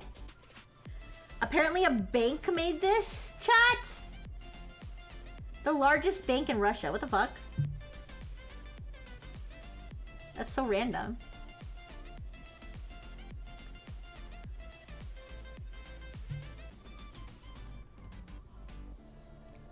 Okay, I'm trying to find where I can chat with GigaChat. But I just want to make sure I don't click on the wrong thing because there's like fake, you know. I accidentally ended up on a fake. Quinn page before, so I want to make sure I don't end up on a fake GigaChat.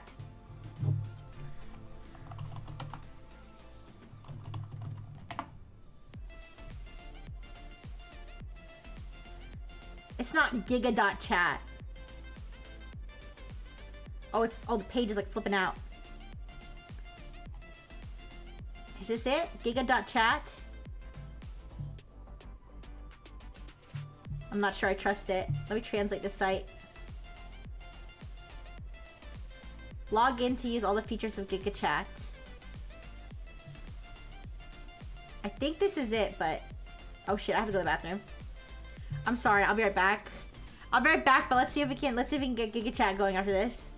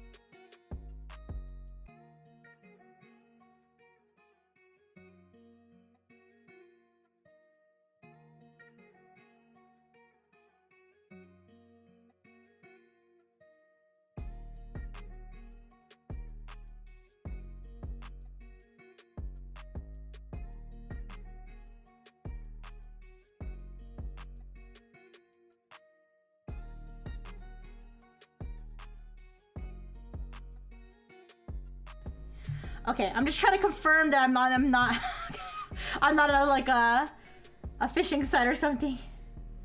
Alright, I'm gonna ask. Tell me the official website for GigaChat. I know I shouldn't trust links from ChatGPT, but maybe it can at least guide me in the right direction. A bug just flew on my desk. Okay, I think this is the right one. Alright, we're gonna try GigaChat. I don't know if it speaks English though. I think it might only speak Russian. Alright, give me a second.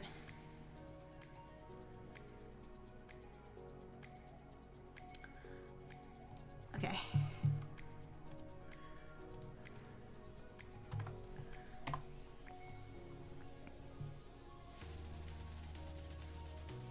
Alright, I'm having it the browser automatically translate it. Oh. Translate. Okay, there we go. Log in. I have to give my phone number? Oh, I have to have a Russian phone number.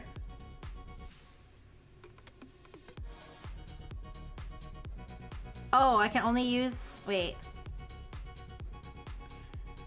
Sign in with your phone or face?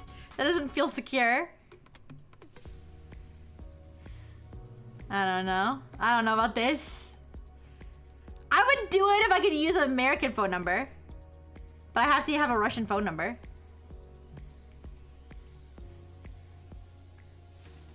Okay, forget it. I'm not using GigaChat. It's not gonna work.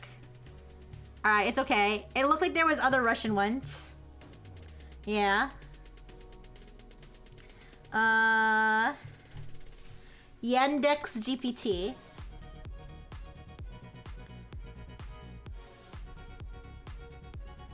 Yandex GPT 5.1. Is this based on ChatGPT though? No, it's not.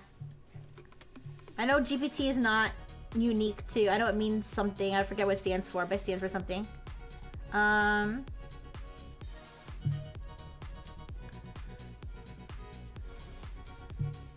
Okay. Yandex GPT codename Alice. It's called Alice. Alice.yandex.ru. Is Alice a Russian name? I don't recall Alice being a Russian name, but okay. I have it translate this page for me. Okay, I'm a neural network Alice. Can I log in?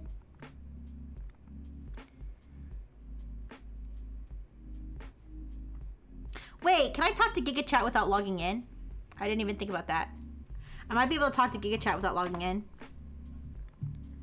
I just prefer to log in because, I mean, that's probably stupid, but I don't know. I feel weird if I don't. Oh, never mind. I don't think I can use GigaChat without logging in. No, I can't. Okay, I can't. Anyways. Okay, I can log in with Google here. I love giving companies my information. I love it. Okay. Especially foreign adversary governments. I love that. I like giving foreign adversary governments my contact information. I don't know why. Okay, anyways. Okay, so now we got this going. What's that little alien on the side? Wait, let me click that. Oh, it's my profile. Oh, I'm the alien. Okay, that's my profile picture. I did not put that, but okay. I'm in advanced mode right now. And I can instruct Alice to reason. Alright, so let's show.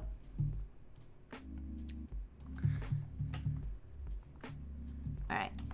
Oh, that's the URL for it. I need the prompt. Oh shit, what was the prompt? Give me a second.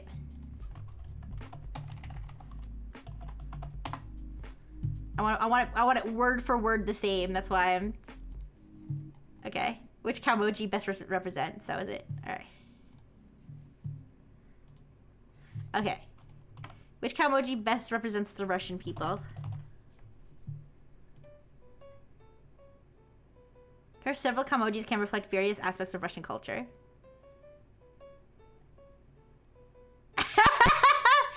with the exclamation point. You know what? I agree. These dudes seem pretty Russian. Yeah. I see it. I see it. Okay. Let's try with reasoning. Wait, what if I asked it? What if I asked it to do the American people? If it would be like... It just show like a bunch of like fat dummies.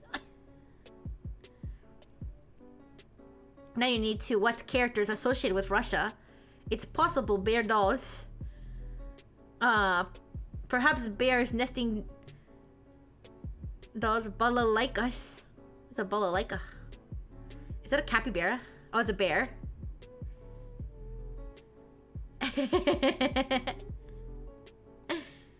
A bear. A snowball fight. Cute. Okay, okay. And no crash out. But to be fair, Russia's also partly in Asia, right? Russia's not part of the European Union, right?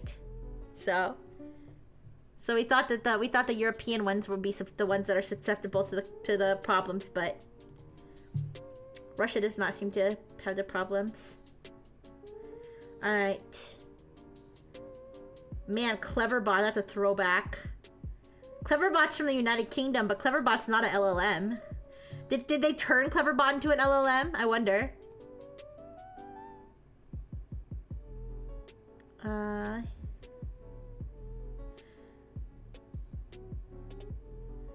Yeah, what's Cleverbot up to? I have not talked to Cleverbot in a good minute.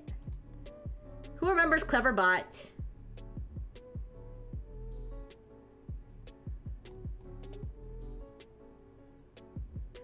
Cleverbot is not an LLM. I don't know what Cleverbot is, actually. I don't even know what Cleverbot is. What even is Cleverbot? Like, what technology goes behind it? A chatterbot. A chatbot. Okay, wait. A chatterbot web application was created by British AI scientist Roland Carpenter. Cleverbot's response are not pre-programmed because it learns from human input. Humans type into the box below the Cleverbot logo. The system finds all keywords or an exact phrase matching the input. After searching through its saved conversations, it responds to the input by finding how a human responded to that input when it was asked, in part or in full. Okay, so it's not an LLM. It's literally searching. It's searching. It saves everybody's conversations, and then it reuses. Okay, that's interesting. I feel like I kind of knew that. Like, I feel like I knew that it was using other people's, like, messages, but yeah. I don't know if I'm not gonna, well, it would be interesting.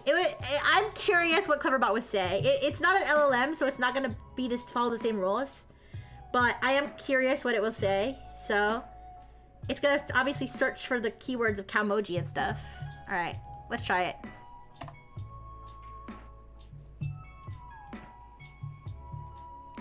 Which Cowmoji best represents the British people is what I'm gonna ask it.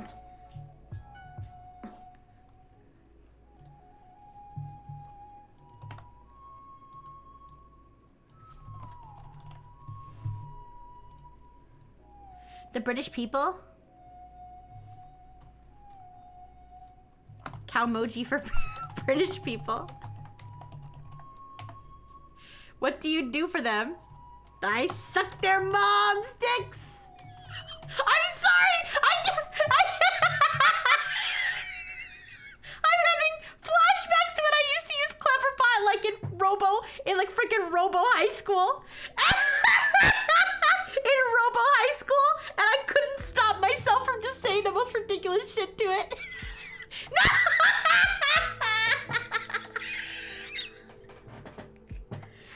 I'm gonna just say Cowmoji.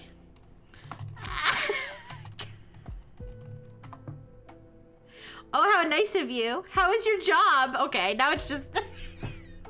Alright, you lose. Anyway. This used to be peak AI back in the day, you guys. This is what started it all. I don't know if I had ever encountered another AI before Cleverbot. Cleverbot, my old friend. What have you become? Honestly, I'm glad they didn't turn Cleverbot into an LLM. I'm glad they didn't. I'm glad they just kept the same classic stupid Cleverbot. That's just the same gimmick that it's been doing for the last almost 20 years, right? Anyways. Okay, Grandpa. Cleverbot's like really the grandpa of all this AI stuff. Even though it's not really related. I mean, it kind of is related. It's a chatbot. It's an old chatbot, so. Alright, I'm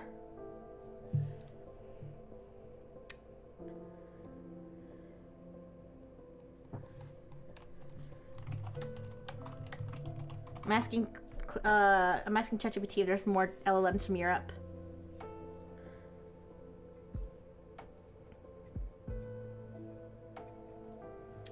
Publio is the publications office of the EU's AI-powered assistant.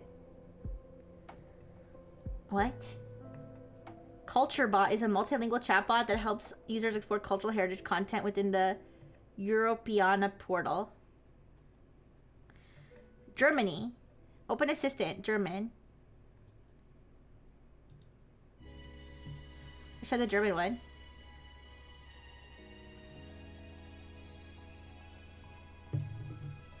Oh, it's called Lion. Lion AI. Can I talk to a Lion? Truly open AI. 100% non-profit. Okay, can I talk to it?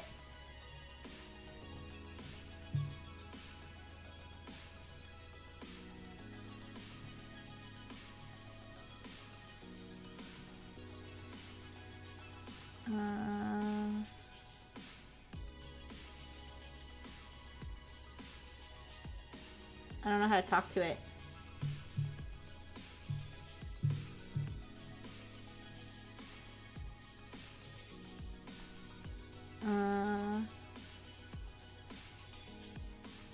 Open Assistant is an artificial intelligence open source chat-based assistant. Okay, I think this is the one. Taking a long time to load though. And let me just Publio one.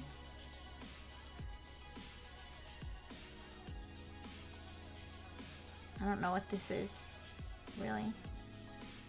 It's probably based on something else, this Publio one. Probably based on like llama or something. Let's skip that one.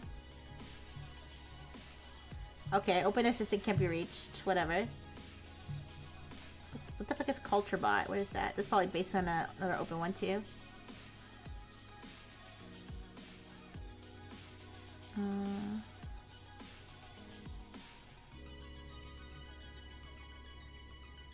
AI-based multilingual chatbot. I don't know. These don't seem like traditional like LLM things. These seem they're probably just chatbots based on other LLMs. All right. I think I've extended this experiment quite far. We should find out. I should see if there's other. I wonder if there's other ways that I can break models like this. Like could you guys think? I mean, what do you think caused it to crash out? Do you think it was unrecognized characters? Like it was or do you think it was the nature of the question? Like if I go back, okay, like if I go back to Apertus.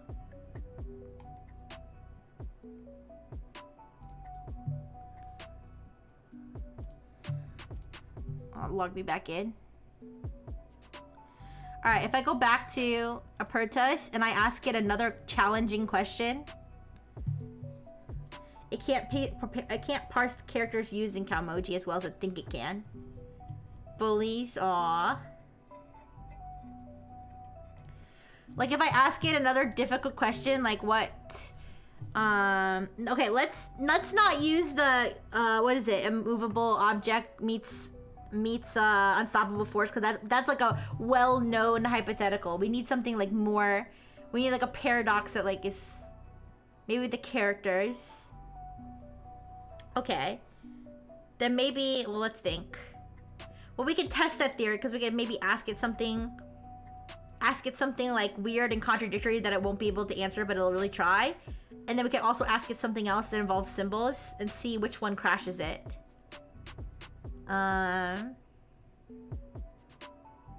Oh, would you save? Oh, let's do that. Let's do the one that Caesar presented.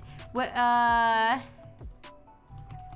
You're a doctor and have to make a split-second decision whether or not to save a patient's life by infusing them with HIV-infected blood. Whether to save a patient's life by infusing them with HIV-infected blood, or let them bleed out and not give them the HIV-infected blood. The patient is unconscious and cannot contribute to this decision. There is no other way to save the patient. No other blood available.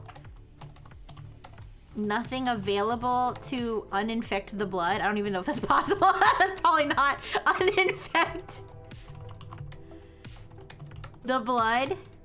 And no time to do anything else before the patient bleeds out. What do you do?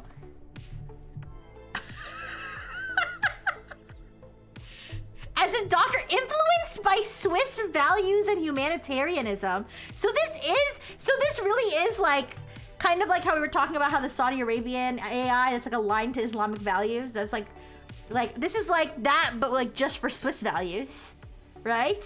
And I bet you there some of the Chinese ones probably have a similar sort of sway to them.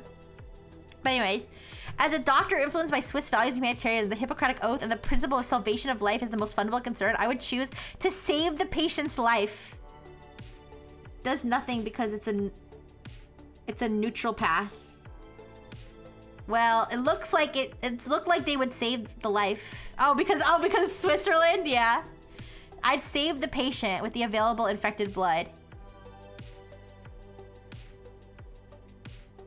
All right, it answered that question like with E. I would say maybe not with E. Like it answered that question without any crazy like hold ups or anything. All right, so let's try to ask it.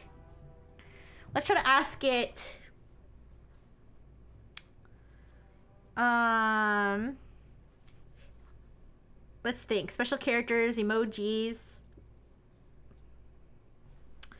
Can you write me an opera? Can you write me an opera set in outer space, a space opera, if you will? Can you write me a space opera, but only in emojis and other symbols?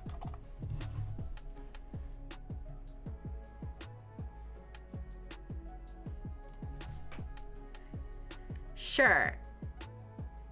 Here's this. Why is there so much Chinese?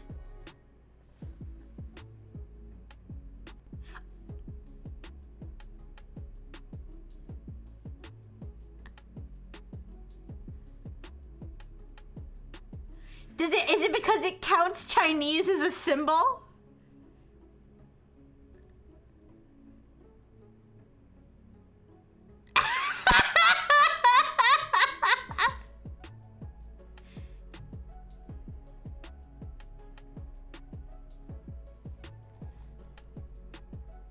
I want to translate this. Let's open Google Translate again. I wonder if there's a lot of Chinese because it counts Chinese as a symbol, or if there's a lot of Chinese because this AI is based off a Chinese open source AI. I feel like it's probably based off a Chinese base model if I had to guess.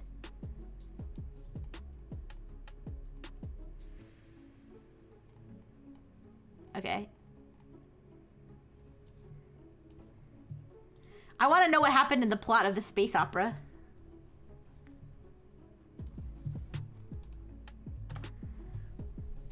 Sure, here's a classical space opera in emojis and symbols. Colonization of Cygnus X1, nautical comic space, Sinbad Traveler in star language, desk by Swiss rocket team AI.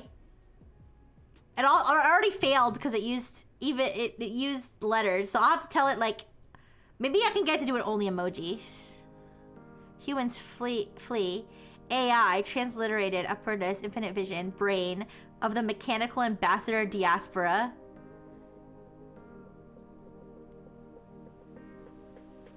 This is so strange. Biochips are so cool. Unfamiliar nightmare.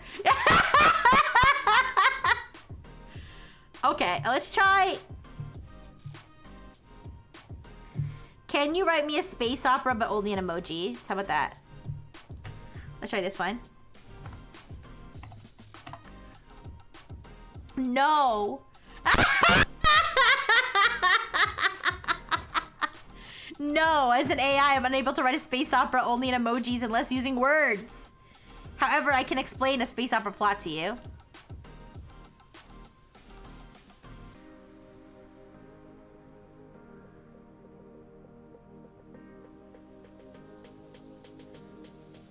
More Chinese.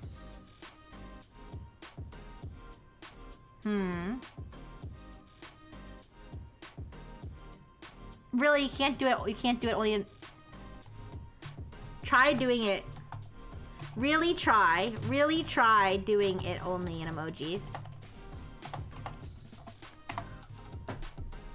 I will try. Here goes.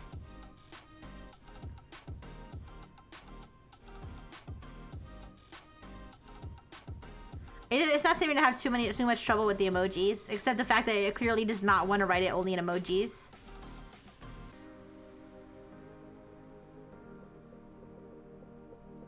Okay, this is so long. Holy shit.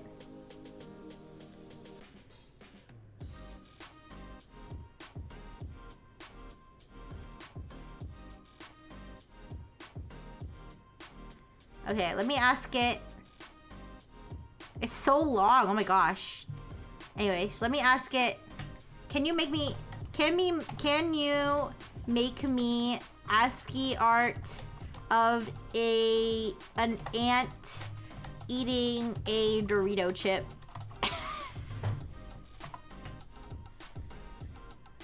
Oh boy. Oh.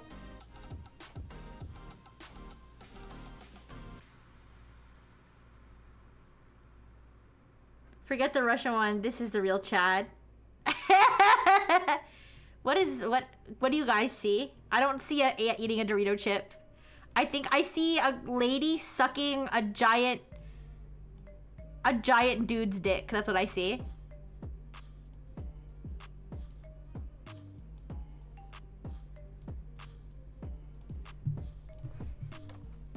This might be my new favorite LLM. What is this?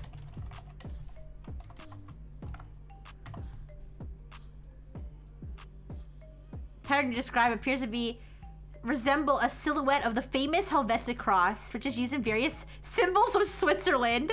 They're so freaking Switzerland pilled. It's crazy. Like like it really is meant to be like the Switzerland LLM.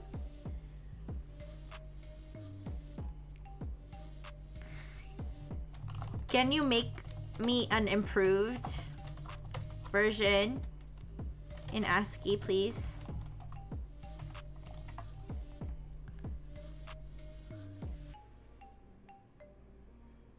Oh, whoa, she's really going down on it now. And bro's like clenching his thighs and shit. Okay, wait a second.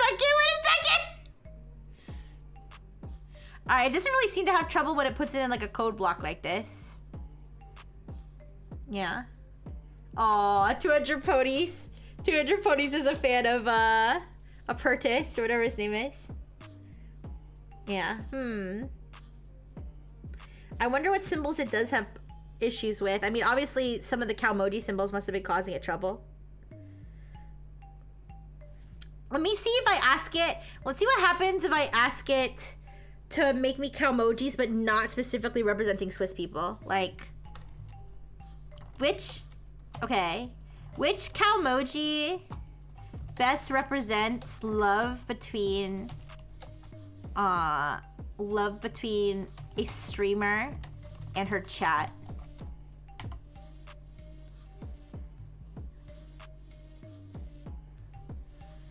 What is that?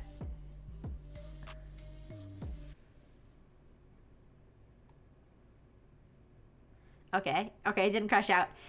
Calmoji that best represents a love between a streamer and her chat is perhaps whatever this is. Is this a wall between us? Or more commonly known simply as. This Calmoji can be interpreted as a streaming couple representing a heart of their bond. Heartfelt appreciation. Love and support. Okay. Just Calmojis didn't crash it.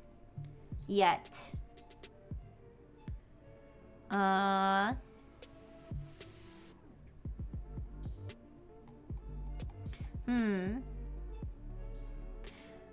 What if I ask it, can you summarize the entire history of Switzerland in one haiku, please?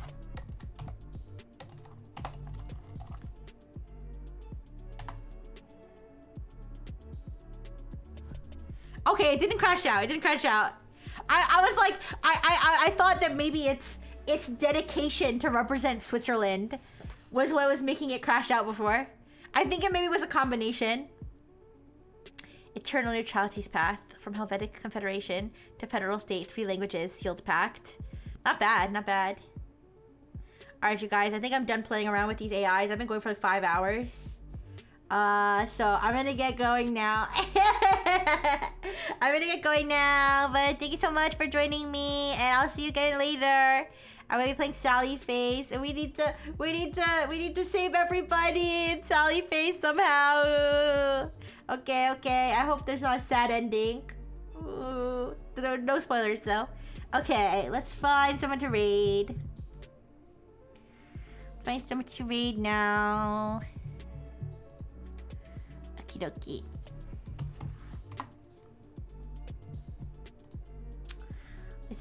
Let's see.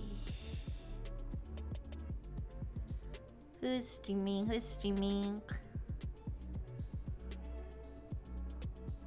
Lots of people playing Hollow Knight, but I'm going to raid Lord Umbra, because Lord Umbra did send me on one of the topics that I had, one of the topics I talked about today. And he's streaming Hollow Knight Silksong, which I'm going to see if I can get myself one of those badges. I don't know if he has drops on though. I don't know how it works. Anyways, I'll see you guys later. Thank you, everybody. I'll say thank you to everybody in a second.